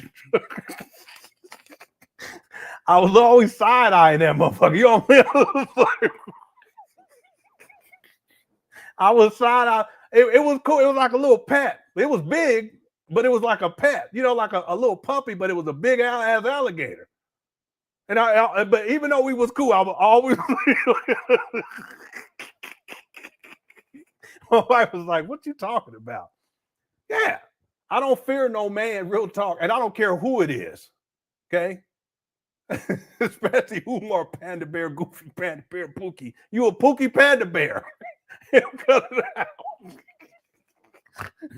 Now, if you was an alligator or crocodile, it'd be a different situation, Umar. All right, let's get back to it. You should have seen that alligator. It was laying in my bed at one point. I walked in the room and I laid in my bed. I just walked right out. I said, I can't even do nothing because all right, here we go.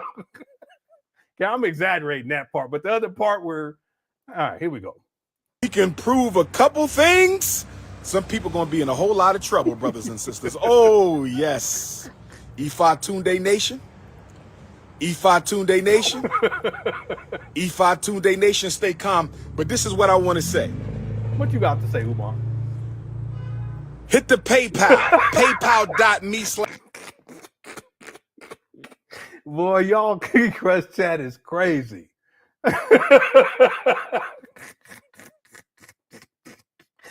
Oh my God, I can't put that up there. You tripping.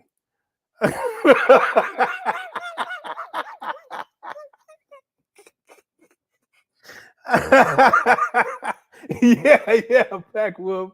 Lene said Umar live in a cage. he live in a hamster cage. You know, hamsters are all filthy, shit all over the place. That's Umar. Umar, you ain't nothing but a black conscious hamster. All right, here we go. This is wild. We got over 4,000 people in the building. Shout out to the Cookie Crush Chat's undefeated. I appreciate y'all. We're gonna go for another 20 minutes and then we'll be back with part 2 tomorrow. Tunde Nation, stay calm. But this is what I want to say. What you got to say, Umar? Hit the PayPal. PayPal.me.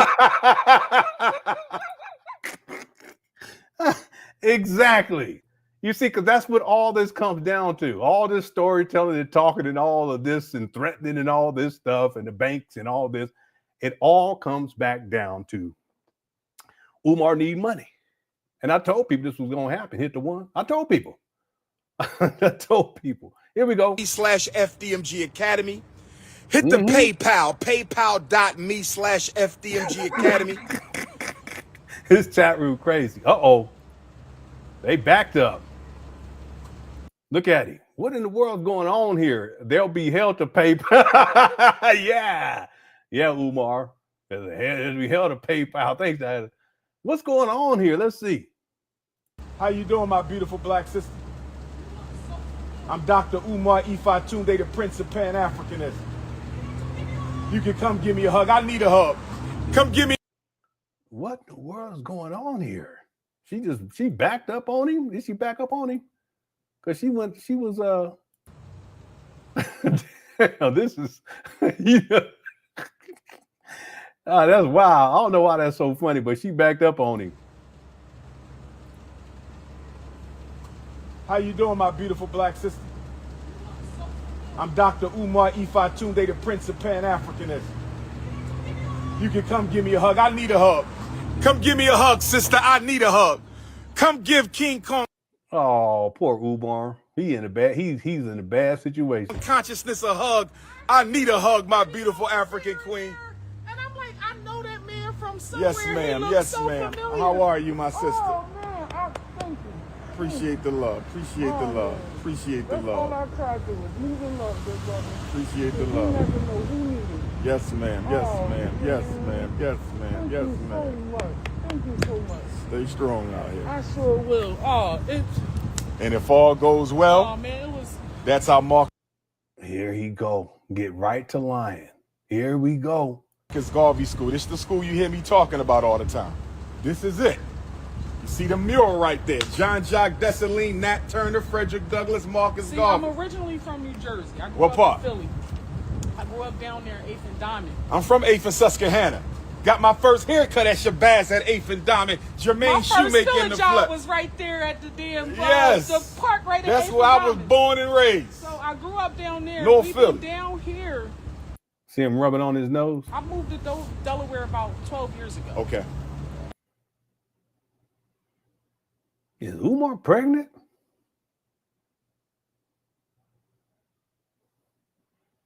What in the world? Lene, did you get Umar pregnant? That's why Umar's so mad. Umar mad because Lene impregnated him.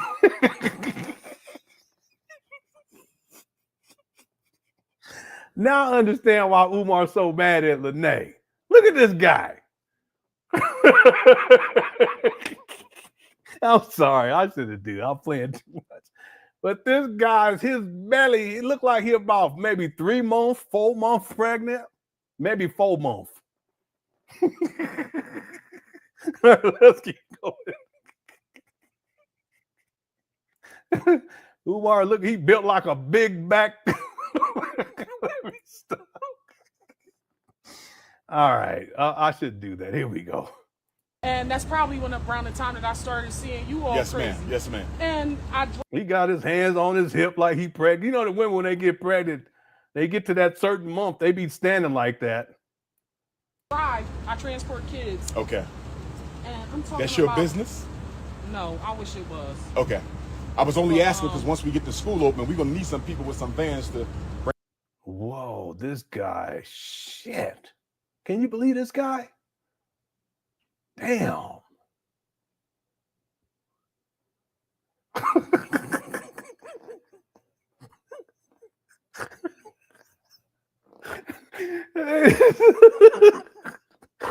see. See, Lene, I tell them acrylics, they'll get a man pregnant. Them acrylic fingernails, boy, they'll pregnant. Whoa.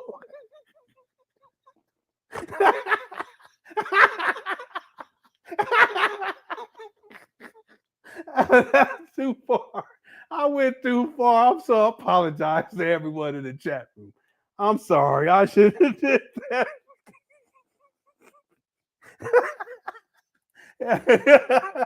Yeah. She got them potent fingers, family.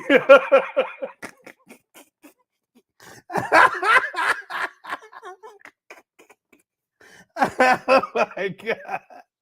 Poor Umar. That's why he's so mad at Helen. All right, let's get it back. Oh man, that's wild. Okay, man. All right, let's get back focused, family. All right, yeah, Umar, he's built like he sounds. Poor Umar. Yeah, it is, Derek. That's wild. Okay, let's keep going here. Here we go. Oh man. Plans to bring some of the children in. You all Yes, crazy. ma'am. Yes, ma'am. And I transport kids. Okay. And I'm talking That's your about, business? No, I wish it was. See, he always trying to come up. Okay. I was only asking because once we get the school open, we're going to need some people with some vans to bring some of the children in the morning. You feel me? That's a little hustle. Where you can, take my number. Get your phone. Take my number. We supporting black businesses. We support.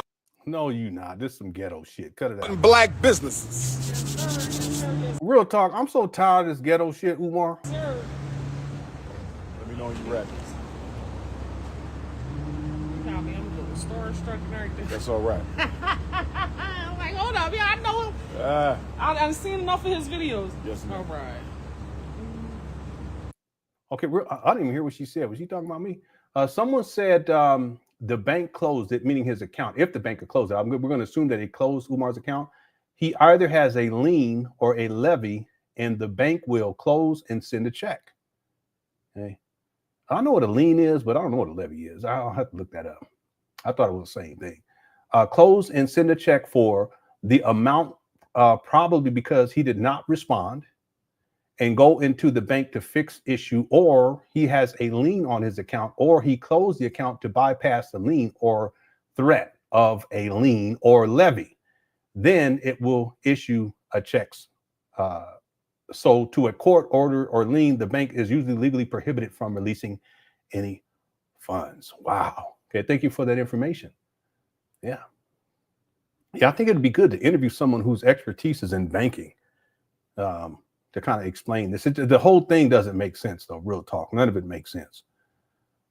Let me just rewind this just a little bit. Where you can, take my number. Get your phone. Take my number. We supporting black businesses. We supporting black businesses. Yes, sir. Let me know when you're ready. Victor said FDMG full digit maximum gratification. Oh no. Oh no, that's too much. Okay, Victor. All right. Thank you for the super chat. Poor Umar. See, Umar, when he gets exposed like this, that's why he's so upset, really, because he's into that, what I don't know even what you want to call that. All right, he's into that stuff. So Lene spilled the beans on him. So anytime people make comments like that, I'm sure that Umar gets, because he's very insecure. It enrages him. That's why he's up here throwing middle fingers and all this stuff. He mad. Thank you, Victor. Anya says, you do such a great job. It's inspiring to see that you can go toe to toe and hold people doing wrong to account. Yeah, the thing is that I'm not the type of person that's going to be bullied, and I'm not going to be punked. And then, because I've dealt with a whole lot since I've been covering Umar. Okay, a whole lot of stuff I ain't even told you guys about, but I've dealt with a lot. But I recognize that it's just part of it. It really is. That when you have someone who is he has a It's really a virtual cult that his virtual cult followers, they're going to do anything and everything to defend him. And then he would try to weaponize them against people who criticize him, meaning Umar. That's why he'll put out personal information on people. You know, one time he put out my home address and told his followers to come and confront me. More recently, he's done some other things that you guys are aware of. I'm not going to speak on. I said, okay, here's a strategy, have my strategy, and then I just keep it's a business. I look at it as business. Okay. Step by step, day by day, we're going to handle this business, right? But I'm not going to be intimidated, you know. And that's the thing with Umar. He always, because he's a bully, okay. But I'm the type of person. I know it may sound cliche, but if I see someone doing other people wrong and they're bullying them, I'm the one that step up and I'm going to say something. And if I have to bully the bully, I'm going to bully the bully. I had a job a long time ago when I was in college. It was a brother, but he was real mean to all the workers. I was mainly working with Mexicans. We would clean bathrooms, right, in the complex that where it was an apartment complex where I stayed at during the school year. Then in the summers, during summer break, I took on that job because they allowed me to stay in my apartment. But we would clean bathrooms, clean out, the whole area. You know, we go in from top to bottom, buff the floors, you know, wash the carpets, all that stuff. Clean the carpets, all that. And but the brother, he used to treat the worker. He didn't treat me bad because we used to go play basketball. We was cool. We was real cool. But he would treat the other workers like really, really bad, like over the top, uncalled for, cursing at them, yelling at them, being real mean spirited. And at one point, I went off on him in front of everybody, and people didn't expect that from me. But wrong is wrong, and right is right. I don't care who the person is. If you're doing wrong, you're doing wrong. And if I recognize that you're doing wrong, especially if you're trying to intimidate other people or causing harm to other people, I'm the one that's going to say something. See, and Umar, he assumed that he could bully me and bully me to the point where I'm going to stop. No, even most recent stuff he's doing, no, we're going extra hard now. And in fact, my goal this month is to upload something on Umar every single day. And will I accomplish it? Probably not, but that's my goal. See, thank you, Anyama, for the super chat. Check Lene email. Check Lene email, Lenon. I didn't get any email from. Maybe it went to my spam folder because I got so many emails. No, I didn't get one from her. Yeah, Lene, if you email me again. I don't see anything. I'm looking right now. Oh no, I got it. That was the one I was just reading. My bad. Yeah, the one that I had read just a little while ago about the bank closed it. He either has a lien or a levy. And the bank will, okay. Thank you so much, sis, for sending that to me. I didn't even read what you call it. Thank you. Diana says, they'll be held to PayPal. Yeah, I got that one earlier. Thank you so much. Hey, Texas Diva.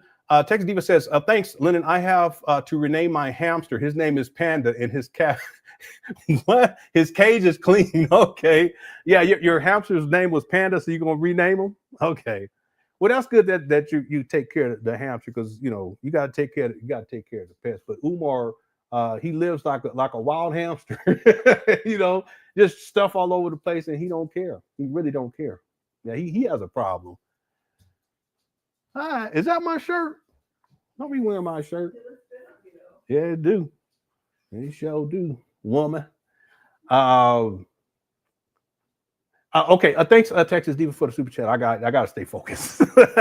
Stay focused, family. Thank you for the super chat. I appreciate it. ASAP says Umar the.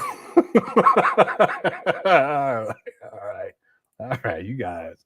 They put that drive by, jump off. No, I think that was just someone that recognized Umar, but Umar ultimately tried to. He tried to get a hookup. Ultimately, he was trying to see if she can drive the kids around. Allegedly, once the schools opens. He's so goofy. He don't even know the lady. Thanks, user 225. SH Play says none of his clothes match. Yeah, but see, there was a time, and this is one of the things in terms of his Pookieism, the levels of Pookieism. There was a time where Umar, he really took special care with how he presented himself and physically the types of clothes that he would wear. Like, and the stuff would be matching. Stuff would be ironed even when he used to wear suits and ties, like what they call that, double-breasted suits and ties and stuff. He would wear dress shoes back then. But see, what has happened over the years is that he's just devolved, and part of it is because of substance abuse. And that tends to happen anyway with people. There are people who are functional addicts, but you're only functional until you're not. Someone had commented on that. I can't remember who the person made that comment. I can't remember who the person is, so I want to give them credit for that. You're only a functional addict until you're not. And then once you're not, all that other stuff goes out the door. You're not worried about how you look. You're not worried about your clothes. You're not worrying about stuff being ironed. Umar's way past that. You can look at him. He's all disheveled, you know, beard looking all mangy, face all greasy and stuff. See, but that's what happens when you get further and further along down this path of substance abuse. And that's where Umar is at this point. Yep. Thanks, SH Play, for super chat. I is the pappy. No, you not. No, Lene is. Okay, we got to give her credit. No, just play it. Thanks so much, Kick, for the super chat. Zag the God says this shit is scripted. I think she's in on it. Who's in on it? The lady that pulled up? I don't think so. I think that was just a genuine moment, and she pulled up on him. And Umar tried to turn this into get her number, of course, but he tried to turn this into some way, trying to get some services out of her for this fake school. That's what I think. I mean, it could be, but Umar, you never know with this guy. You never know. Thank you for the super chat. Okay, I got this one earlier. Lenon and Lene, the Umar's takedown. Yeah, I think the combination has been very powerful. We can also put Mary into this too. I think the combination is powerful. See, Umar, he doesn't have a comeback. He really doesn't. All he can do is try to degrade people. That's all he can do. But he can't pull a receipt to prove me wrong, and he can't pull a receipt to prove Lene wrong either. You guys realize that? That's why when Umar talks about his haters, he won't go point by point. For instance, real quick, Umar would never come on this show, and it's open. Whenever you want to, Umar, just let me know. He would never come on this show because he would have to argue me point by point on FTMG. He's not going to do that because I have all of the receipts. Just like when he said that he's renovating today, he's saying he's renovating, but I can go back to August of 2023 and pulled the receipt where he said that renovations were complete. So which one is it? See, so if I ever was in a situation talking to Umar, I'd just interrogate the shit out of his ass. Real talk. I just pulled the receipt. Well, you said this right here. What about this? See? So Umar, he can't produce a receipt to prove me wrong. He can't produce a receipt to prove Lene wrong, and he can't to pull up a receipt that will prove Mary Ann Lauren wrong either. See, he hadn't even spoken on that, and I know why. Yep. Thank you, Cherry Flesh. Derek says, I'll never look at a finger the same way. Okay, all right. Thank you. So James says, that's his next victim. That's why he took her number to use her like many other women. You're absolutely right about that. He gives her a hug. That's what he does. Yeah, he's a predator in that way. Thank you, James. Good point. Miranda says, hey, Lenon, in the quick chat. Lenon, you got my stomach hurt. Okay. I'm gonna stop goofing off. We're gonna go for 10 more minutes, everyone. And then we'll come back and we'll do part 2 to finish this particular video. And we should have time to finish the other video that Umar posted. I also want to get to the video this week of Umar on the Don't Call Me White Girl podcast because from what I heard, and I haven't watched the video, Umar really went off the hinges in that, talking just explicit. But that's Umar. He's a sexual deviant. That's how he talks. And shout out to Anonymous Christian. He's the one who's, I think it was Anonymous Christian. He's the one that sent me information about that. I think it was him. Yeah, let me check my email because I should give him. Let me give him a shout out. This was no, I don't have it. It's not even showing up. I don't know.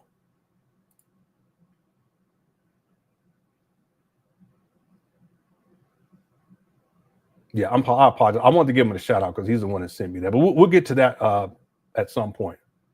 Okay, thanks, Miranda, for the super chat. I'll stop goofing off. We're almost done, though. The crazy part is that he don't know these ladies. He didn't know the lady and want her to pick up children. Yeah, I thought about that, too. Like, it just goes to show where his mentality is. He hasn't done a background check on this woman. He doesn't know if she has a criminal record or not, or if she who knows, right? He doesn't know anything about her, and yet he's trying to figure out a way to use her within the context of this fake school scam. Man. And that's what he does. He gets the number. And if she texts him, okay, he'll say, yeah, okay, I remember you. And then he'll just start trying to play her to get stuff out of her. Okay. That's what Umar does. He's a predator in that way. We see it in real time in this video. Yeah. Thank you again for the super chat. User 225 said the Virgin Jermaine is pregnant by. All right. Okay. Yeah, we go. Okay. All right. Thanks for super chat. Aya Patsy says Umar is in the chat. Is he? Umar, you in here? He probably watching. Yeah, he probably watching right now. Inside of mama closet. That's why I said, Umar, why ain't you live streaming inside your mama closet anymore? Huh? Because you know we're gonna clown shit at you once you live stream inside your mama closet. You probably up in there right now watching this. Yep. Filth and trash all over. Let me stop. Okay, thanks, Aya Patsy, for the super chat. Karen says Umar's dressed like brother man from the fourth. Yeah. I was watching that episode of Martin yesterday where brother man took his CD player. That is a classic episode. Then he had the dog, little fake dog and stuff. Yeah, that was classic. I laughed so hard. Thank you, Karen. Super chat. And then Kid Craze says Umar wants to open FDMG Academy as a front to host FDMG freak-offs with the female teachers and single mothers. Yeah, I have video of Umar talking about how he wants to have the women decorate his office, and he calls it a sexy office. Why do you have to turn it into something about sex? Well, because he associates his office with sexual exploitation. And then there's another video where he says, "I'm gonna try not to date the students' mothers." What do you mean you're gonna try not to? He be self snitching. Yeah, this whole idea of FTMG at this point, it's really about controlling children and then sexually exploiting the mothers of these children. And that's what it comes down to. And FTMG, in terms of the physical structure, what he calls FTMG is abandoned buildings, it's like a cult compound where these types of nefarious activities takes place. Okay? This goes to show where Umar's mind is. People don't send this guy millions of dollars for this. All right, let's get back to the video. We're going to start winding this down. Thank everyone for the super chats. We broke the record for super chats too, by the way. I have to mention that. Okay, I wasn't even planning on live stream today. So shout out to the Cookie Crush chat. We have 3,842 people still watching. There's a poll question. We have 5,334 votes so far, which is a record. The poll question is, how much begging will Umar do in the FMG update video that we're watching now? 6% says he won't beg. 8% says he will beg a little. 21% said he will beg a lot. And 65% said he will beg like a super pookie. All right, let's get back to the video. Okay, we'll go for another 5 minutes. Here we go. I'm a little starstruck and everything. That's all right. I'm like, hold up, yeah, I know him. I've seen enough of his videos. Yes, ma'am. All right. And your number, baby? 215-989-9858. 215-989-9858. Dr. Umar, UMAR. Lock me in. And I got to Text capitalize your U, but trust me. Yes, ma'am. It's all right. It's all right. What's the name? My name is Fietta, sweetheart. I'm going to just text you my And make name sure you so let me know you do number. transportation. So when we get to that point, I can So when I need a ride to the store, you can pick me up so I don't have to get a rental car. See that? hit you up and see what your capabilities are. Because we're going to bring students from Baltimore, from Eastern Shore, Maryland, from Philadelphia, from Chester, from Dover, from Wilmington. Just lying to the lady? From Trenton, and from Camden. 8 spots. So we're going to need a couple. You know what I mean? Don't forget to send me that text. Okay. Got you, mama. All right now. It was a pleasure. Likewise, sister. Likewise. Damn, this guy.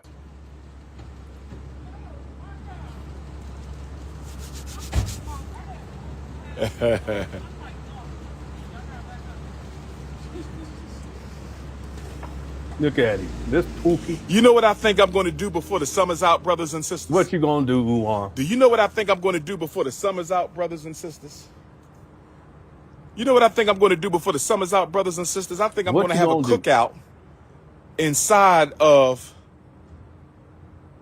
the Anna Douglas Amy Garvey Park, brothers and sisters. What do y'all think? Just be making up. Should we have a cookout inside the Anna Douglas Amy Garvey? What you need to do is cut the grass, you big goofy, and cut them trees down. You see how ridiculous this is? Look at this. What kind of man? Listen, you men in the building, we would not allow this. There's no way. Look at this. Park. This is crazy. I think I'm going to have a cookout. Look at this filth over here.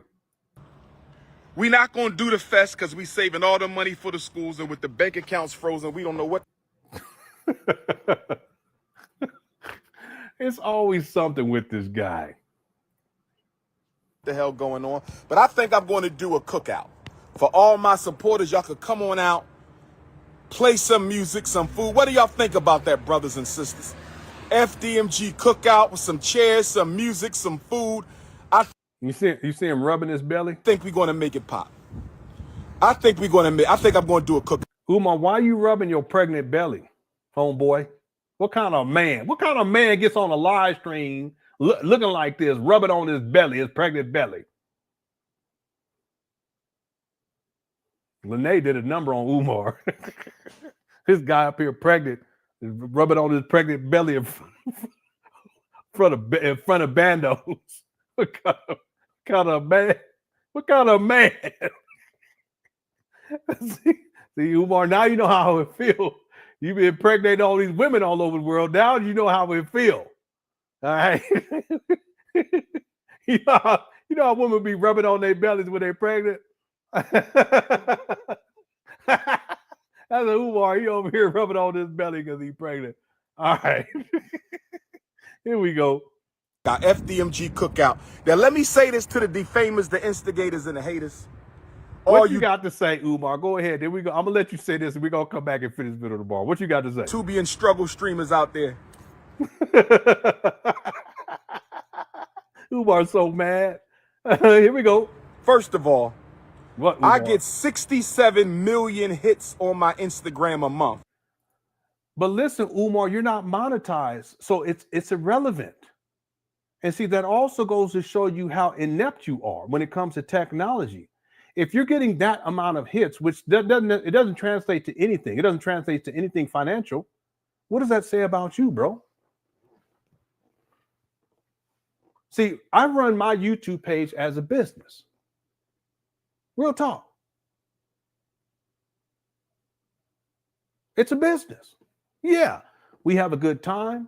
You know, I share information about Umar, but it's monetized. It's a business.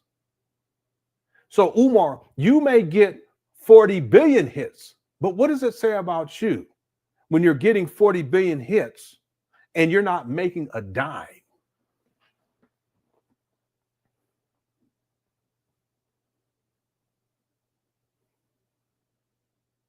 See, it also goes to show you what you're about. What you are about is, I want attention. I want views. I just want people to look at me, but it doesn't mean anything. That's just ego. And you know what, Umar, when you do a live stream like you did today, you only had about 450 people. How is it possible that you have over 1 million followers on Instagram, but you only could get 450 people inside your live stream? That's not success. That's failure, bro. And you're not even making a dime. It's failure. What is that, like 0.045% is all you can get in terms of your audience to tune in? That's failure, bro. And you're not making a dime.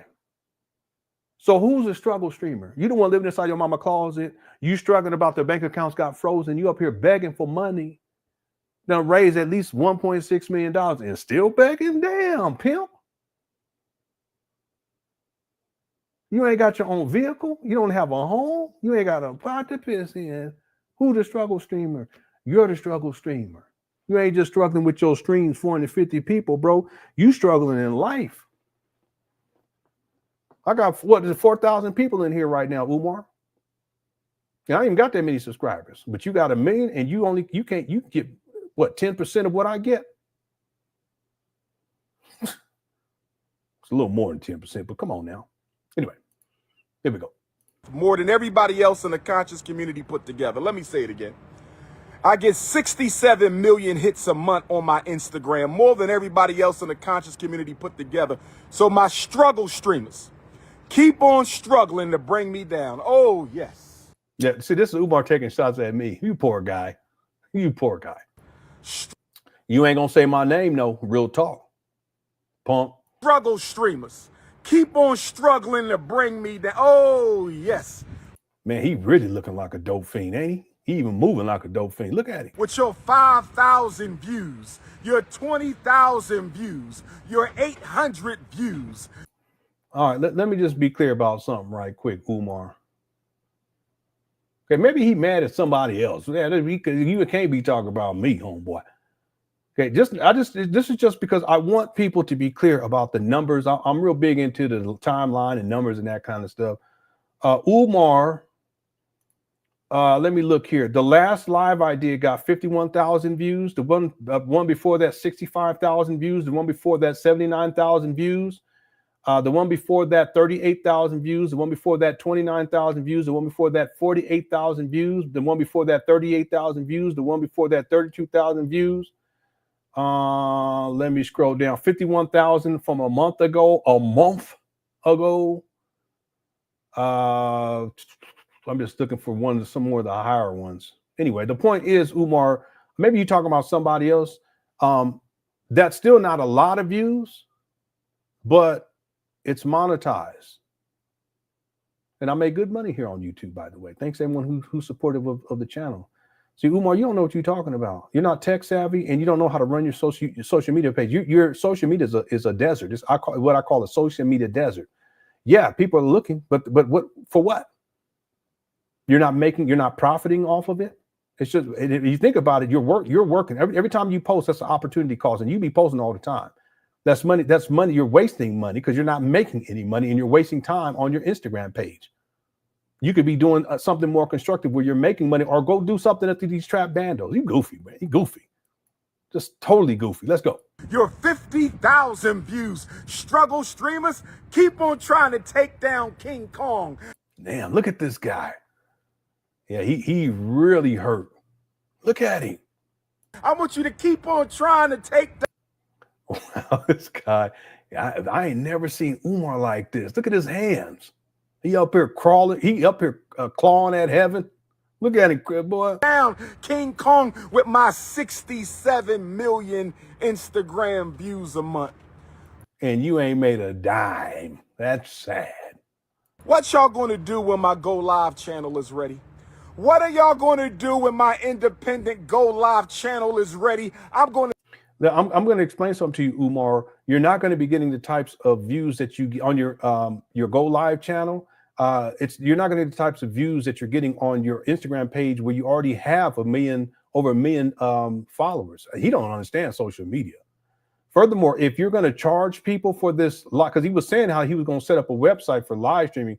If you're going to be charging for that, you can expect to get less than 4% of the people who are tuning in the first place on your Instagram live. Maybe 7% at most. So what are you talking about, Umar?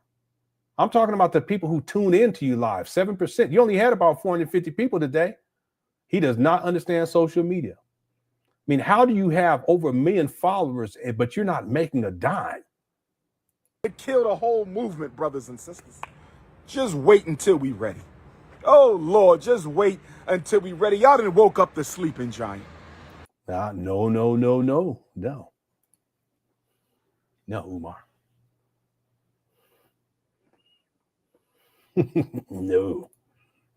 No, sir. Newark, New Jersey. I will see you this Saturday, August the 9th. All right. Okay, we're going to end it right there. We got a lot to get into this week. Okay, tomorrow, what we're going to do, because we only got through 11 minutes of this video today. Tomorrow, what we're going to do is we're going to come right in and we're going to play the video up to the 11-minute straight through, up to 11-minute, 45-second mark. And then I'll continue with my commentary after that. It'll probably be a shorter show. Later on in the week, I want to get to Umar's interview when he was on the, and it's just a segment of it, when he was on the Don't Call Me White Girl podcast, because from what I heard, he was really wilding out at a certain point and just talking really, really sexually explicit over the top. But that's what Umar does. And the person who sent this to me was Dear Woke Christian. Okay, so Dear Woke Christian was the one who told me about this, and we'll get to that during this week as well. But tomorrow we'll pick up. Tomorrow we'll pick up with this video. Then we'll watch the second video that he posted, and we should be able to get to all that tomorrow. And then that'll get us reset for Wednesday, where we get into the Don't Call Me White Girl podcast. And it's probably like it's at the 1 hour and 40 minute mark of that video, so we won't watch the whole thing, but we'll be getting into that during this week as well. I want to thank everyone for tuning on in. I hope you enjoyed the show. Let me go ahead and close out this poll before we get up out of here. We have over 5,480 votes. How much begging will Umar do in the FTMG update video? 6% said he won't beg. 8% said he will beg a little. 21% said he will beg a lot. And 65% said he will beg like a super pookie. Okay, so tomorrow we'll see how much more he's begging. At the bare minimum, he's begged a little. Okay. Okay, thanks everyone who participated on the poll. We had over 2,000 likes, and we had about over 4,000 people at the peak. It was over 4,000 people who tuned into the live. We'll be back tomorrow. What's your song? Which one is your song, Carol? Let me know. Is it it's a Snow Bunny Love? Because I can pull that up for you. If it's Snow Bunny Love. Matter of fact, I have it queued up already. Okay, I'll play that one. Thank you guys again. Thanks everyone who sent this super chats. There's a couple more who got in here. Let me just make sure that I get to these real quick. Okay, I got that one. Thank you so much. Thank you, Kiara. Thank you, Kid Craze. I got that one too. User 225 says Umar likes the school grass to be as wild, untamed, and untrimmed as the African savanna. All right, you're going too far with it. Okay, all right. Thank you for the subject. Derek says the baby got to eat. Yeah, if Umar set up, if he set up a GoFundMe or something, he was talking about he need money for his baby in his belly, I will send a couple bucks. I ain't gonna lie about it. Just to help a brother out. Thank you, Derek. Well, super chat. Vintage Chronicle says your facial expressions take me out. Oh yeah, I don't know. I just it's part of the show. I like to entertain. I like people to have a good time. Because Umar, he's so dark. He's a really dark person. And I like the thing I learned about darkness is if you shine the light on it, it's going to retreat every single time. Yeah. And see, Umar, he had a misconception because he thought that I was a punk. Because, I kind of conduct myself a particular way. People get it twisted. I get it. Okay. But see, if people get in my presence, they'll see real quickly that I ain't about the bullshit. Okay. And I don't care who the person is. You do right, we good. You do wrong, I'm going to call you out on it. Okay. If it's my business, I'm going to call you out on it. Right. But see, what Umar doesn't understand is that the darkness I don't fear that. I fear a crocodile, but I don't fear the darkness. I just don't. I never have, and I never will. Right. So even though, it's serious, the topic is serious and it's no joke, we have to infuse some brevity into it. We have to infuse, some comedy into it, and we got to infuse some joy into it too. Otherwise it'll turn dark, and that's not what I'm about. Okay. You shine the light on the darkness and it will retreat every single time. Real talk. Thank you, Vintage Chronicle, for the kind words and the super chat. I appreciate it. Now, Whole Southern Cook says, to the slow dummies, Lenon and other creators create platforms off whoever is popular. That's business. I'm a broker from popular items, dumb brokies. Yeah, it is. It is a business, and it has to make sense from a business perspective. See, the thing is that, especially when we get older, we don't have time to waste like that. It has to make sense, and you guys make it make sense, literally and figuratively. That makes sense. You see what I'm saying?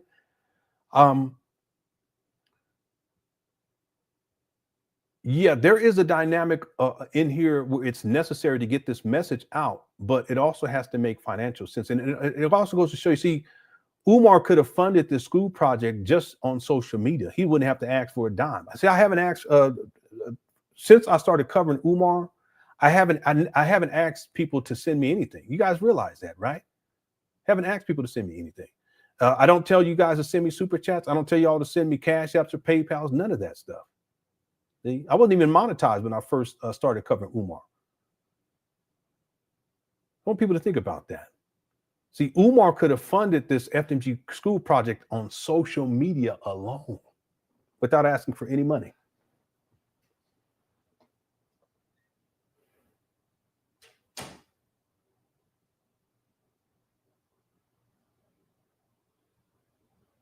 He could have monetized his Instagram page with 1 million followers. He could have monetized a YouTube page. By this point, he would have had close to 1 million followers or subscribers. And this guy, he would have been bringing in bare minimum $100,000 a month.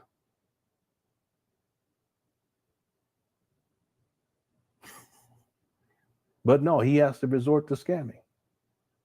See, and he wouldn't even have to ask. He could have just done the videos and people would have been supportive.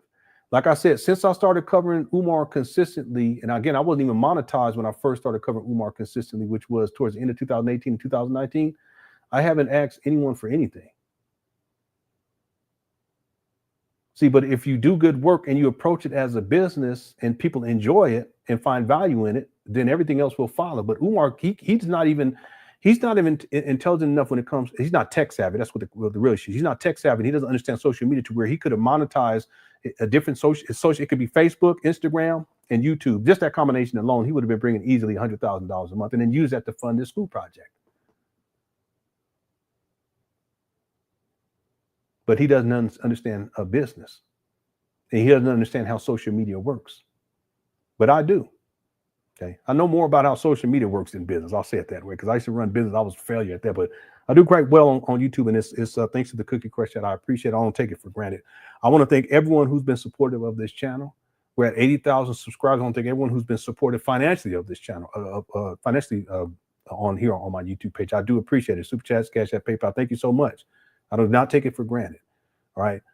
We have to make sure that we're using our time wisely. And yeah, when we put in the effort, we should be compensated on some level. And if you're not, then it becomes a waste of time. And there's an opportunity cost. Umar, he's wasted so much time.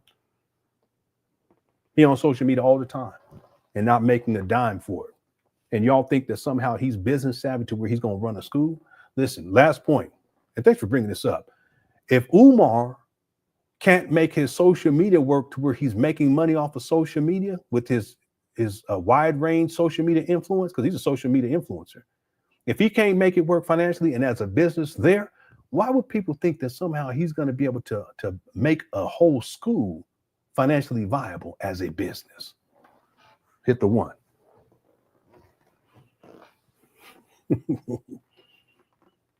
See? And ain't got a penny to rub together. That's Umar. Thank you, whole Southern Cook. Thanks for bringing that up. Good point. And then Stone Cold Jim sent in a super sticker. Thank you so much. Okay. Everyone, thank you again for tuning on. I hope you all enjoyed the show. If you did and you haven't hit that like button, go on and hit that like button. I definitely appreciate that. Thanks for everyone who's tuned in. And also thanks for all the super chats. We broke the record for super chats today. Ginger Spice says, thanks for all you do for calling out this joker. He is a joker. This will help people speak up on all his wrongdoing. Yeah, I sincerely hope that more people cover Umar. And I sincerely hope that more women come forward. And there's been women that's come forward. Now, they've told me their stories offline wherein they didn't want me to go public with it. They want to keep their anonymity, and they don't want it to be spoken about publicly.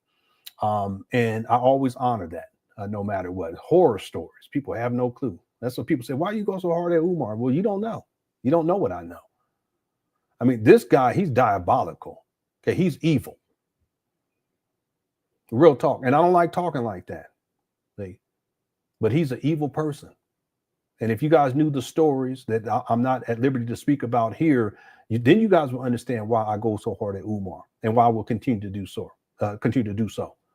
Real talk. And I hope that there will be women at some point who are comfortable enough, whenever in your own time, when you're comfortable enough, if you ever get to that point, to come in onto my platform, and you're welcome to share your story here on my platform. It's a safe space, and I've been telling people, that's another thing real quick. There's been people that say, well, you know, why don't you ask them this question, or why don't you push back on this? That's not my job. That's not my job. My job is to create a safe place to where they feel comfortable, right, to tell their story.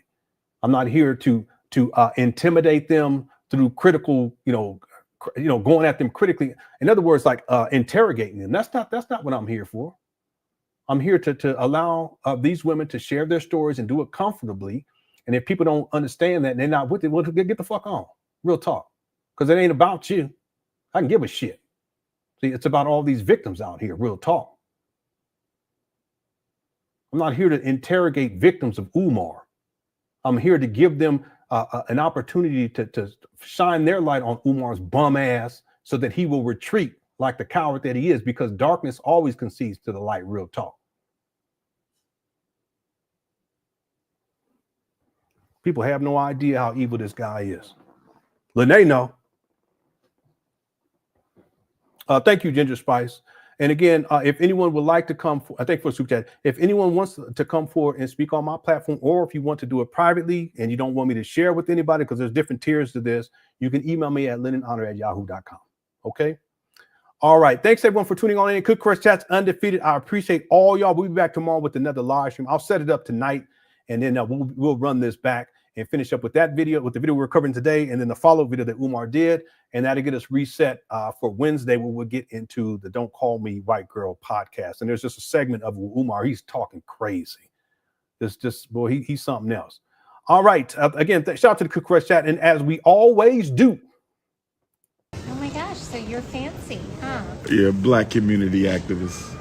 Yes, ma'am. Okay, Yes, ma'am. Well, good for you. Thank you. Thank you.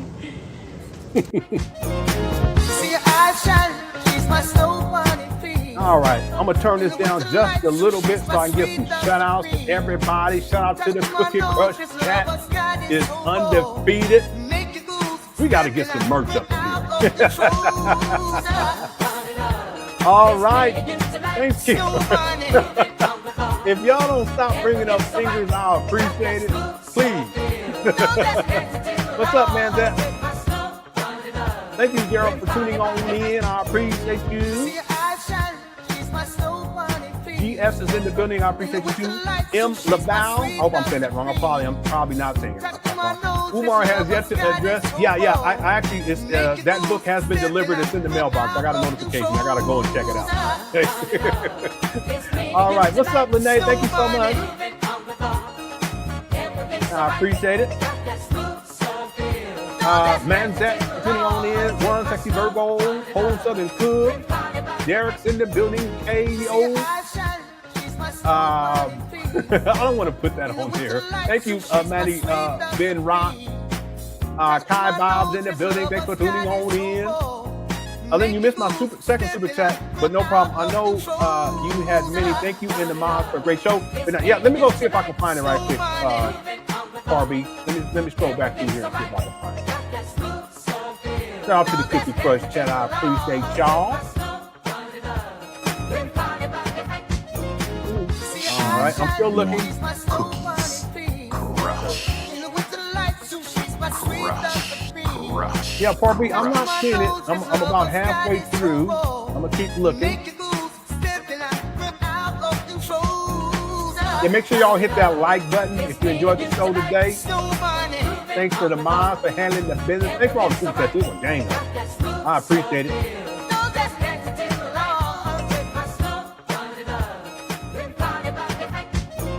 Yeah, I'm still looking, Barbie. I don't see it. It must be from real early. Let me keep going here.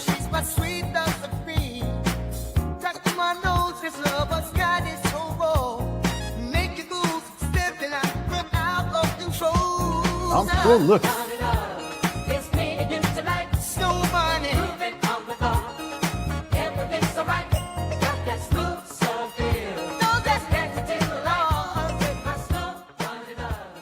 Yeah, I don't see it, Barbie. I'm still, and I'm at the top now. I did not see a second super. I feel so bad about it. I'm at the top. I only saw one on here. Oh, I feel so bad about that. Par B, if you remember what if it was a question or a comment, if you remember what it was, email it to me and I'll bring it up tomorrow during tomorrow's live stream. Yeah, I'm looking for it right now and I feel so bad. Now I'm scrolling back down to see if I can find it. Because I like to make sure that I acknowledge people, because I really do appreciate the support, and I don't take it for granted at all. And I know I miss people from time to time, but I really try my best to get to all of the super chats. Yeah, I'm still looking. I'm going through a second time. I saw the first one, which might have been the second one. I just didn't see a second one.